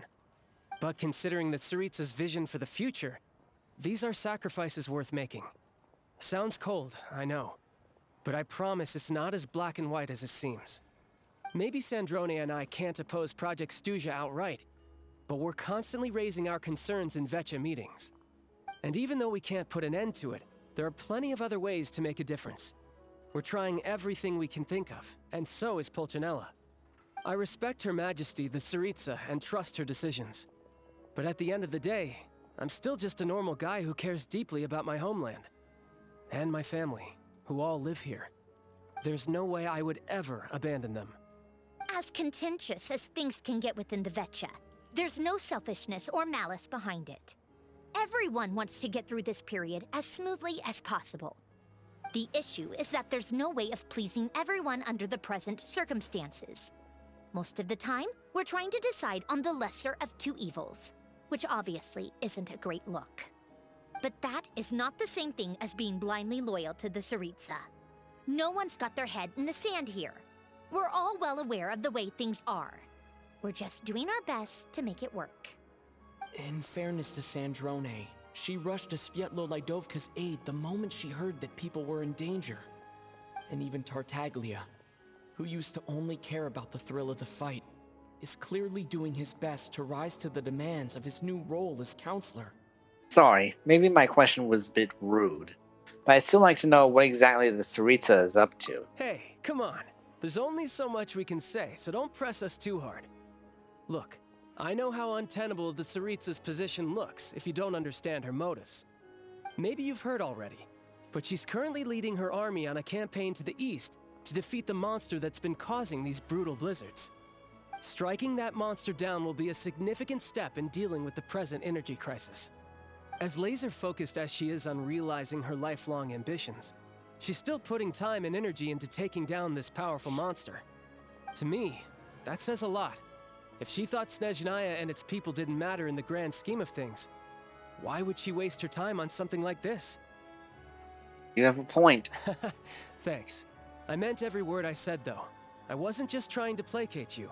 I've already done more than enough diplomacy for one day. I still think this adventurer raises a very important point. Our two harbingers have made their positions very clear. But there are many others in the Vetcha who must feel trapped and forced to vote against their conscience. I think it's a very valuable quality to be willing to speak one's mind, despite the risk of offending powerful figures. It's mostly because we know each other quite well. You can say that again. I highly doubt we'd feel the need to explain ourselves so much if we didn't know you so well. Forgive me, adventurer, but might I be so bold as to ask about your background?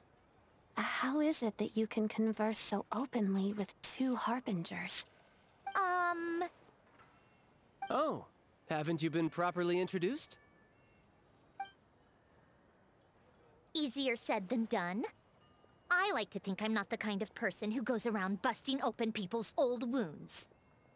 I've only learned his name so far, and no details of his experiences. Is something wrong? Uh-oh. Is there no avoiding the subject of Rosaline? No, it's just... all right, I guess there's no getting around it. This is the world-renowned traveler, who helped resolve the storm terror threat in Mondstadt, cleaned up after the mess I made in Liyue, and then went to Inazuma, where there was a duel before the throne, in which the traveler defeated Rosaline. Oh. I'm sorry. Ah. I didn't think you two would be seeing much of each other, so I figured it wasn't worth bringing up. It's fine. It was a long time ago. It's fine. Sorry. I just remembered that we have a rehearsal coming up. Please excuse me. I should get going.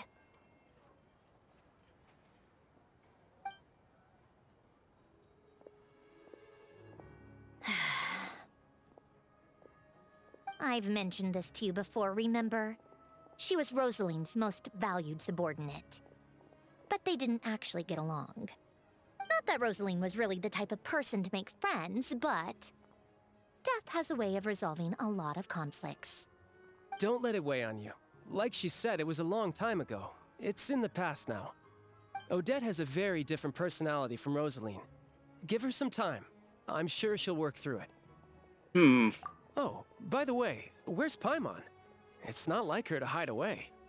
She hasn't been feeling well, so she's resting at Podvorier Restaurant. I got a couple of my people to look after her while we were gone. Oh, right. Sorry to hear that. Poor thing. Reminds me of when Tonya was little. She really felt the cold back then. Used to get ill all the time. I felt so bad for her seeing her lying in bed, coughing. She was so mature for her age, though. Whenever someone came to visit her, she'd greet them with a smile and would never complain. I'm sure Paimon's a good kid, too. You're a little short on manpower, right? Let me have a couple of my people take over for yours. I'll send my most capable and reliable. They'll make sure Paimon can recover in peace. Well, that would be great. Your people are more qualified. Thanks. Hey, don't mention it. I'm sure you have things to do. Hopefully this takes a load off your mind. So no more accusing me of not being on your side, all right? One last thing. I just remembered something. I met the jester when I first arrived in Snezhnaya. Already? That was quick. Seemed to know who Paimon was. I wanted to see him again to clear things up. I'm afraid I can't help you there. Our director's recent movements are confidential. Even we're not in the loop. If you hadn't told me, I never would have known he'd gone south. I assumed he'd been in Glupov this whole time. Oh, I see. Got it. Well, I guess I'd better go sort out Paimon's security situation. I have some other work to catch up on at Glupov anyway. Me too. I have an incident report to write up. Let's leave it there for now. Sure thing. See ya. I guess everyone's in a difficult position. But Tartaglia's right. I have things to do. Things I want to do. And things I ought to do. To start with, I should ask Alyosha if he knows any way to help Svietlo Lydovka.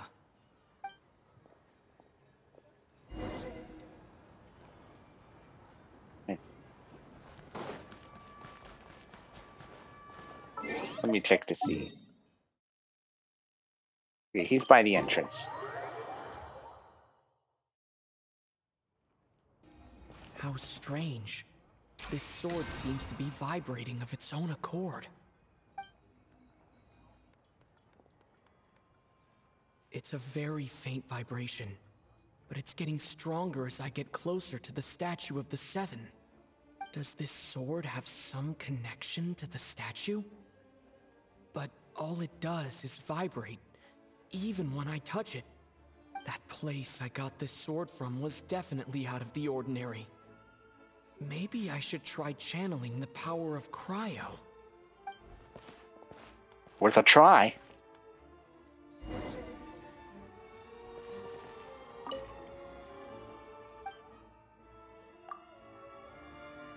Three, two, one. There really is something special about this sword.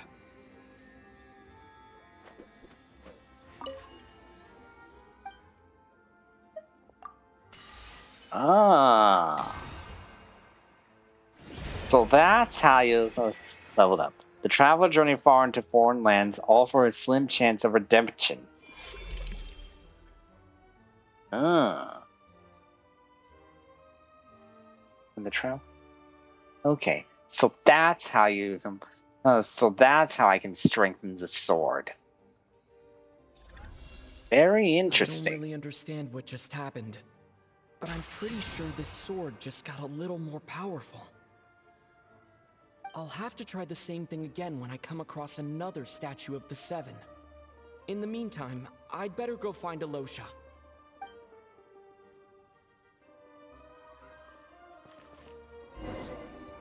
But first,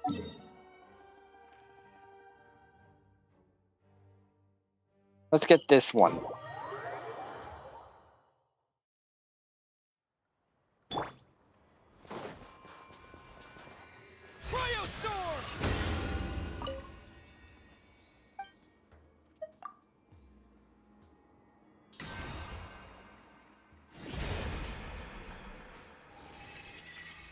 It is not known when the traveler gave up on capturing the sounds amidst the eternal silence. Ah. Right, I'm not gonna worry about reading them out loud. Just gonna silent read.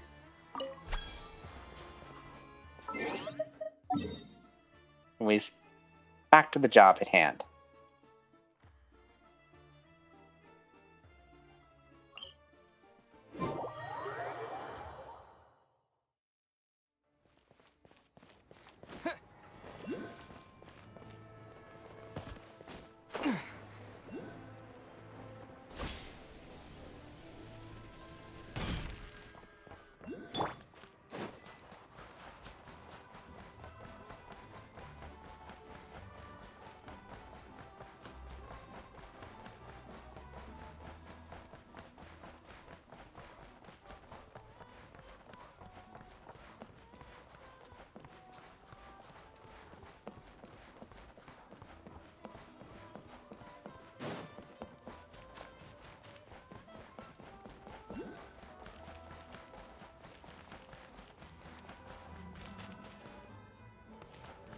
Let me unlock the waypoint first.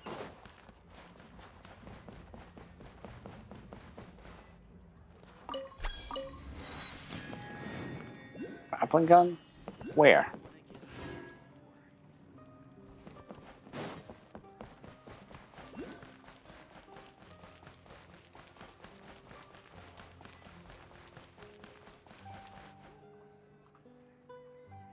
Hello there. How can I help?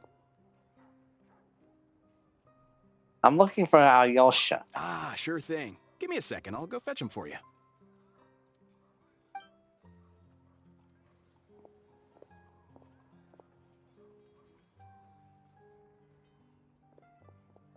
There he is.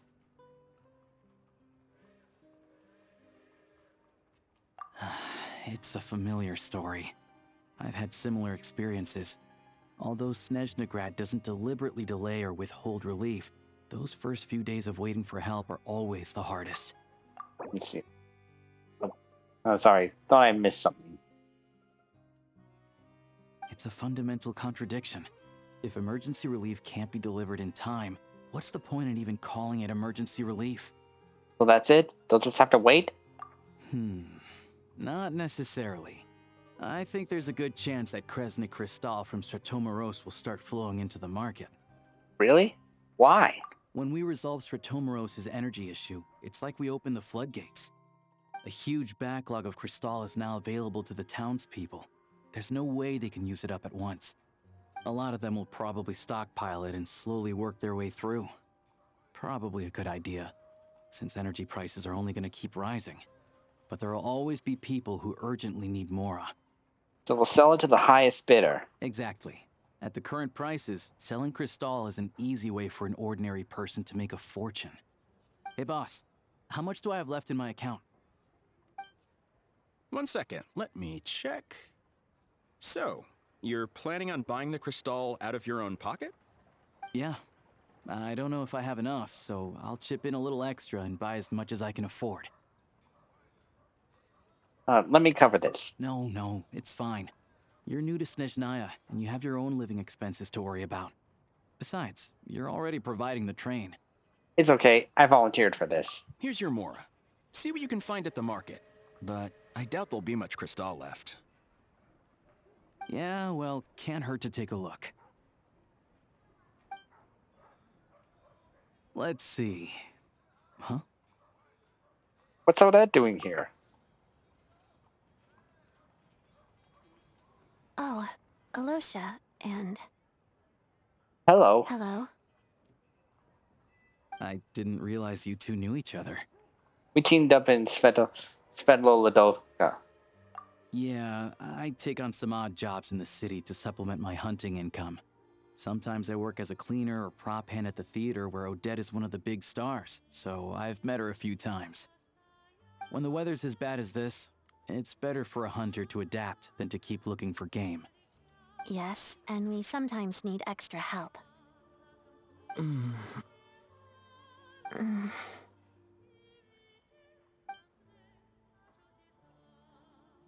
Wait, why is the atmosphere so awkward?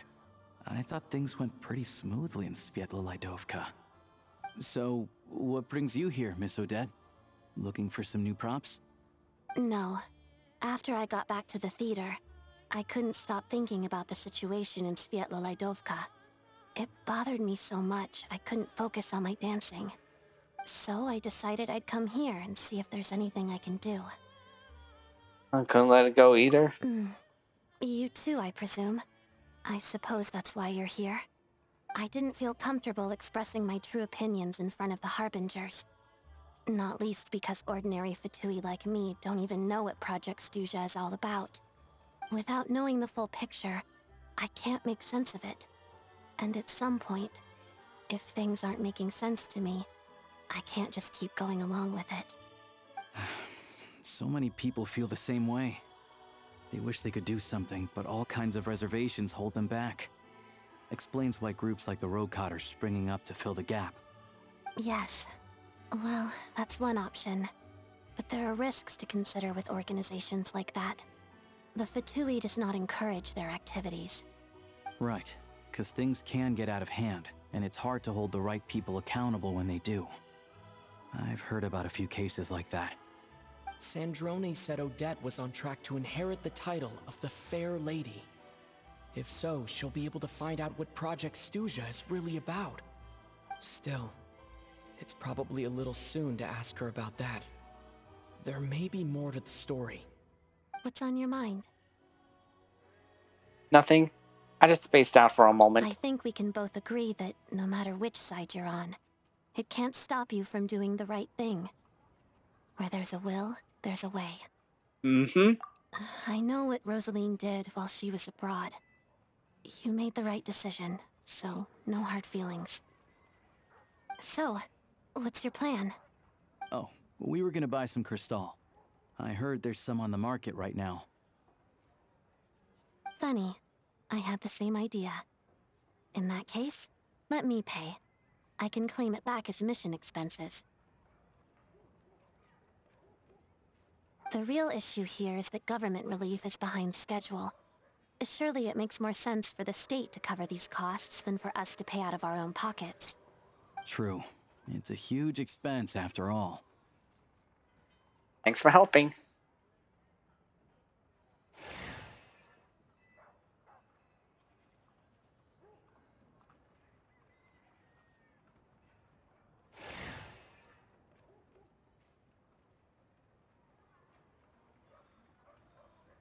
Let me see.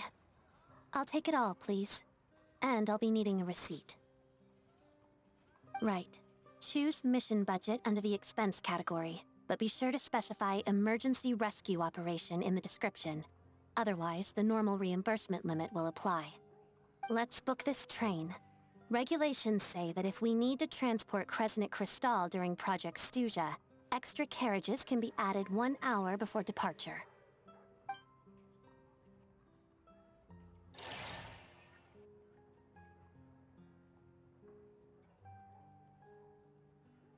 That should do it. The train will be escorted to its destination by fatui guards. This is my first time seeing you handle fatui affairs, Miss Odette. It seems you're as skilled an officer as you are a dancer. You flatter me. It's only because I've been doing both my whole life.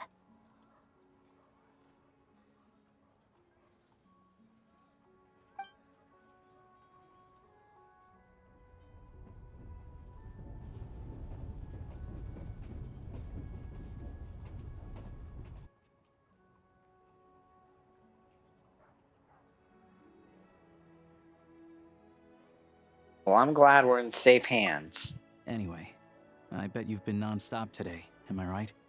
Any idea how Paimon's doing? I've had my hands full, but I'm gonna go back to check on her now. What's wrong? Who's Paimon? His travel buddy. Hasn't been feeling well.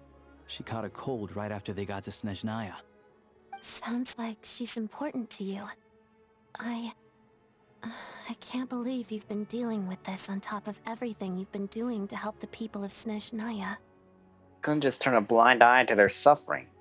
And Paimon wouldn't want that either. I've got nothing going on right now, so I'll join you. I want to see how she's doing. May I come too? I have some candy that someone gave me back in Svietlolaidovka. Plus, I know a little bit about relieving cold symptoms. Sure, she'll appreciate the company. All right then, let's go.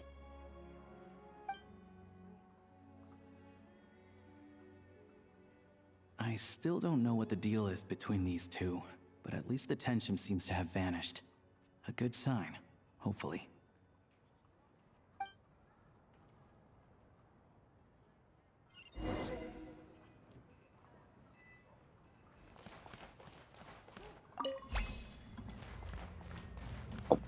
Waypoint.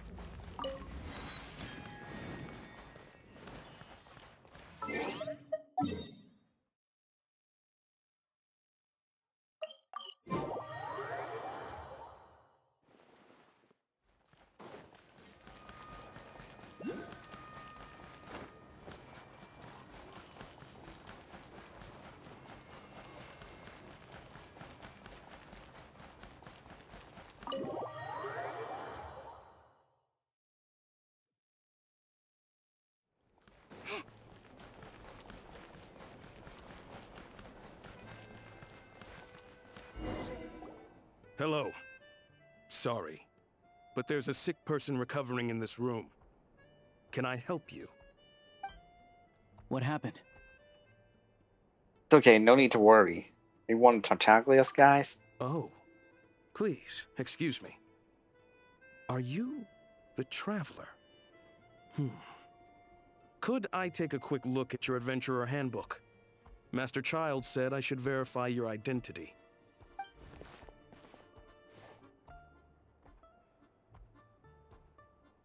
Here. Ah, it's really you. Sorry for the inconvenience. We're under strict orders from Master Child to keep this room well guarded. At the same time, we can't interfere with Podvoye Restaurant's business. That would only seem all the more suspicious and draw unwanted attention to this room.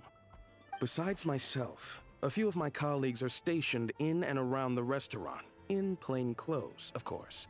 Rest assured, you're in safe hands. I didn't expect such a high standard of protection. Well, Master Child handpicked us for this special assignment. We're not about to let anything go wrong. Anyway, I won't keep you any longer. Please, head inside.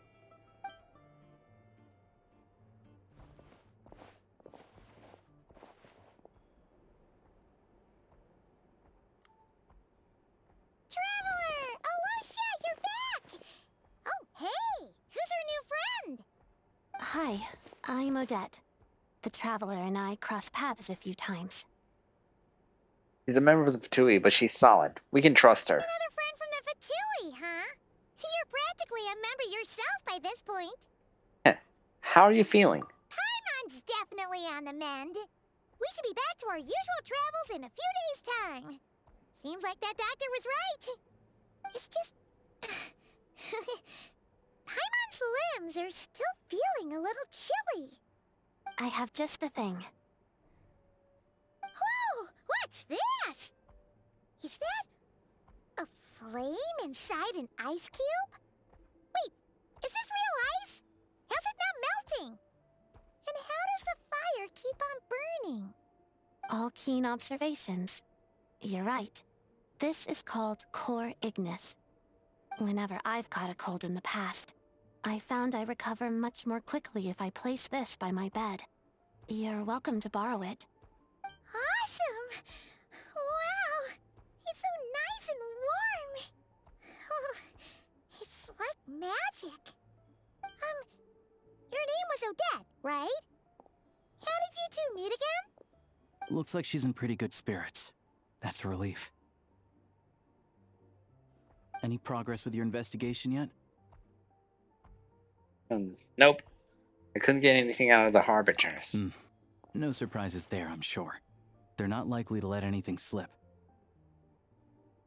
I need to try a different approach. I want to look into this Rokad organization. Rokad, huh? They might know what's really going on. Do you know how I can contact them? Let me think. Members of the Rokad keep their true identities hidden, but I think there might be someone I can introduce you to. Leave it with me. Meet me at the Korolyevsky troop tomorrow, and I'll tell you how it goes. Would anyone like a drink? I'm gonna head to the bar. Paimon will have... maybe some hot milk? Yeah. Paimon's in the mood for something warm. Enough with the secret chat, you two. Let's catch up properly in a minute. Paimon wants to know everything that's happened today. Yes, ma'am. It'll be kind of like Tabletop Troop. No reason why listening to a story can't be an adventure.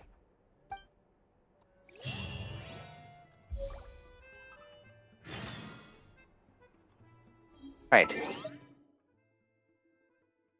Okay, so I'm gonna take another break, guys. I'm gonna shower, so it won't be too long. Depending on how much long I will actually take. Well, anyway, so I'm gonna take another break so I can to refresh myself. I'm gonna keep streaming this until I finish up the Archon quest. I just wanted to get it all done within one sitting. So I'll be right back again. If you have anything to do, now would be a good time to do so. If you need a break, now would be a good time. So I'll see you in a bit.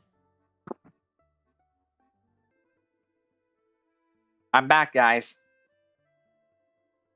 So now we can continue. Right. Let's have to rest until 8.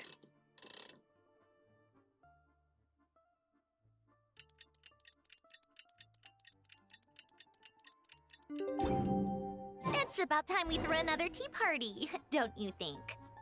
I wonder who else is free. Right. Up next is... Oh.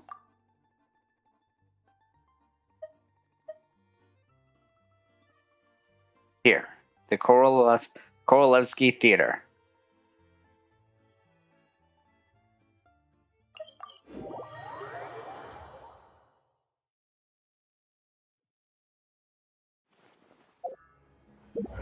Oops, didn't mean to do that.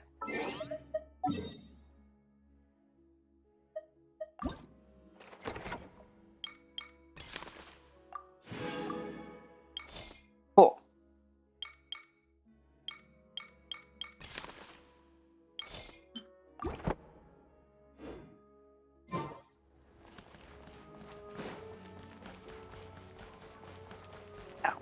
Now onward to the theater.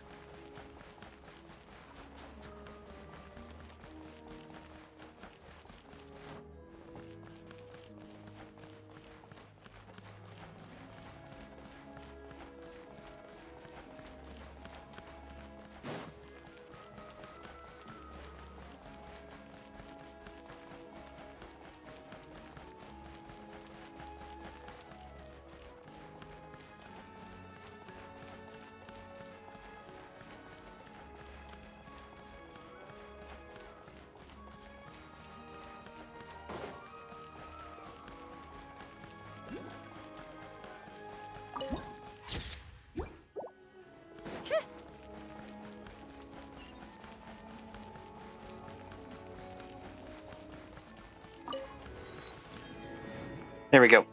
Ah, I'm here. you made it. I've got some tickets, and I managed to set something up with the Rokot. It'll have to wait until after the show, though. Happy to stay and watch? I doubt you've seen the Korolyevsky troupe on stage before. Right, of course. No. Right, thank you for sorting everything out. Pleasure. Here, this is the way in.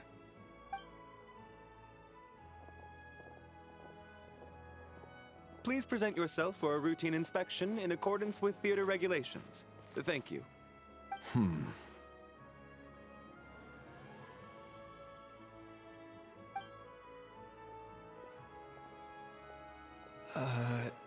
Is that guy with the fatui? Looks like he's waiting for something. Better keep an eye on him. All done. Thank you for your cooperation. Please proceed through to the theater.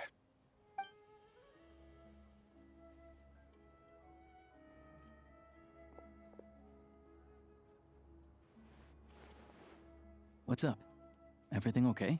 I wasn't expecting such strict security here. Snezhnaya's business and political leaders are always passing through here, so it makes sense that security's tight. Still, it's a little unusual to see the Fatui's Armory Palace guard here. You saw him, right? The guy right at the back. Strong, silent type. His name's Valeri. He's part of the Special Assignments Battalion, but I only ever see him here for one thing. To look for a guy named Mitya. Valeri, head of the Special Assignments Battalion, Armory Palace Royal Grenadier Guards, 1st Regiment. As a soldier, he places great importance on planning and timing. Mitya, the key individual entrusted to his protection, appears to share neither conviction. Still, he has an uncanny ability to pinpoint Mitya's location, and sometimes even succeeds in keeping him under control. Mitya, who's that? Supposedly a researcher, though he never seems to put much time in at the office. The theater is one of his favorite places to hang out when he's playing hooky from work. But that's not for us to worry about. Let's go. The show's about to start.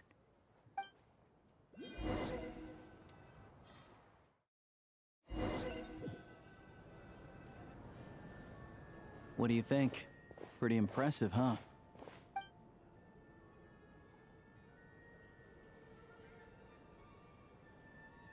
Reminds me of the opera Eclipse. Opera Epiclipse. Opera Epiclipse. Oh, the one in Fontaine? I hear it's iconic. Never seen it for myself, though. Here we are, just in time. Sorry, coming through.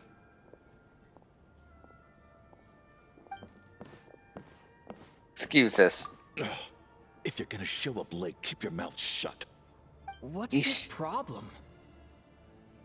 Whatever. No point arguing with people like that. Look, there she is. That's who I'm introducing you to later. She's the lead singer of the troupe, Vodyanitsa. She looks pretty. It looks like a water nymph or something. Vodyanitsa, the prima donna of the Korolyevsky troupe, a mysterious Rusovka whose extraordinary singing has captivated countless audiences. But beneath the soaring notes lies a voice far more difficult to hear. Some say that few have ever truly understood what that water imp's heart is singing. Well, I was right about the water part. I just didn't think she was an imp. Or did I? Well, not important.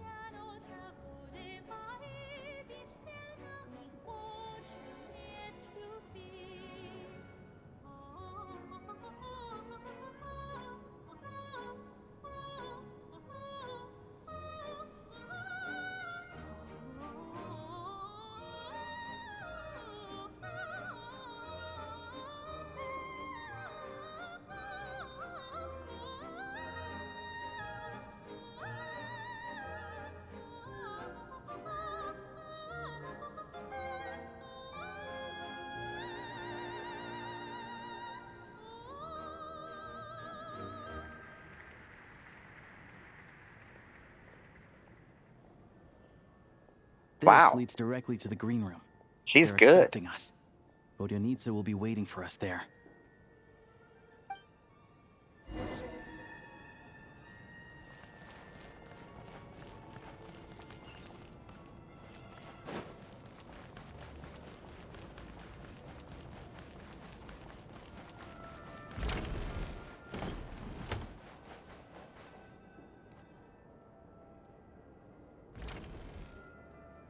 Hey there.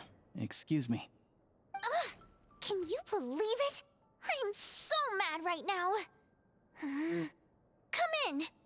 Oh, it's you two. Wow. She quickly turned out to be a sourpuss. Wasn't good to see you here You know either. each other? Oh, wait. Is this who you were telling me about? The one you met yesterday and couldn't stop thinking about? I never said that. Yes, you did. Why are you denying it? It was right before I went on that rant about the moody factory owner. Oh, I remember it so clearly. Might I ask what brings you two here? Oh, I just brought him here to see the show. And when it finished, he was full of praise for Vodyanitsa's performance. So I thought I'd try my luck, see if we could get the chance to chat for a bit. Maybe get an autograph? You work here. You of all people ought to know that's against the rules. It's not what the green room is there for.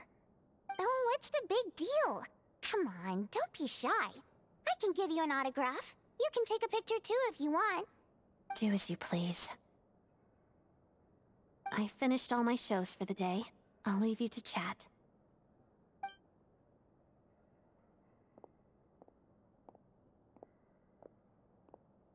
I wasn't making that stuff up, you know. Odette's just too proud to admit it. She thinks very highly of you. And so do I. You did the right thing in Svetloladovka. We're good. Odette's out of earshot. I'll lock the door. What? Confidentiality, of course. The Rokat is very strict on that. Whoa, Alyosha! Not out loud! Not with an outsider here. Relax, I've taken care of it. Look at this.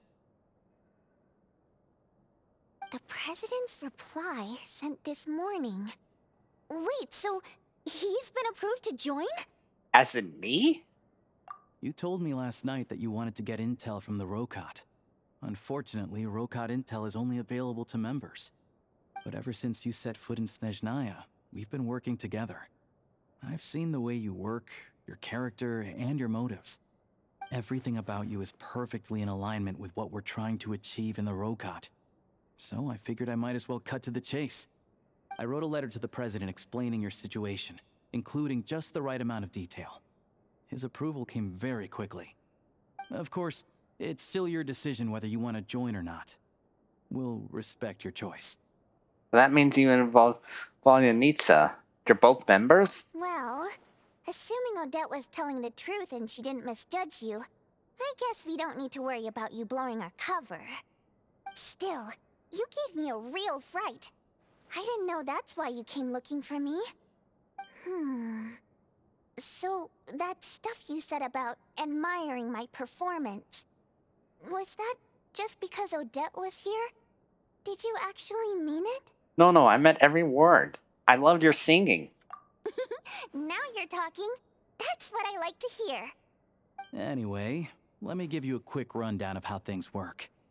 Like I said, the Rokot is a covert organization, and we hide our identities. Members typically don't meet in person or even know each other's identities. This helps us maintain a high level of independence and secrecy.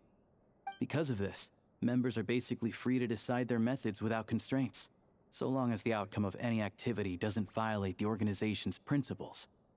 After all, we don't have any ostensible contact with each other. This way, if anything goes wrong, no one else will be implicated. Beyond the freedom to choose how you operate, it's also your choice whether to act at all. We have plenty of members who have yet to take any action. In short, joining the Rokot in and of itself won't place any restrictions on your activity in Snezhnaya. There's a code of conduct you can read if it interests you. But basically, as long as you don't plan on using your anonymity to go around doing evil, you'll be fine. I tried reading it 5 or 6 times. Never made it all the way through.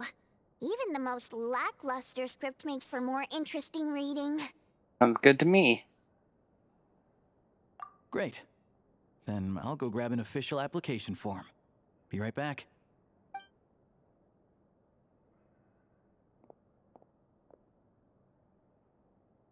Since you kept your identity secret, how come you two know each other? Well, Alyosha has this pet dog you see. His name's Tagarin.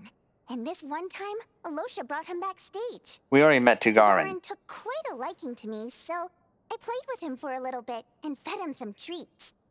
Then, the Rokot was out on a mission one day, and even though we were all in disguise, Tagarin recognized me right away. Just a coincidence, really. We didn't report it to the higher-ups, though, to avoid dealing with the fallout. Like... my job at the theater, for instance. I really needed to make ends meet. By the way, what were you complaining about just before we came in? Did everything go okay with Chuganov? Everything did not go okay. That's why I was so mad. I tried to make some small talk with him before I went on stage to fish for intel about the Istra manufacturing plant. But he wouldn't take the bait. No matter what I said, he kept dodging the question. And then he started complaining. He said he didn't appreciate his second-rate seat in the stalls because he usually gets a private box. I mean, what did he expect? Everyone knows that if you want a box seat, you buy a ticket well in advance. But instead, he sends me a letter the day before the show when we're practically sold out. I had to juggle things around just to get him a half-decent seat, hoping he would appreciate the gesture enough to share some information. But nope, he didn't give me anything. Yeah, meeting Chuganov in person has definitely been a disappointing experience. Oh, you probably don't know who we're talking about, do you? Chuganov was that older guy you were sitting next to today. I'm sure he didn't make a great first impression on you either. Oh, that guy. Yeah, seemed like a real grouch. To the citizenry, he's a family man and a kind boss. But our interactions with him tell a very different story. It's one thing to ask for a favor, but he acts like it's his right. He always expects special treatment. Take the ticket situation, for instance. I've actually gotten him a private box in the past. But not only was he not even grateful, now he's acting like I've sold him short this time. Dang. Not to mention that he's never paid for a single one of his tickets. That's pretty outrageous. What's with this guy? And another thing, if he's such a big family man, why doesn't he bring his wife and daughter to see the show once in a while? I've never seen them here, not even once. Calm down, Vodyanitsa. If you won't do it the easy way, we'll have to try the hard way. But first things first. Here's your application form. Go ahead and fill it out.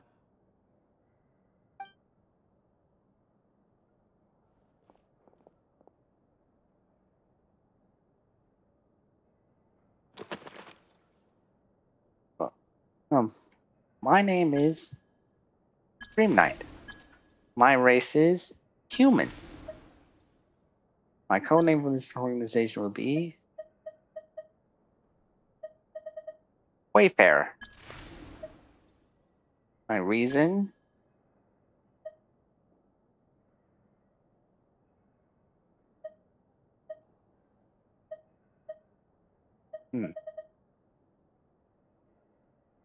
I oppose Project Stusa.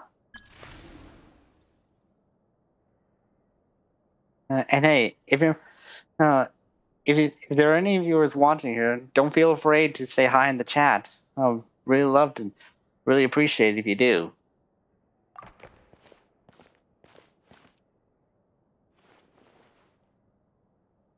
Excellent. We'll hold on to this for you. All right. Now that we're officially Rokut comrades, I can tell you. Chukhanov is the target of our current operation. Recently, we've done some recon work at the Iskra manufacturing plant, which pretty much confirmed that their energy consumption is way beyond the legal limit. All we need now is some direct evidence to present to the Vetcha, so we can demand that they shut the plant down. That way, the Kresnik Crystal can be allocated to where it's needed most. I was hoping he might let slip during one of our chats, but he's too tight-lipped. We'll have to find another way. I'm meeting another regular theater goer tonight, Mitya. Alyosha mentioned that name earlier. But Valeri's here too, and he's probably looking for Mitya, so he may end up being a no-show. Don't you worry. He must know how to dodge Valeri, or he wouldn't be showing up on time for every performance. Mitya is a renowned energy expert. Although we can't get any direct evidence of the excessive energy consumption at the plant, we can accidentally let the information slip to him. The authorities should take someone like him seriously. So if he starts raising questions about energy use at the Iskra manufacturing plant, there will be a proper investigation. Also, we're not allowed on site, but he has clearance. So all we need is his cooperation. Since he's an energy expert, does that mean he might know the inside story of Project Stusha? Yeah, so that's the other thing we're trying to figure out. Though I think we're far less likely to make any progress on that front. Still, I hear that Mitya is a bit of a chatterbox. So, who knows? Maybe if we catch him in the right mood, he'll let something slip. What do you think? Sound like something worth your time? Definitely. I'd love to join you. Okay, in that case, you guys find a seat somewhere nearby. Pretend you're a couple of buddies there to eat, and keep your ears peeled for useful information. He's a huge fan, so I doubt he'll have his guard up around me. But you two need to be convincing. If he suspects anything at all, he might stop talking. Sure. Don't worry. We'll make a believable pair of buddies. I'm sure we can manage a bit of friendly chit-chat. Perfect! You've sold me already. Now, help me tidy this room up a bit before we head out. Okay. What needs tidying? Everything! Thanks.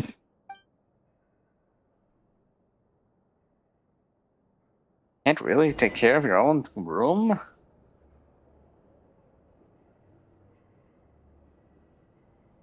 And she's gone. Huh?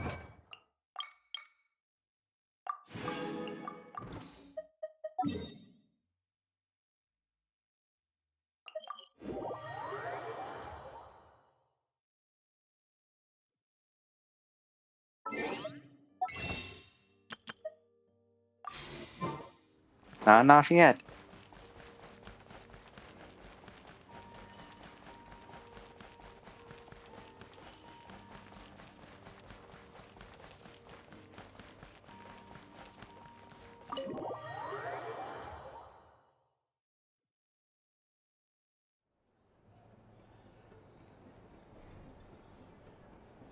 We come here often, so we shouldn't stand out. Let's sit here. Now, it's up to Vodyanitsa. Let's see how the conversation goes.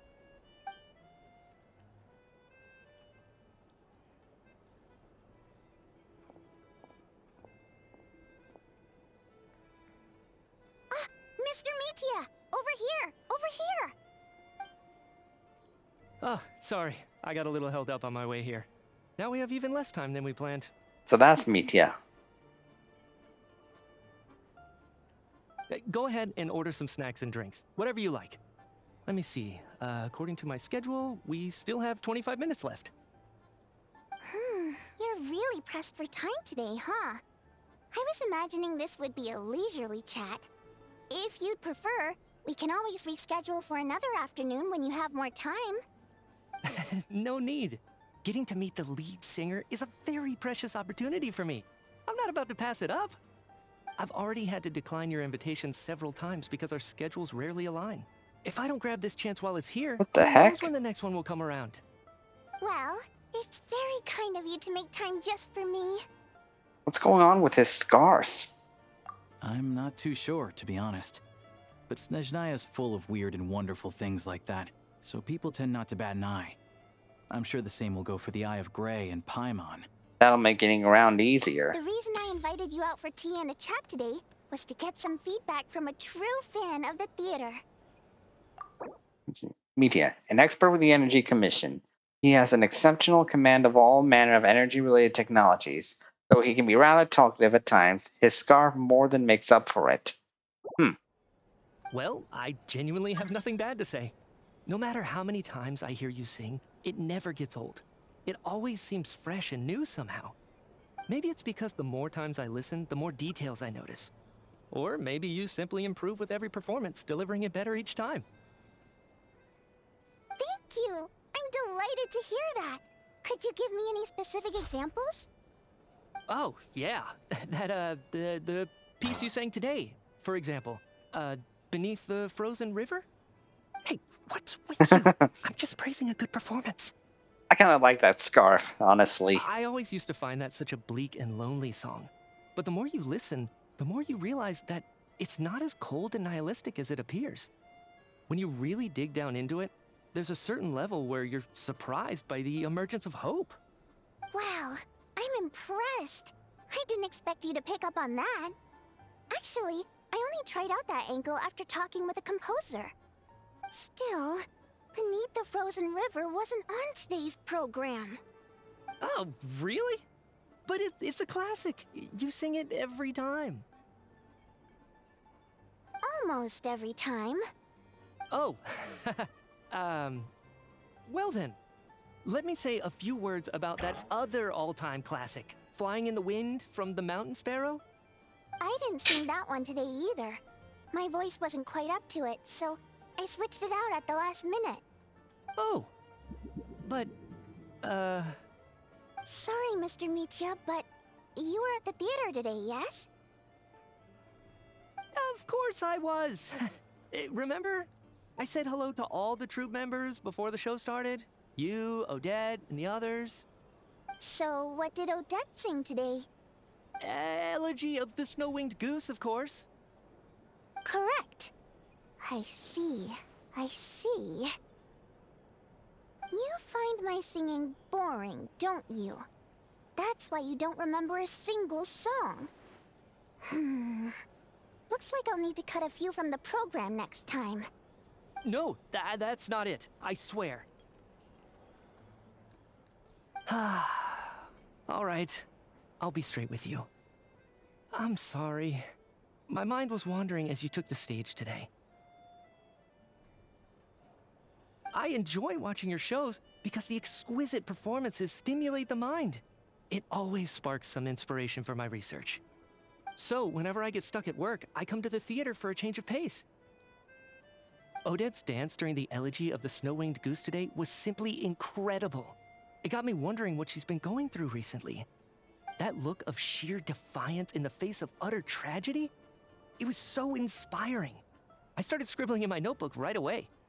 Not that I made a ton of progress in the grand scheme of things, but I still think it was productive. By the time I snapped out of it, the entire show had finished. So what you're saying is, you didn't listen to my singing at all? Dang, Unfortunately that's cold. not. I'm sorry, I don't know which is more disrespectful. The fact that I don't always come for the show itself, or the fact that I missed your performance. Seems like things are getting a little awkward. Hmm? You look nervous. What's up? Mitya just stepped into a conversational minefield. If there's one thing Vodyanitsa doesn't like, it's people who show disrespect for her performance. This meeting was so hard to set up.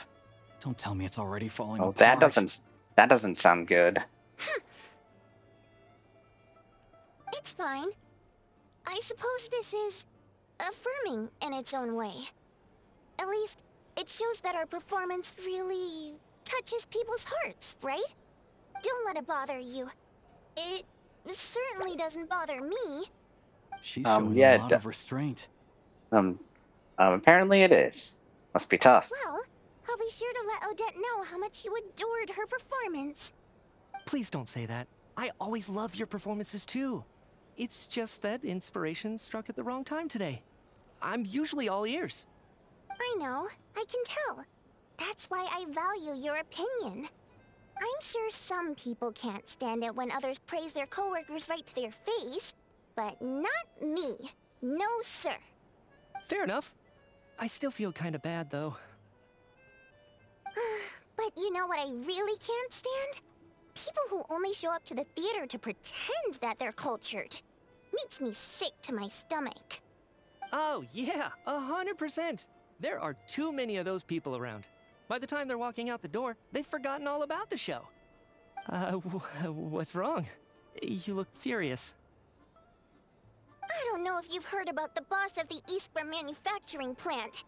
He isn't even a theater investor, but he always demands the same privileges as actual investors. Box tickets only, premium drinks, even the right to request specific songs. Well played, Vodyanitsa. Seems like she's harnessing her rage to steer the conversation back on track. Now that you mention it, I've interacted with that guy before. I gotta say, everyone holds him up as an example of a benevolent businessman, but I don't know. I don't see it. Yeah, he couldn't care less about what's happening on stage. He's just there to flaunt his social status. I hate that I have to prepare programs for guys like that. What's the big deal with that factory he runs anyway? I asked around a bit and heard some pretty shocking stories. Sounds like he's just another greedy capitalist. Oh, really? Yep, the things people are saying are pretty damning. Low wages, insanely long working hours, equipment running around the clock. And as if that's not bad enough, he also strictly forbids his employees from giving any kind of interview. Project Stuja has now been extended so many times, we're at the point where crystal rations for the common folk are barely enough to survive on. Yet he even wants to get his greedy hands on them, just to boost his own profits. If the rumors are true, he's in serious violation of the law. Interesting. So you've heard about it too? What? So it's really true? Who knows? I've only heard the same rumors you have. But there's no smoke without fire. The Rooster's been coming down on us hard lately, demanding that we track and trace every single batch of Crystal. My coworkers in the Department of Energy have been tearing their hair out over it. The Rooster? I didn't realize he cared that much. Yeah. Even though there are no restrictions on Crystal trading, the poor will wind up freezing to death if we let the rich buy as much as they want. That's clearly unfair. Looks like we'll need to arrange an investigation into the Iskra manufacturing plant as soon as possible. I never knew you kept up with current affairs beyond the theater, Miss Vodyanitsa. You really have a heart for the common person. Most Fae in your position have long been indifferent to the plight of humans. Well, those of us who choose to live in human cities are naturally going to pay attention to any significant upheaval. Isn't the Rooster a Fae himself? I'm just surprised to learn that even someone with as much experience as him is getting so stressed out over Project Stuja. What is the end goal of this project anyway? This is it. We're finally going there. I'm sure Mitya can sense on some level that she's fishing for information. But since their conversation is so relaxed, he might just let something slip. It's stressing me out too. If I'd only made better progress with my research, things wouldn't have dragged on this long. Oh, so your work is related to Project Stuja? That's right. The Armory Palace needs a brand new energy source. Not the power of the Light Realm, and not elemental energy. Right now, the only thing that meets the requirements is the power contained within stellar linchpins. But Stellar harnessing that power linchpins? is costly. Each step of the process requires enormous amounts of Kresnik crystal, from extraction to quantification to attempts at conversion. Progress has been painfully slow, and the team is getting burned out as time goes by. Sometimes, I see people staring into space, as if in a trance. Could it be that this new energy source has side effects? No, it doesn't affect us, because the energy is used for... Okay, Oh, wow. I got it. Stop choking me. Sorry, I can't talk about that. Okay, now that We're Scarf all is being just annoying. exhausted.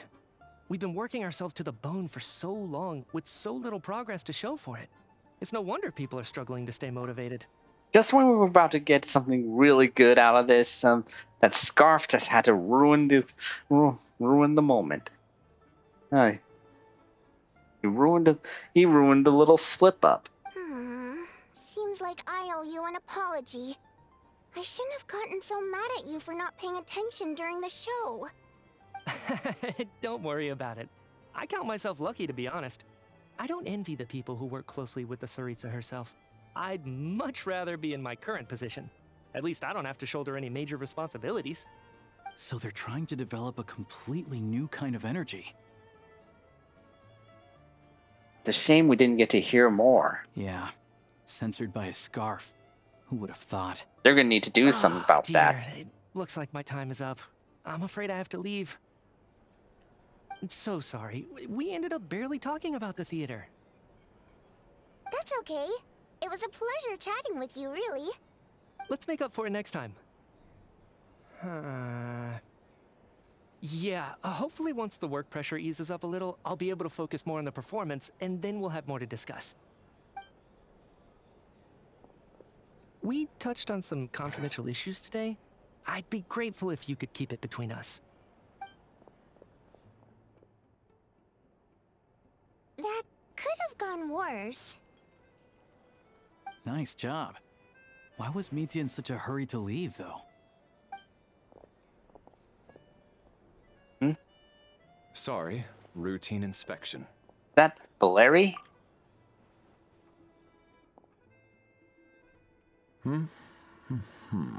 Ah, right. He was looking for Mitya. He's looking for Mitya. So he wasn't rushing to get back to work. He must have calculated that Valeri would find him here in exactly 25 minutes.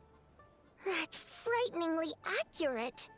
One of the main duties of the Special Assignments Battalion is to ensure that important figures stick to their schedules. That's some foresight he's got there. Sounds like Mitya's archenemy. Sounds like Mitya's archenemy then. All right, time for us to get going too. Excuse me, check please. We'll settle our check too then. Oh, hello there. Mr. Mitya paid the check before leaving. Oh really? He did? He also asked me to pass on a message. He said it was an honor to share his tea break with Miss Vodyanitsa and her two friends. Wait. So he knew we were here all along? This raises a lot of questions. Did he deliberately mention the new energy source so that we'd overhear it? Maybe his work isn't confidential after all. Maybe the key here is the purpose of this new energy. I guess that's the next thing to look into.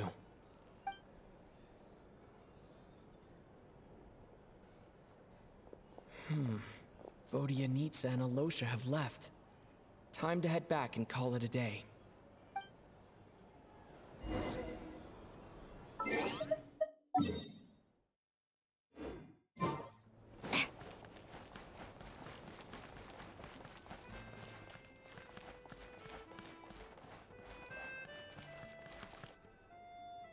You're back! Here pretty early today. How are you feeling? Paimon was just gonna mention that. After she woke up today, Paimon felt like her temperature was completely back to normal. But her strength still hasn't returned. Still, there's some good news. Paimon thinks she might have figured out the source of the problem. It's like there's some kind of mysterious power affecting Paimon. Paimon's never felt this way before during any of her travels.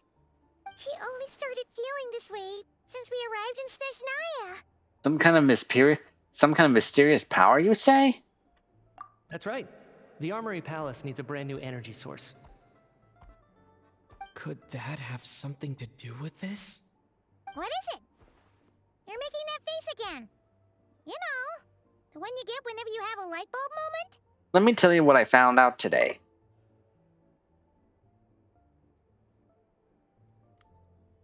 So, they're trying to develop a new energy source here? And you think that might be why Paimon's feeling unwell? Yes. Well, Mija denied that the energy they're researching has any side effects. Although, he did say that people working on the project have been having issues with their concentration and short-term memory. But even so, those are completely different symptoms from Paimon's. This power you mentioned, can you sense where it's coming from? It's pretty faint, so it's kind of hard to tell. But, if anything, it seems like it's coming from roughly the same direction as the Armory Palace. All the more reason to find out the purpose of their research. Sure, Paimon's with you there. But how, though? The robot only has a limited amount of intel. There's still one avenue we haven't explored. The Snezhnaya Veche. Oh, great point! They argue about Project Stuja every day. If we could sit in on one of their sessions, we might pick up some new leads. Okay, I need to write a letter to Alyosha. Good idea! Oh yeah, while you were out, Paimon tried all the yummiest looking desserts in the Potvoria restaurant. This one seemed right up your alley. So, Paimon saved some for you. Come try it once you finish writing your letter.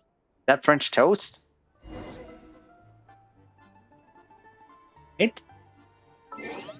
I'm to wait until the next day. Next 2 days.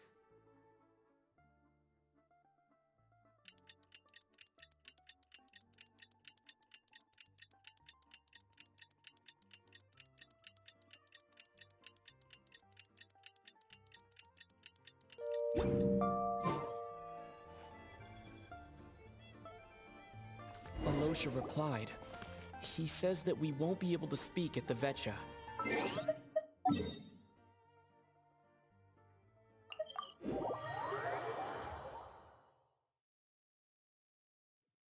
Time to get ready. Then head to the Snezhnaya Vecha. Let's go.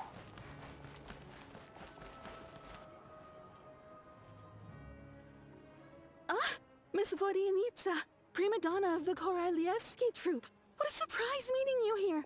Will you be sitting in on a session of the Vecha? Sorry, I'm not taking interviews today. Oh good, you're here. The session's about to begin. Let's get inside. Please wait, Miss Vodyanitsa. Could you introduce me to your new friend?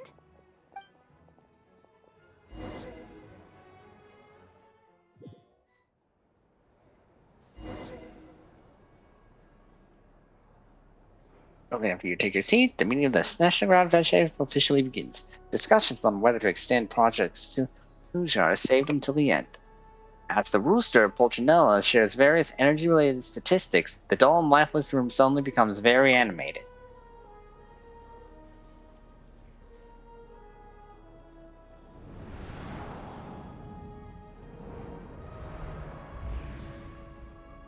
So that's In Pulcinella. summary, the energy management commitments made for the outgoing period have been delivered upon. Furthermore, both the production and consumption of Kresnik Crystal show clear signs of stabilizing. Pulcinella, the rooster, the fifth of the 11 Fatui Harbingers. The relevant agencies have assessed the present circumstances and determined that the status quo can be sustained until the next period. For detailed statistics, I would refer you to the industry reports that have been distributed to all persons present. It should also be noted that while the recent blizzards have led to a significant increase in people's energy expenses, this is strictly a short-term phenomenon associated with a remotely located monster. Her Majesty the Tsaritsa is giving her full attention to this matter. We should have every confidence that it will be dealt with swiftly and conclusively. A financial report on disaster relief is also present in this report, courtesy of Pantalone. Why does it keep getting noisier in here? They cover the same old ground every single time. The rooster never seems to mind, but everyone else is getting tired of it. There's a general lack of trust. People aren't seeing any tangible benefits that affect them directly. Of course, none of that will be reflected in any of the reports on the table. Yeah, if it weren't for these hard copy documents, I could have at least made something up. Hey, I've been meaning to ask, why are you still here? Why are you acting so chummy? Oh, don't mind me. I'm just out here trying to hit my interview quotas. Bring out the kvass. Ever read it? Best-selling newspaper in town. If I remember correctly, you guys don't even have a sales permit. You have to sell from stalls on the street. Okay then. Best-selling street stall newspaper in town. Still counts.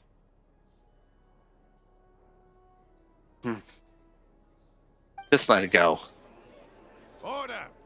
We will now open the floor to the representatives.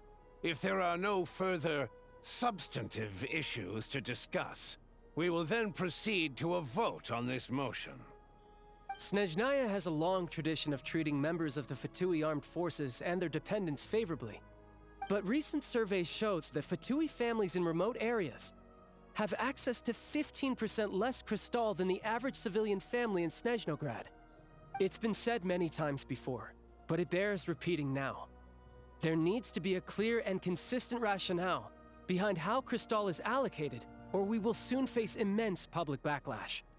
Perhaps you wouldn't need to keep repeating yourself if you would hear me out for once. I say again, true consistency exists only in principle.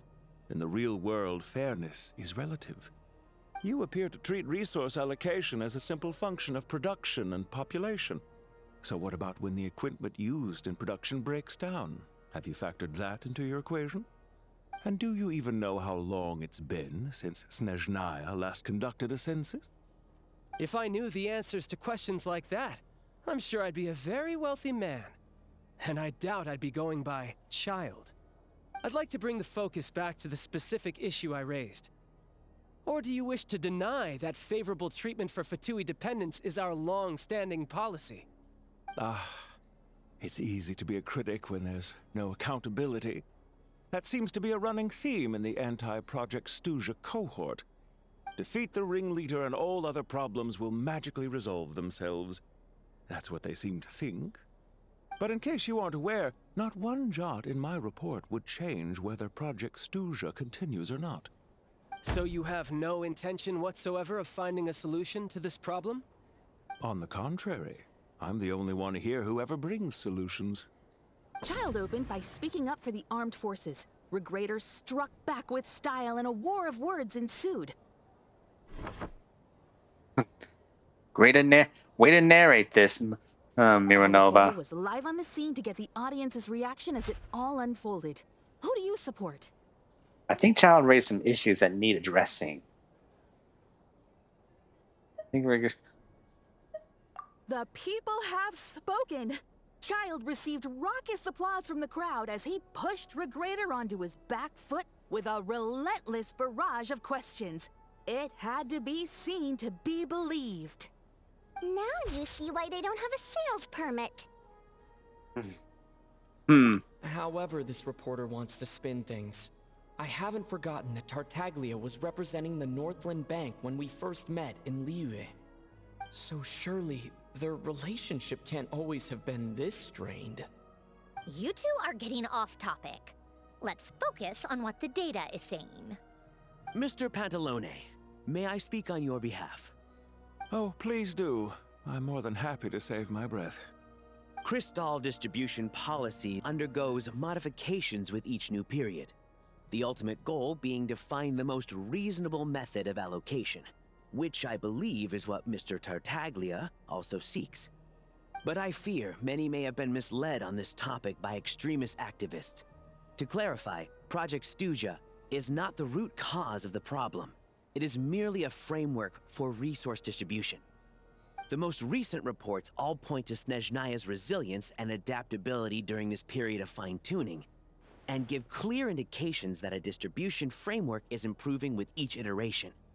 To make drastic adjustments without first considering the risks would likely do more harm than good.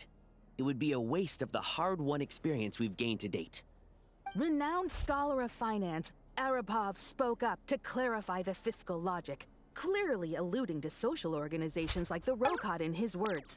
Okay, that was really With the good. notorious Lelek still active to this day, should the Rokot be held responsible? No, there is someone else to blame. I just that was really funny when he just yanked her to the side, and she dropped her pen in the process. Where did you get Where did you get Rokot from? And who is this Lelek? She's just rephrasing what Mr. Pantalone said. The Rokot are the critics he accuses of taking no responsibility for their actions. As for Lilac, you won't have heard of him yet. He's currently the most famous member of the Rokot. Well, more like infamous. Ending Project Stuja has become an obsession for him. Unlike the more decent ones among us, he believes that votes in the Vetcha are all that matter. So whether it's threats, coercion, or bribery, he'll use whatever means necessary to get people to change their vote. Wow, there's more to the Rokot than I thought. And since we're already on the subject, what do you think of Lelek's methods? Are you for or against? Hard to say. I suspect there's more to this story. Well, whatever the story is, his actions benefit us all. We stand with Lelek. At least someone here wants to take this discussion seriously. I've been considering that issue myself. What you really need is more precise regional data, right? I think it would be easiest to let the Fatui handle it, since they're already in charge of Crystal shipments anyway. We may as well get them to collect some data while they're at it. Whatever you need, you can ask the Fatui to look into it for you. In terms of supervision, I think the Druzhna would be a good fit.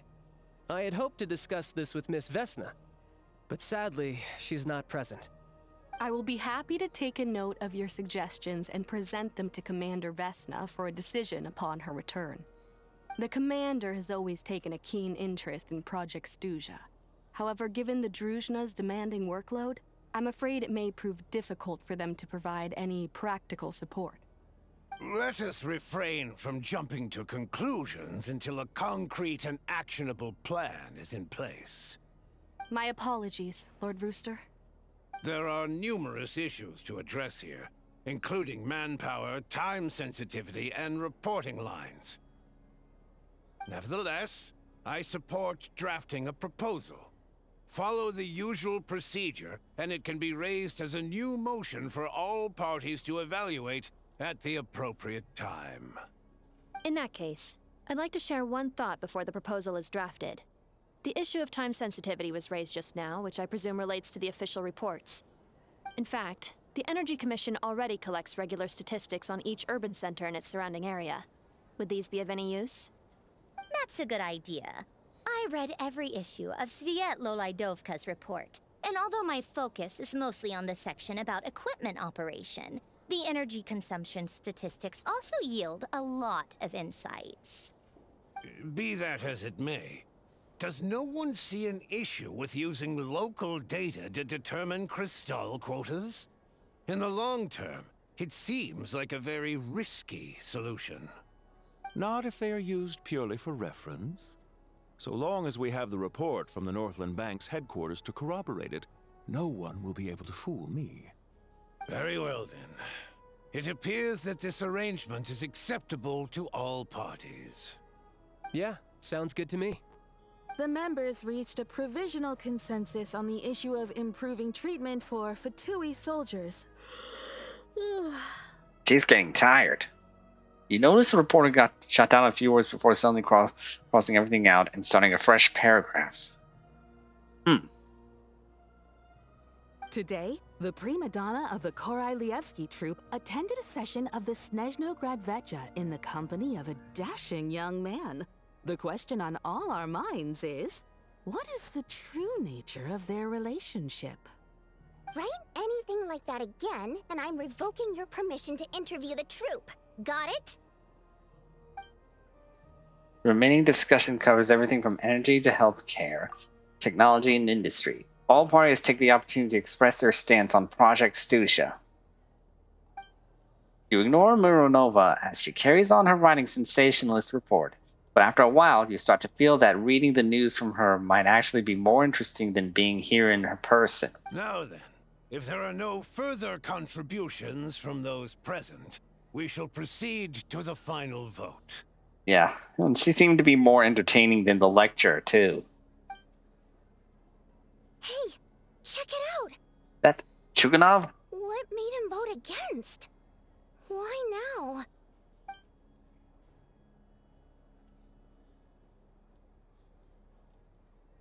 The votes have been tallied.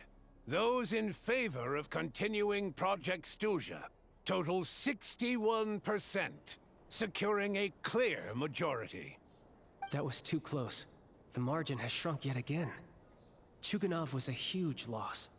I'll bet Lelek is behind this. I wonder how Pulcinella will respond this time. Chuganov. I see. Lelek strikes again. Yes. Go, Lelek. Once Project Stusha is defeated, our unwavering support at Bring Out the Kvass will finally pay off when we make our comeback. I can taste our victory already! In accordance with the result of this vote, Project Stusha will remain in effect until the next Vecha period.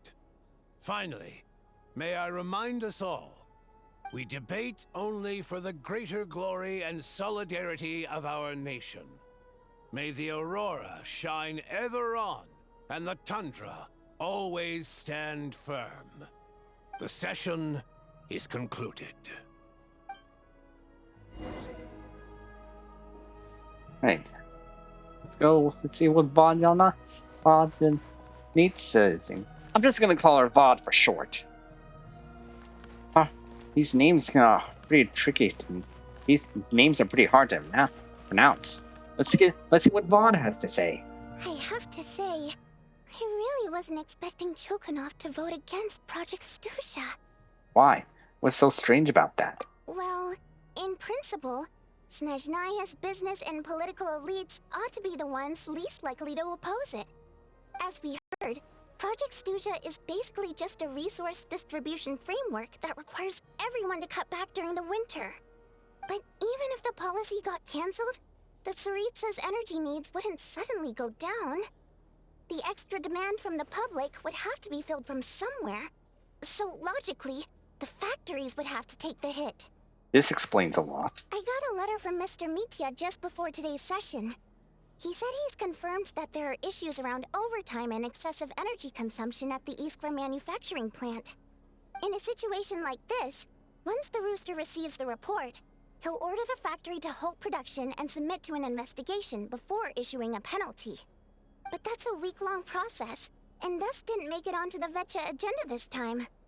I don't think he suspects anything so far. Got it. So for him, it's a choice between reducing production and stopping entirely. Exactly. And as you know, he's a very selfish person. I was originally gonna try and flip him after he received notice of the official sanctions. My plan was to convince him that the whole thing was completely unfair. Rather than just sit back and take the hit while his factory stopped production, he'd be better off voting to end Project Stusha. At least that way, no one else would be able to make any money either, because all the factories would suddenly have more limited energy to work with. But now, he's already voted against it, which means someone must have used more forceful means to change his vote. Just like with everyone else who flipped. You mean Lelek? Yeah, knows why Lilac is so obsessed with ending Project Stuja, but by the looks of it, he's inching closer and closer to success. Lilac must have strong motivations, given how he'll stop at nothing to achieve his goal. Maybe he knows the full truth of Project Stuja. Maybe my next step should be to focus on him. All right. What are your plans for the rest of the day? Shall we head out? Hey, comrade. I noticed you were here during the debate. I didn't take you for a political enthusiast. Greetings, Harbingers. I just happened to have some free time today, and my new friend here thought it might be fun to check out the Vetcha. Ah, Odette must have introduced you. Looks like you two are getting along pretty well. I'll leave you to catch up. I should head back to the troop. Sure. Break a leg and all that.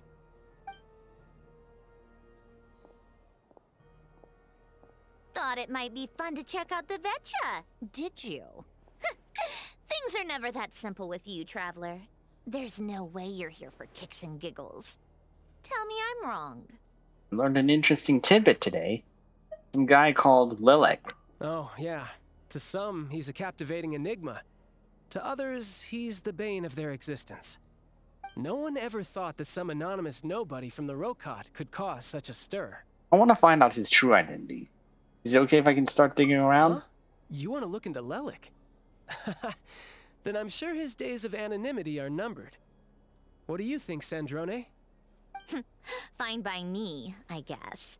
If the Traveler actually manages to expose Lilac, it'll be doing Pulcinella a favor. In return, it seems fair to let him in on what we've learned so far. My thoughts exactly. Sharing is caring, after all. Head back to Glupov and grab the files on Lilac.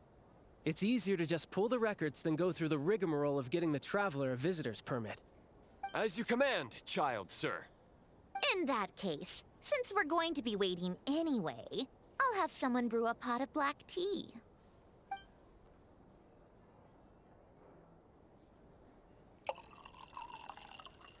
One common thread among the many incidents Lilac has been involved in is that the victims are all too scared to share any real information about him. Clearly, he must have threatened them in some way. His modus operandi is to silently infiltrate the scene and leave a threatening letter behind. But neither the letters nor the crime scenes ever yield any clues to his identity. So all these files have to offer are short statements by the people affected. They don't give us a lot to go on. If nothing else, it shows we're dealing with a trained professional who's versed in counter-surveillance. Yes, and to that point, he often strikes in highly secure locations. The victims are high-ranking and influential people who take their personal security very seriously. Somehow, Lilac slips right into their rooms without making a sound. There's never any eyewitnesses, nor the slightest trace of a break-in. If he can get in and out undetected, it means he can strike without warning. Not that that's ever happened so far, but the thought is enough to scare these people sleepless. It's hard to believe that a human being could pull this off flawlessly every time, so they switched the focus of the investigation to Faye. Unfortunately, no one's found anything yet. Are you saying even you couldn't pull it off? Careful. Don't underestimate me. Although, truth be told, I'd probably find it hard not to blow my cover. Direct confrontation is more my style. We haven't ruled out the possibility of Lilac being human. It's just, there can only be a handful of people in all of Teyvat who'd fit the profile. Faye, on the other hand, plenty would have the ability, but few would have the motive. So it's someone as strong as Tartaglia, and even more meticulous. No, not as strong as me. You'll never find the culprit with criteria like that. Let's go with a little weaker than me. In Nivelette? Oh, you hit me right where it hurts. I'll admit, he's strong and meticulous. But can we at least limit this to candidates who have something to do with Snezhnaya? He's just trying to find a reference point. Stop getting fixated on who's stronger than who. But that's the most important thing. In my opinion, anyway. Alright, let's take it down a notch or two. This debate is getting nowhere anyway. How about Odette as a reference point? She's someone we all know, and I've seen her in action. Odette? Yeah, that seems about right. Her skills are solid, and she's always calm under pressure. Except she's Fatui, so the likelihood of her working against us is pretty low. But yeah, much more accurate than your previous example, at least. No, wait a moment. Maybe we should interrogate that assumption. What do you mean? Which assumption? Her Fatui identity doesn't necessarily exonerate her. And when you think about it, the Rokot would be precisely what she needs to conceal her identity. Plus, she wouldn't need to be such a pro at covering her tracks.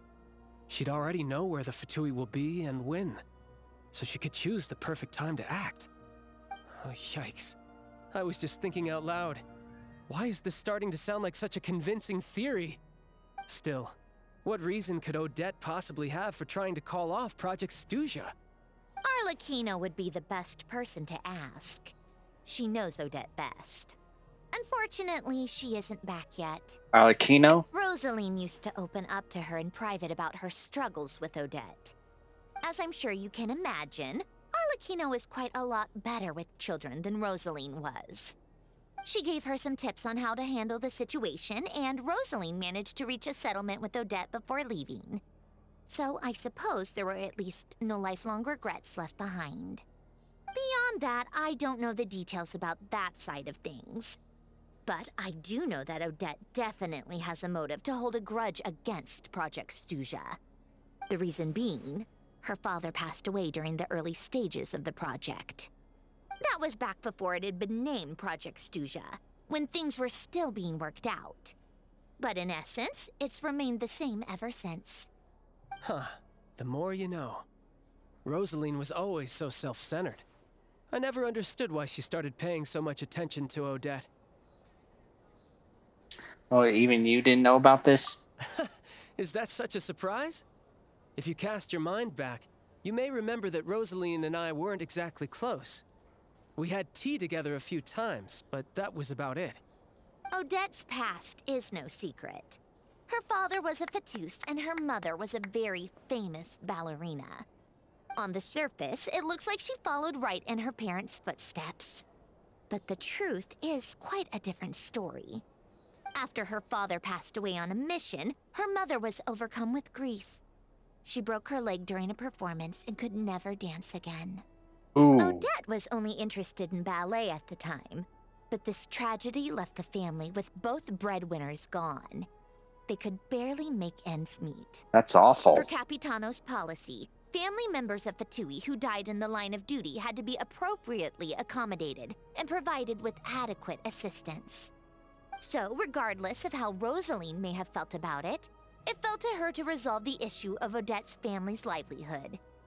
In the end, the solution they agreed upon was to have Odette join the Fatui. Right, because the alternative would have been a one-off compensation payment, I guess. In that sense, joining up was definitely the better option. Still, she must have had mixed feelings about it, right? If she doesn't even like the Fatui. It's just a theory, a possibility. But as a motive for Odette to become Lelik, it holds up. That said, I have no idea where Odette's head is at right now, or what her conflict with Rosaline was about. Plenty of people were on bad terms with Rosaline. I have no intention of trying to figure it all out. So Nora actually wanted to mend her relationship with Odette. Yes, but there's not much point in discussing that now. Yeah, back to Lelik. Since our investigations so far have turned up next to nothing, we've got nothing to lose by trying a new angle. Funnily enough, Tonya and I had actually made plans to go to the theater tomorrow to watch Odette's rehearsal. Unfortunately, thanks to this Lelik situation, I'll be stuck working overtime again. Which means you can go in my place. No point wasting the ticket. Plus, you'll get to meet Tonya. What's the rehearsal for? Spirit Seeker. Quite the classic ballet. It was passed down through Odette's mother's family for generations, though it hasn't been performed in years. But Odette's been practicing it diligently, and it's finally ready for a return to the stage. Excitement is through the roof.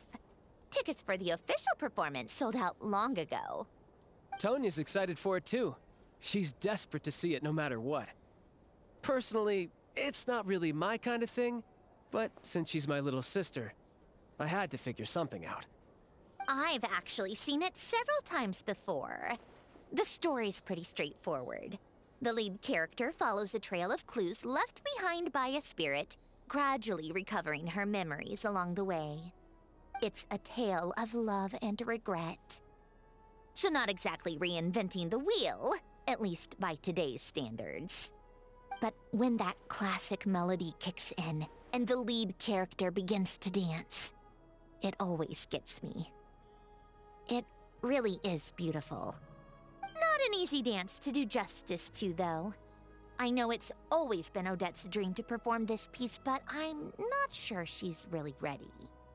In that case, I think that even if she is Lelik, we should wait until her performance is over before we respond. I'll let you take it from here, comrade.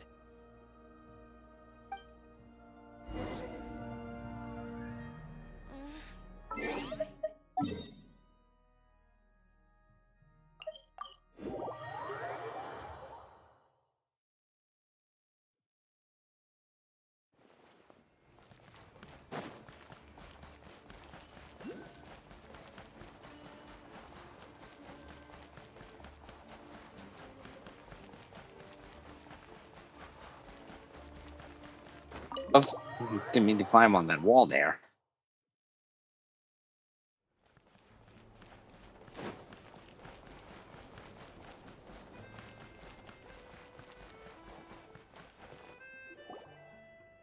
Sounds like you made a ton of progress today. It's good that everything's going so smoothly.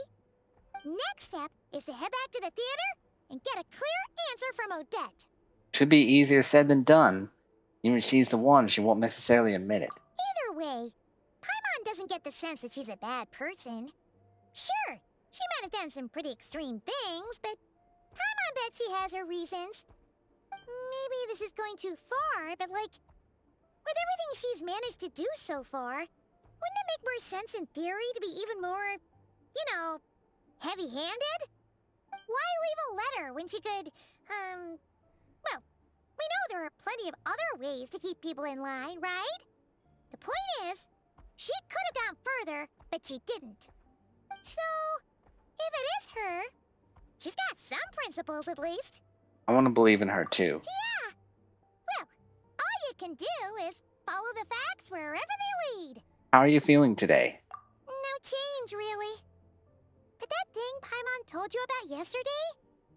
Paimon feels like she can sense it more clearly now. Hearing you talk about your day makes Paimon itch for an adventure. If only she could be there with you so we could experience it all together. Yeah, I wish you could be there too. I'm not used to adventuring alone. But don't worry, we'll get to the bottom of this. Guess it's just one of those things. Never mind. Paimon will behave herself and keep resting.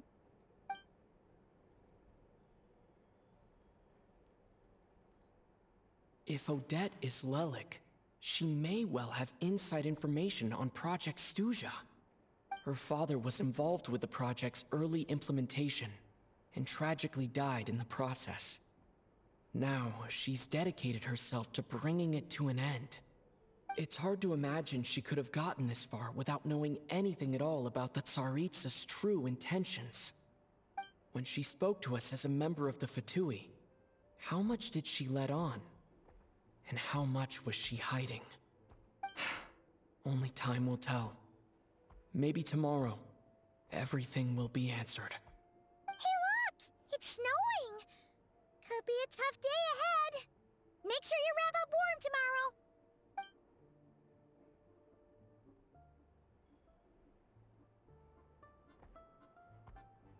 I like it when it snows. Oh, the quest is complete. I like it when it snows. But I don't like how the aftermath though.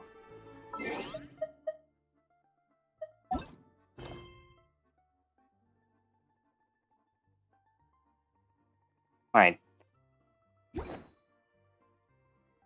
Oh, hold on, let me check here. I just want to make sure I know how long the quest will take.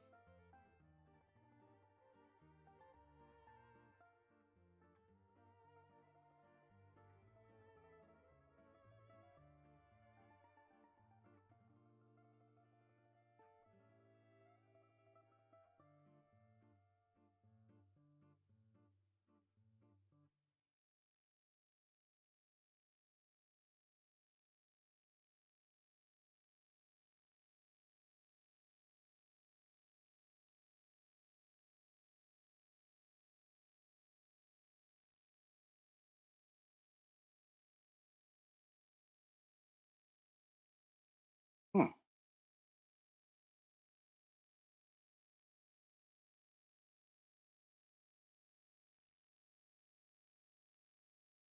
So I'm just want to make sure.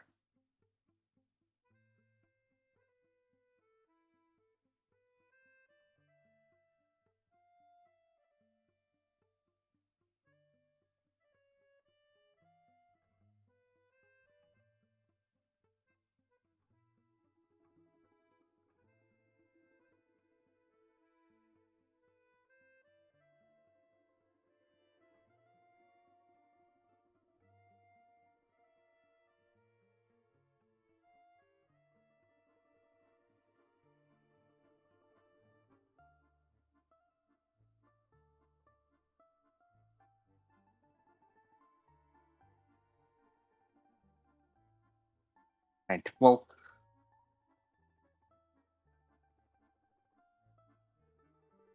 I think I'm gonna call it here now. I'll pick back up on this Archon quest next week. From what I see, it doesn't last long. Um, so I'm gonna finish them.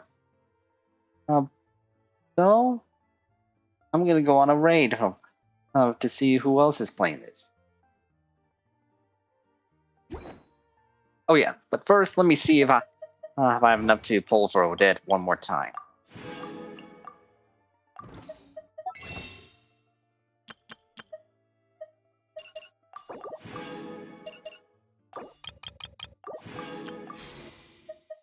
All right, let's try again. Oh, I lost the 50-50 for Odette. Darn it. Well, at least I know the next one will be guaranteed. And I'll have plenty of time before the next banner.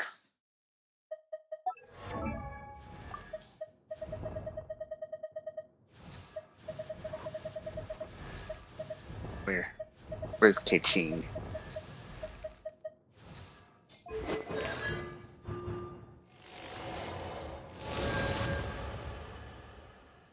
You had to come in at the worst time, Keiching. Had to come in at the worst time. Well, anyways, I'm gonna go on a raid now.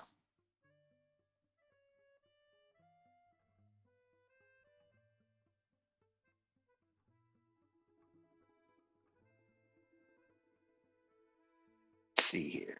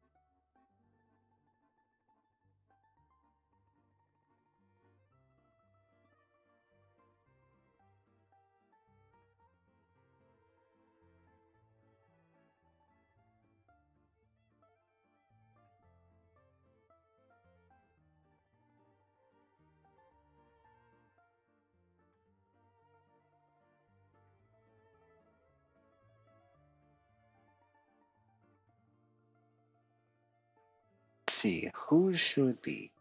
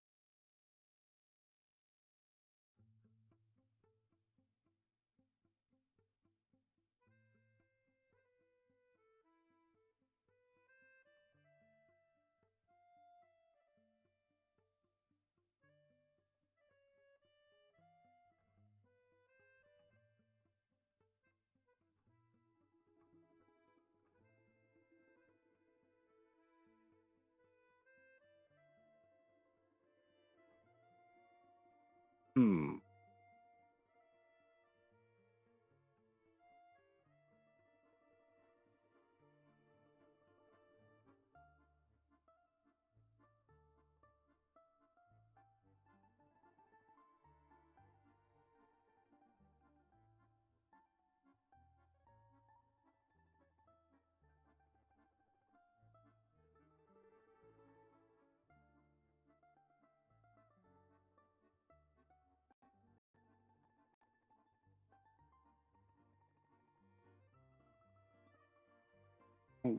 Still don't know who. Still seeing who I should be rating.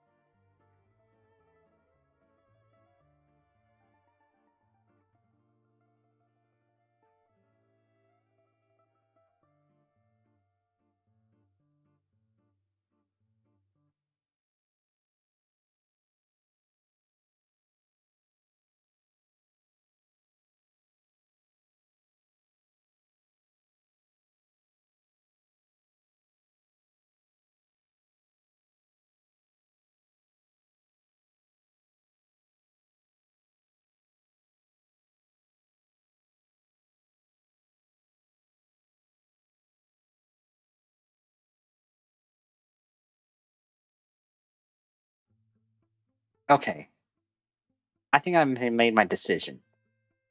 We're gonna raid Serafina, who's also playing Genshin Impact, and appears to still be within the. And it appears to be starting up going to the Snezhnaya section 2. So let's send in some dreamy vibes. So thank you for tuning in tonight and for checking my stream out. I'm Dream9, and I go on live like preferably in the evenings with RPGs, platformers, and retro titles, and Nintendo as well. So if you're interested, follow my channel. So until next time, this is Dream9 signing out. So good night, everyone, and may you all have pleasant dreams. Bye.